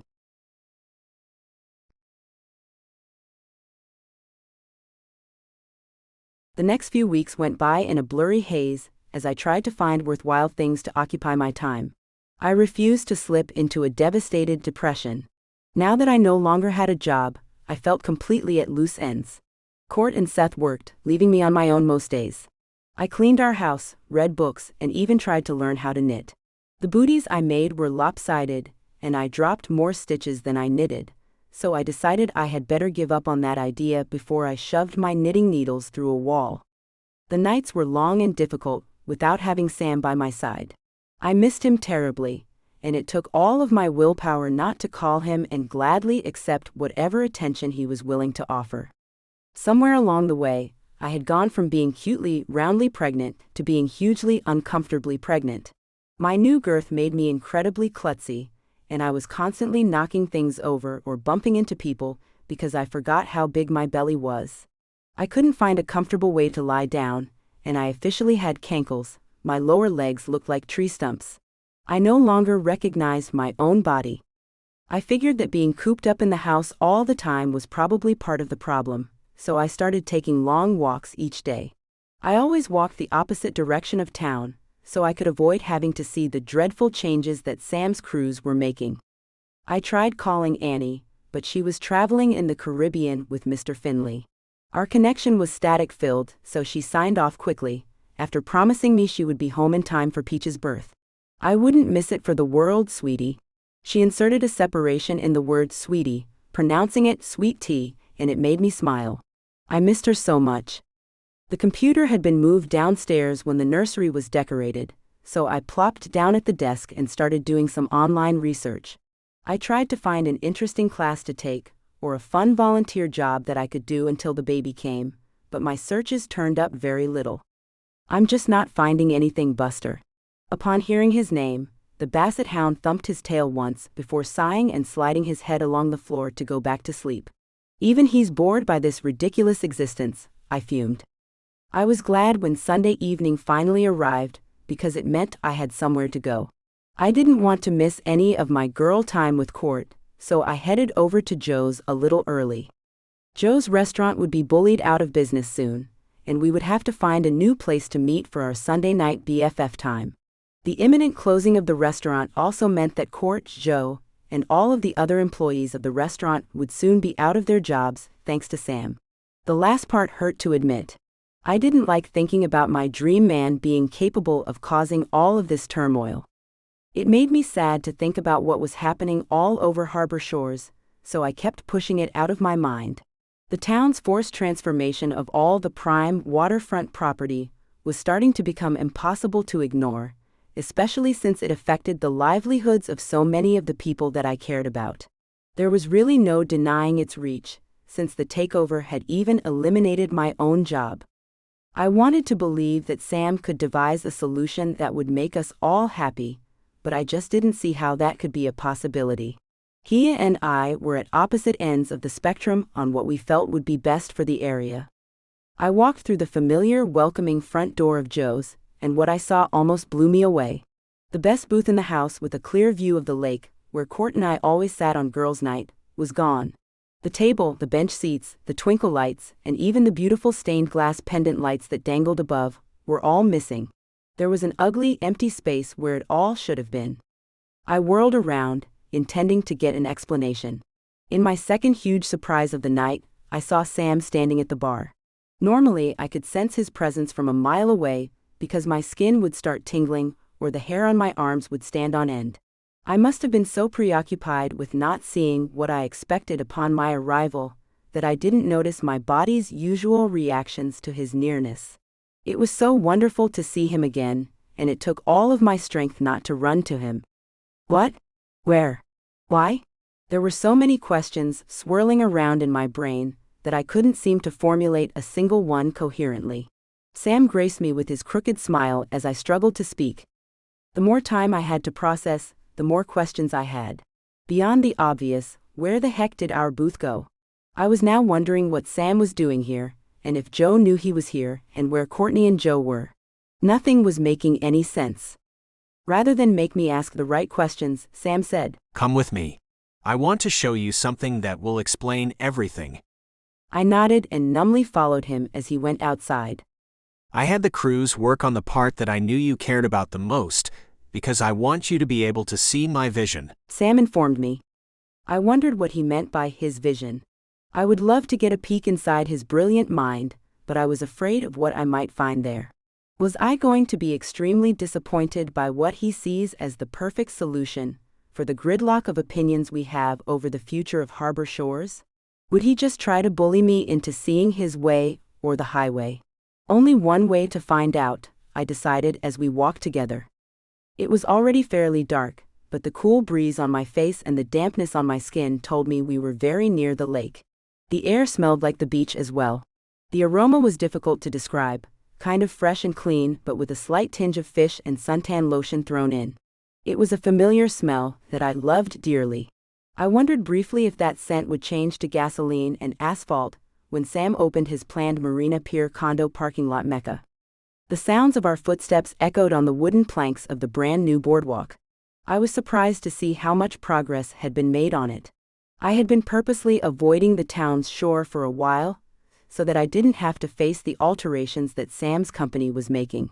The entire lakefront could have completely changed over the past few weeks, and I wouldn't have had any clue. Court and Seth had stopped mentioning any of the project's progress to me because they knew it upset me.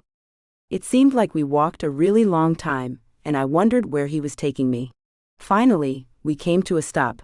Sam leaned over to kiss my forehead. I hope you like it, sweetheart. He whispered near my ear as he opened a tall construction gate. Me too. You have no idea how much I hope you have come up with a miracle solution that will make this all okay. My mind screamed the words, but my lips remained closed because I just didn't see how it could be possible. I was filled with anticipation, wanting to see what he was so excited to show me. My mouth fell open when I saw what was behind the orange fence. Standing under an impressive archway that reminded me of the Navy Pier in Chicago were Courtney, Seth, Joe, and Joe's son, Jonah.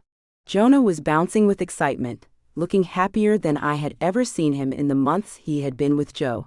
All four of them were beaming ear to ear. I was starting to dare to hope that this might actually all work out okay.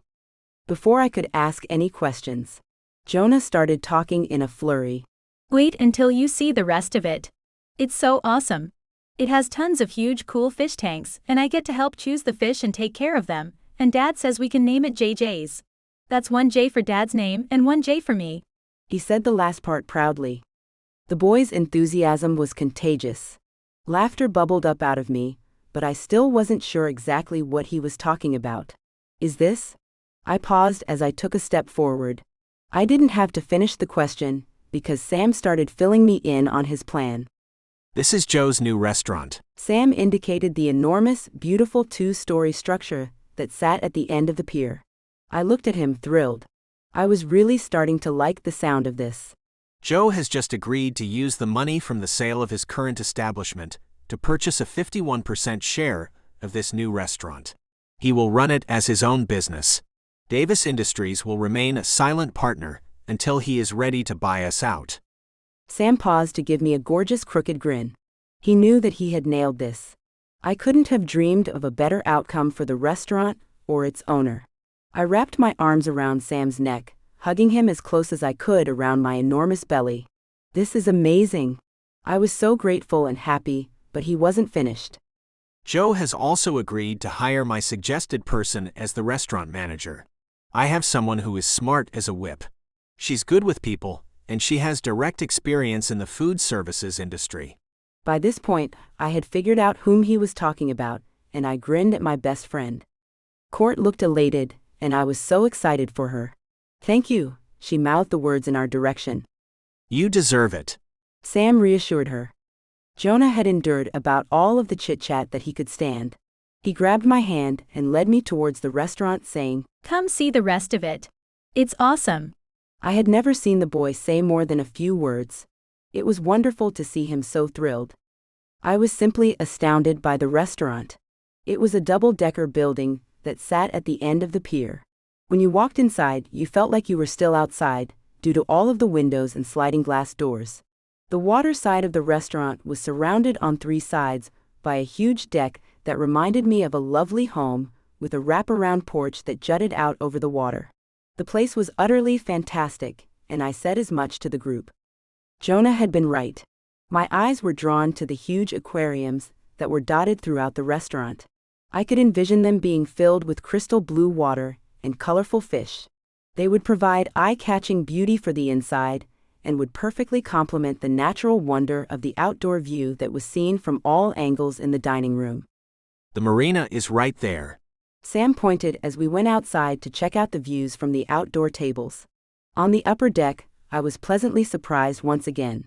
Right next to the Island Oasis bar and stage for outdoor live music was our booth from Joe's restaurant. Every last detail had been moved and recreated at this location, and it made this new restaurant feel like home. The only difference was a tiny brass plaque bolted to the edge of the table that read, "Reserved on Sunday nights." Tears pooled in my eyes as I looked around at our beautiful new spot. It was absolutely perfect. I sat down at our booth and took a moment to drink it all in. Is the wind a little chilly up here? Sam asked. I could tell by the way that his eyes were sparkling that he had one more surprise in store for us. Maybe a little, I humored him.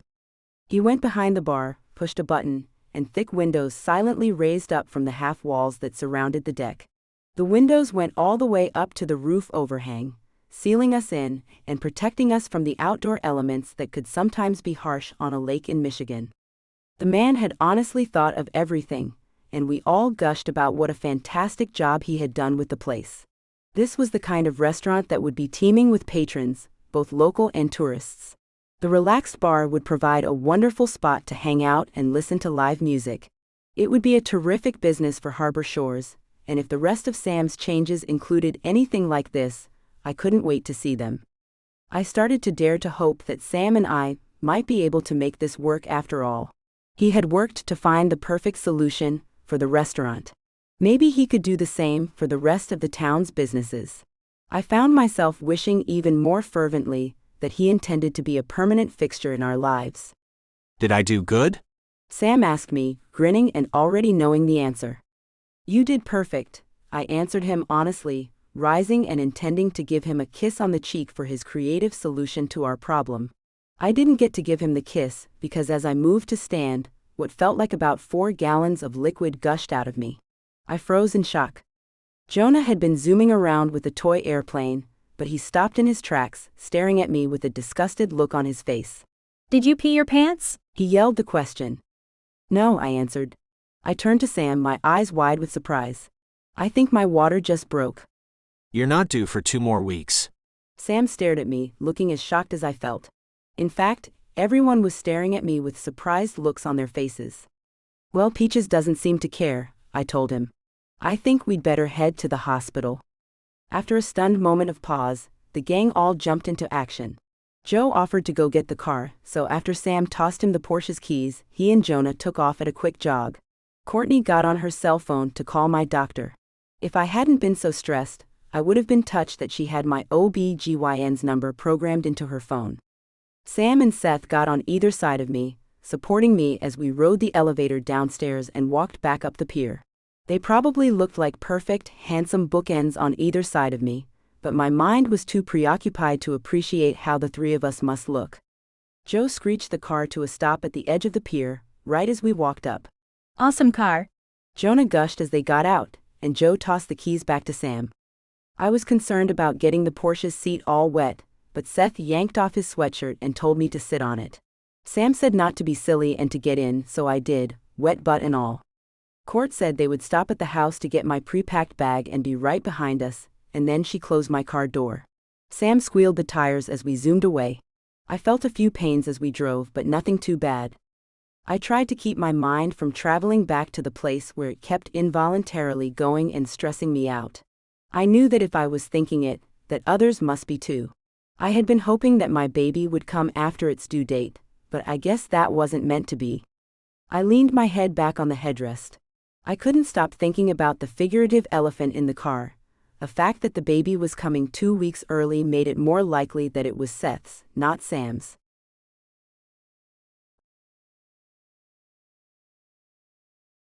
Once we got to the hospital, everything went by in a blur.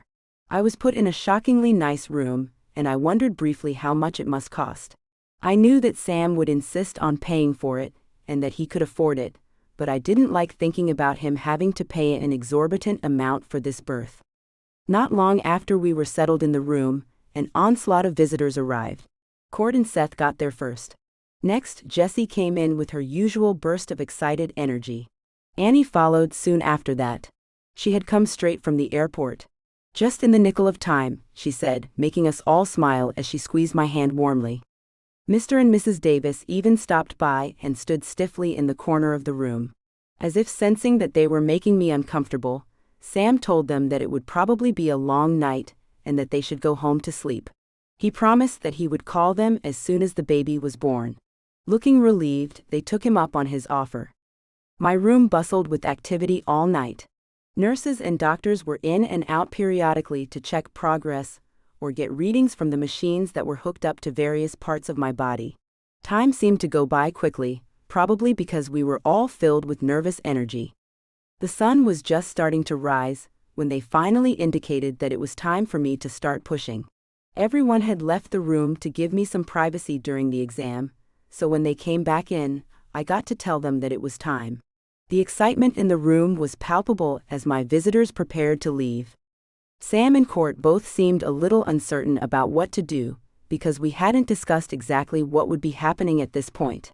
I grabbed each of them by the hand and said, "Stay." They both looked relieved as they nodded.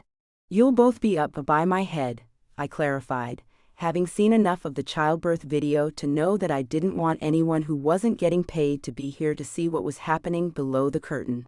They both nodded again, likely even more relieved. I wasn't certain what Sam's role would be in my baby's life, but I knew that I wanted him with me during this birth. He was the love of my life, and I didn't want to send him away at this monumental moment in our lives. As the others left, they patted me and left me with words of encouragement. "Piece of pie," Annie assured me, making Court and I grin as Sam gave us a slightly perplexed look. Seth said, I can't wait to meet my niece or nephew. Jessie leaned over me to say, "Your body was made to do this. Just let it happen." I nodded at her, before waving goodbye to some of the most special people in my life. Then the real work started. Sam and Court were perfect. They let me squeeze their hands, they rubbed my back, and they alternated between sympathy and tough love when I needed it. I pushed and pushed and pushed until I was completely exhausted, but the baby didn't come out. The doctor finally said, "We're not seeing enough progress. I'm afraid we're going to have to do a C-section." "No." I laid my head back, panting from exertion. "Give me one more shot." At the doctor's nod, I looked to Sam for the encouragement I needed. His eyes were filled with love, and he looked directly at me as he spoke. You can do this, Ab. I know you can. You are the strongest, most amazing woman I have ever met, and I love you and our baby with all my heart. His words strengthened my resolve, so I used his gorgeous face as my focus point as I bore down with all my might. This time the doctor exclaimed, "It's crowning." That was all I needed to hear. The end was in sight, and I was going to get to meet my precious baby. The exhaustion forgotten, I pushed until I heard my baby's sweet cry. "It's a girl," the doctor told us, as I was presented with the most perfect goopy angel I'd ever seen. I tore my eyes away from her for a second to look at Sam, and was touched to see a tear streaming down his cheek as he gazed at us with a look of complete awe. I looked back at my sweet child before glancing at Court, who was openly crying. A nurse took my baby, indicating that she would clean her up and bring her right back. I missed her immediately, but Court and Sam filled the void by hugging me. She's perfect, Sam whispered as the three of us laughed through our tears. The medical team worked quickly and efficiently, caring for both my precious baby and me. They even changed the sheets on the lower half of the bed, with minimal disruption. When the nurse brought my sweet infant back, she was swaddled in a pink blanket. I gazed at her in wonder. She really was perfect, tiny but perfect. Court brushed the back of her finger gently across her cheek before saying, "I'll give the three of you some family time while I go tell the others." After she left, I patted the bed beside me, and Sam climbed in next to us. You did so good. He praised me. I nodded, unable to tear my gaze away from our perfect child. We sat there, silently basking in our wonder for a while. I barely even noticed when Sam lifted to take something out of the front pocket of his jeans. I didn't even get to the rest of your surprise last night. I turned to him with a frown. What more could he possibly have in store for me? Abigail Brown, I love you and our daughter with all of my heart. He held up a magnificent platinum ring, and my mouth fell open.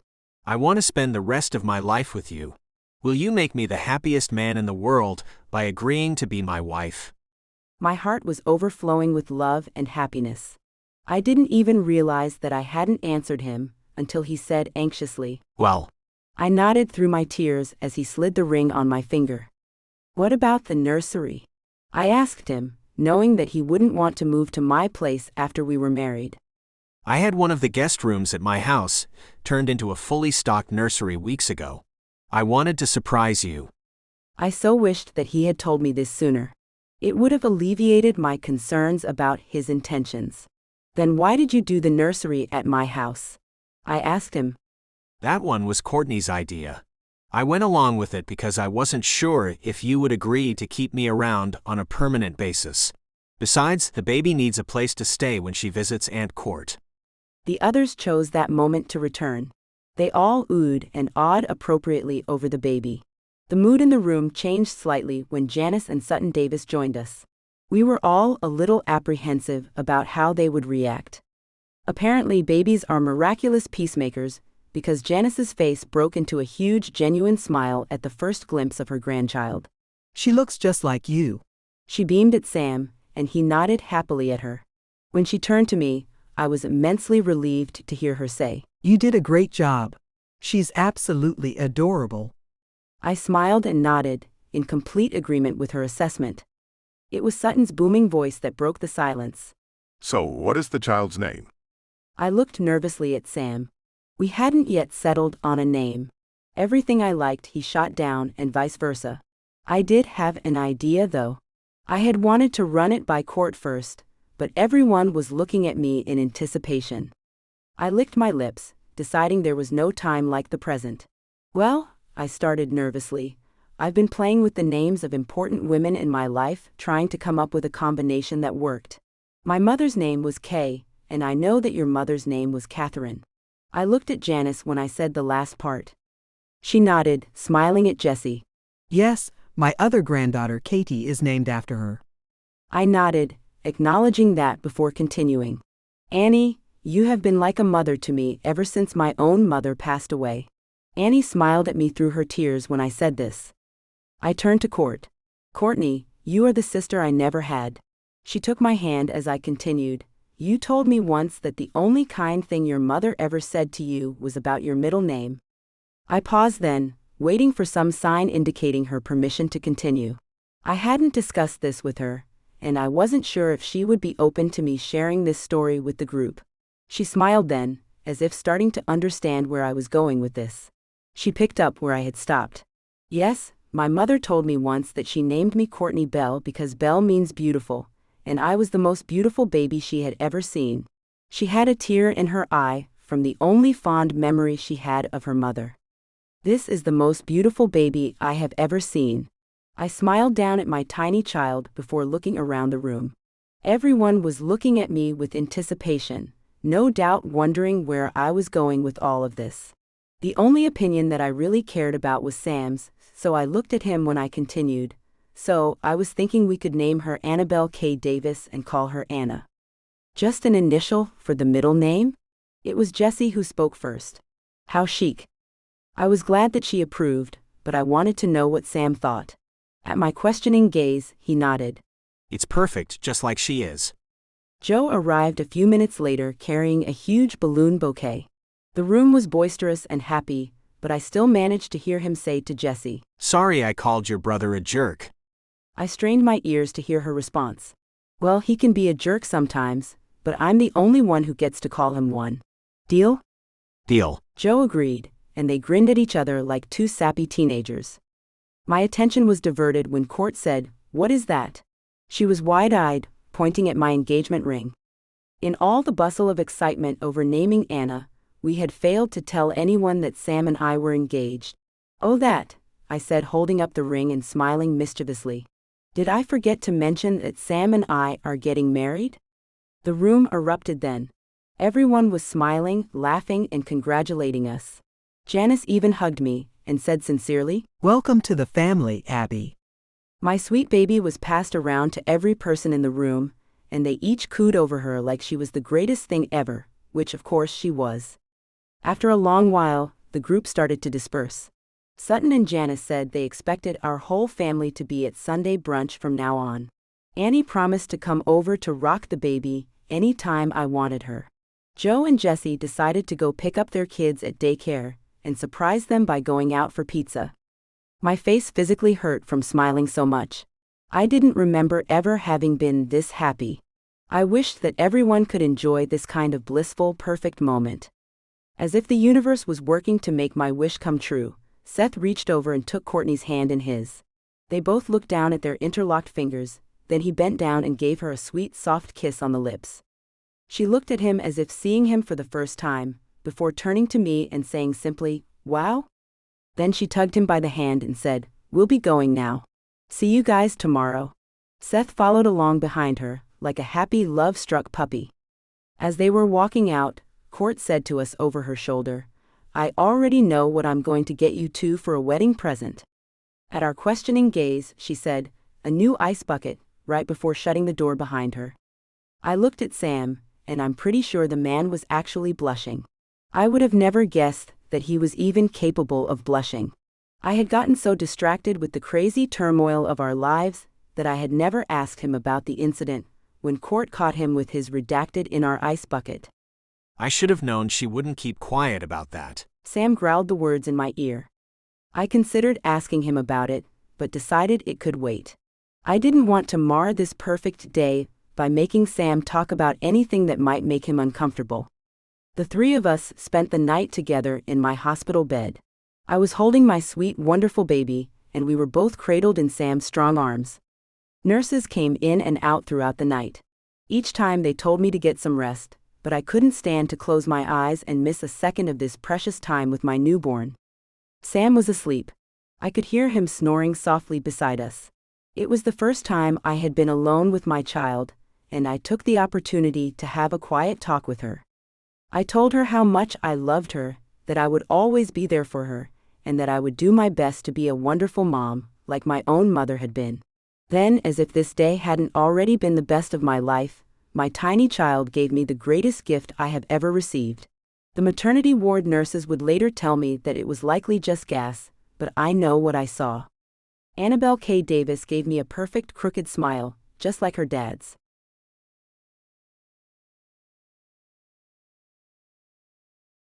I can't believe we are married. I was bouncing on the bed in our motel room.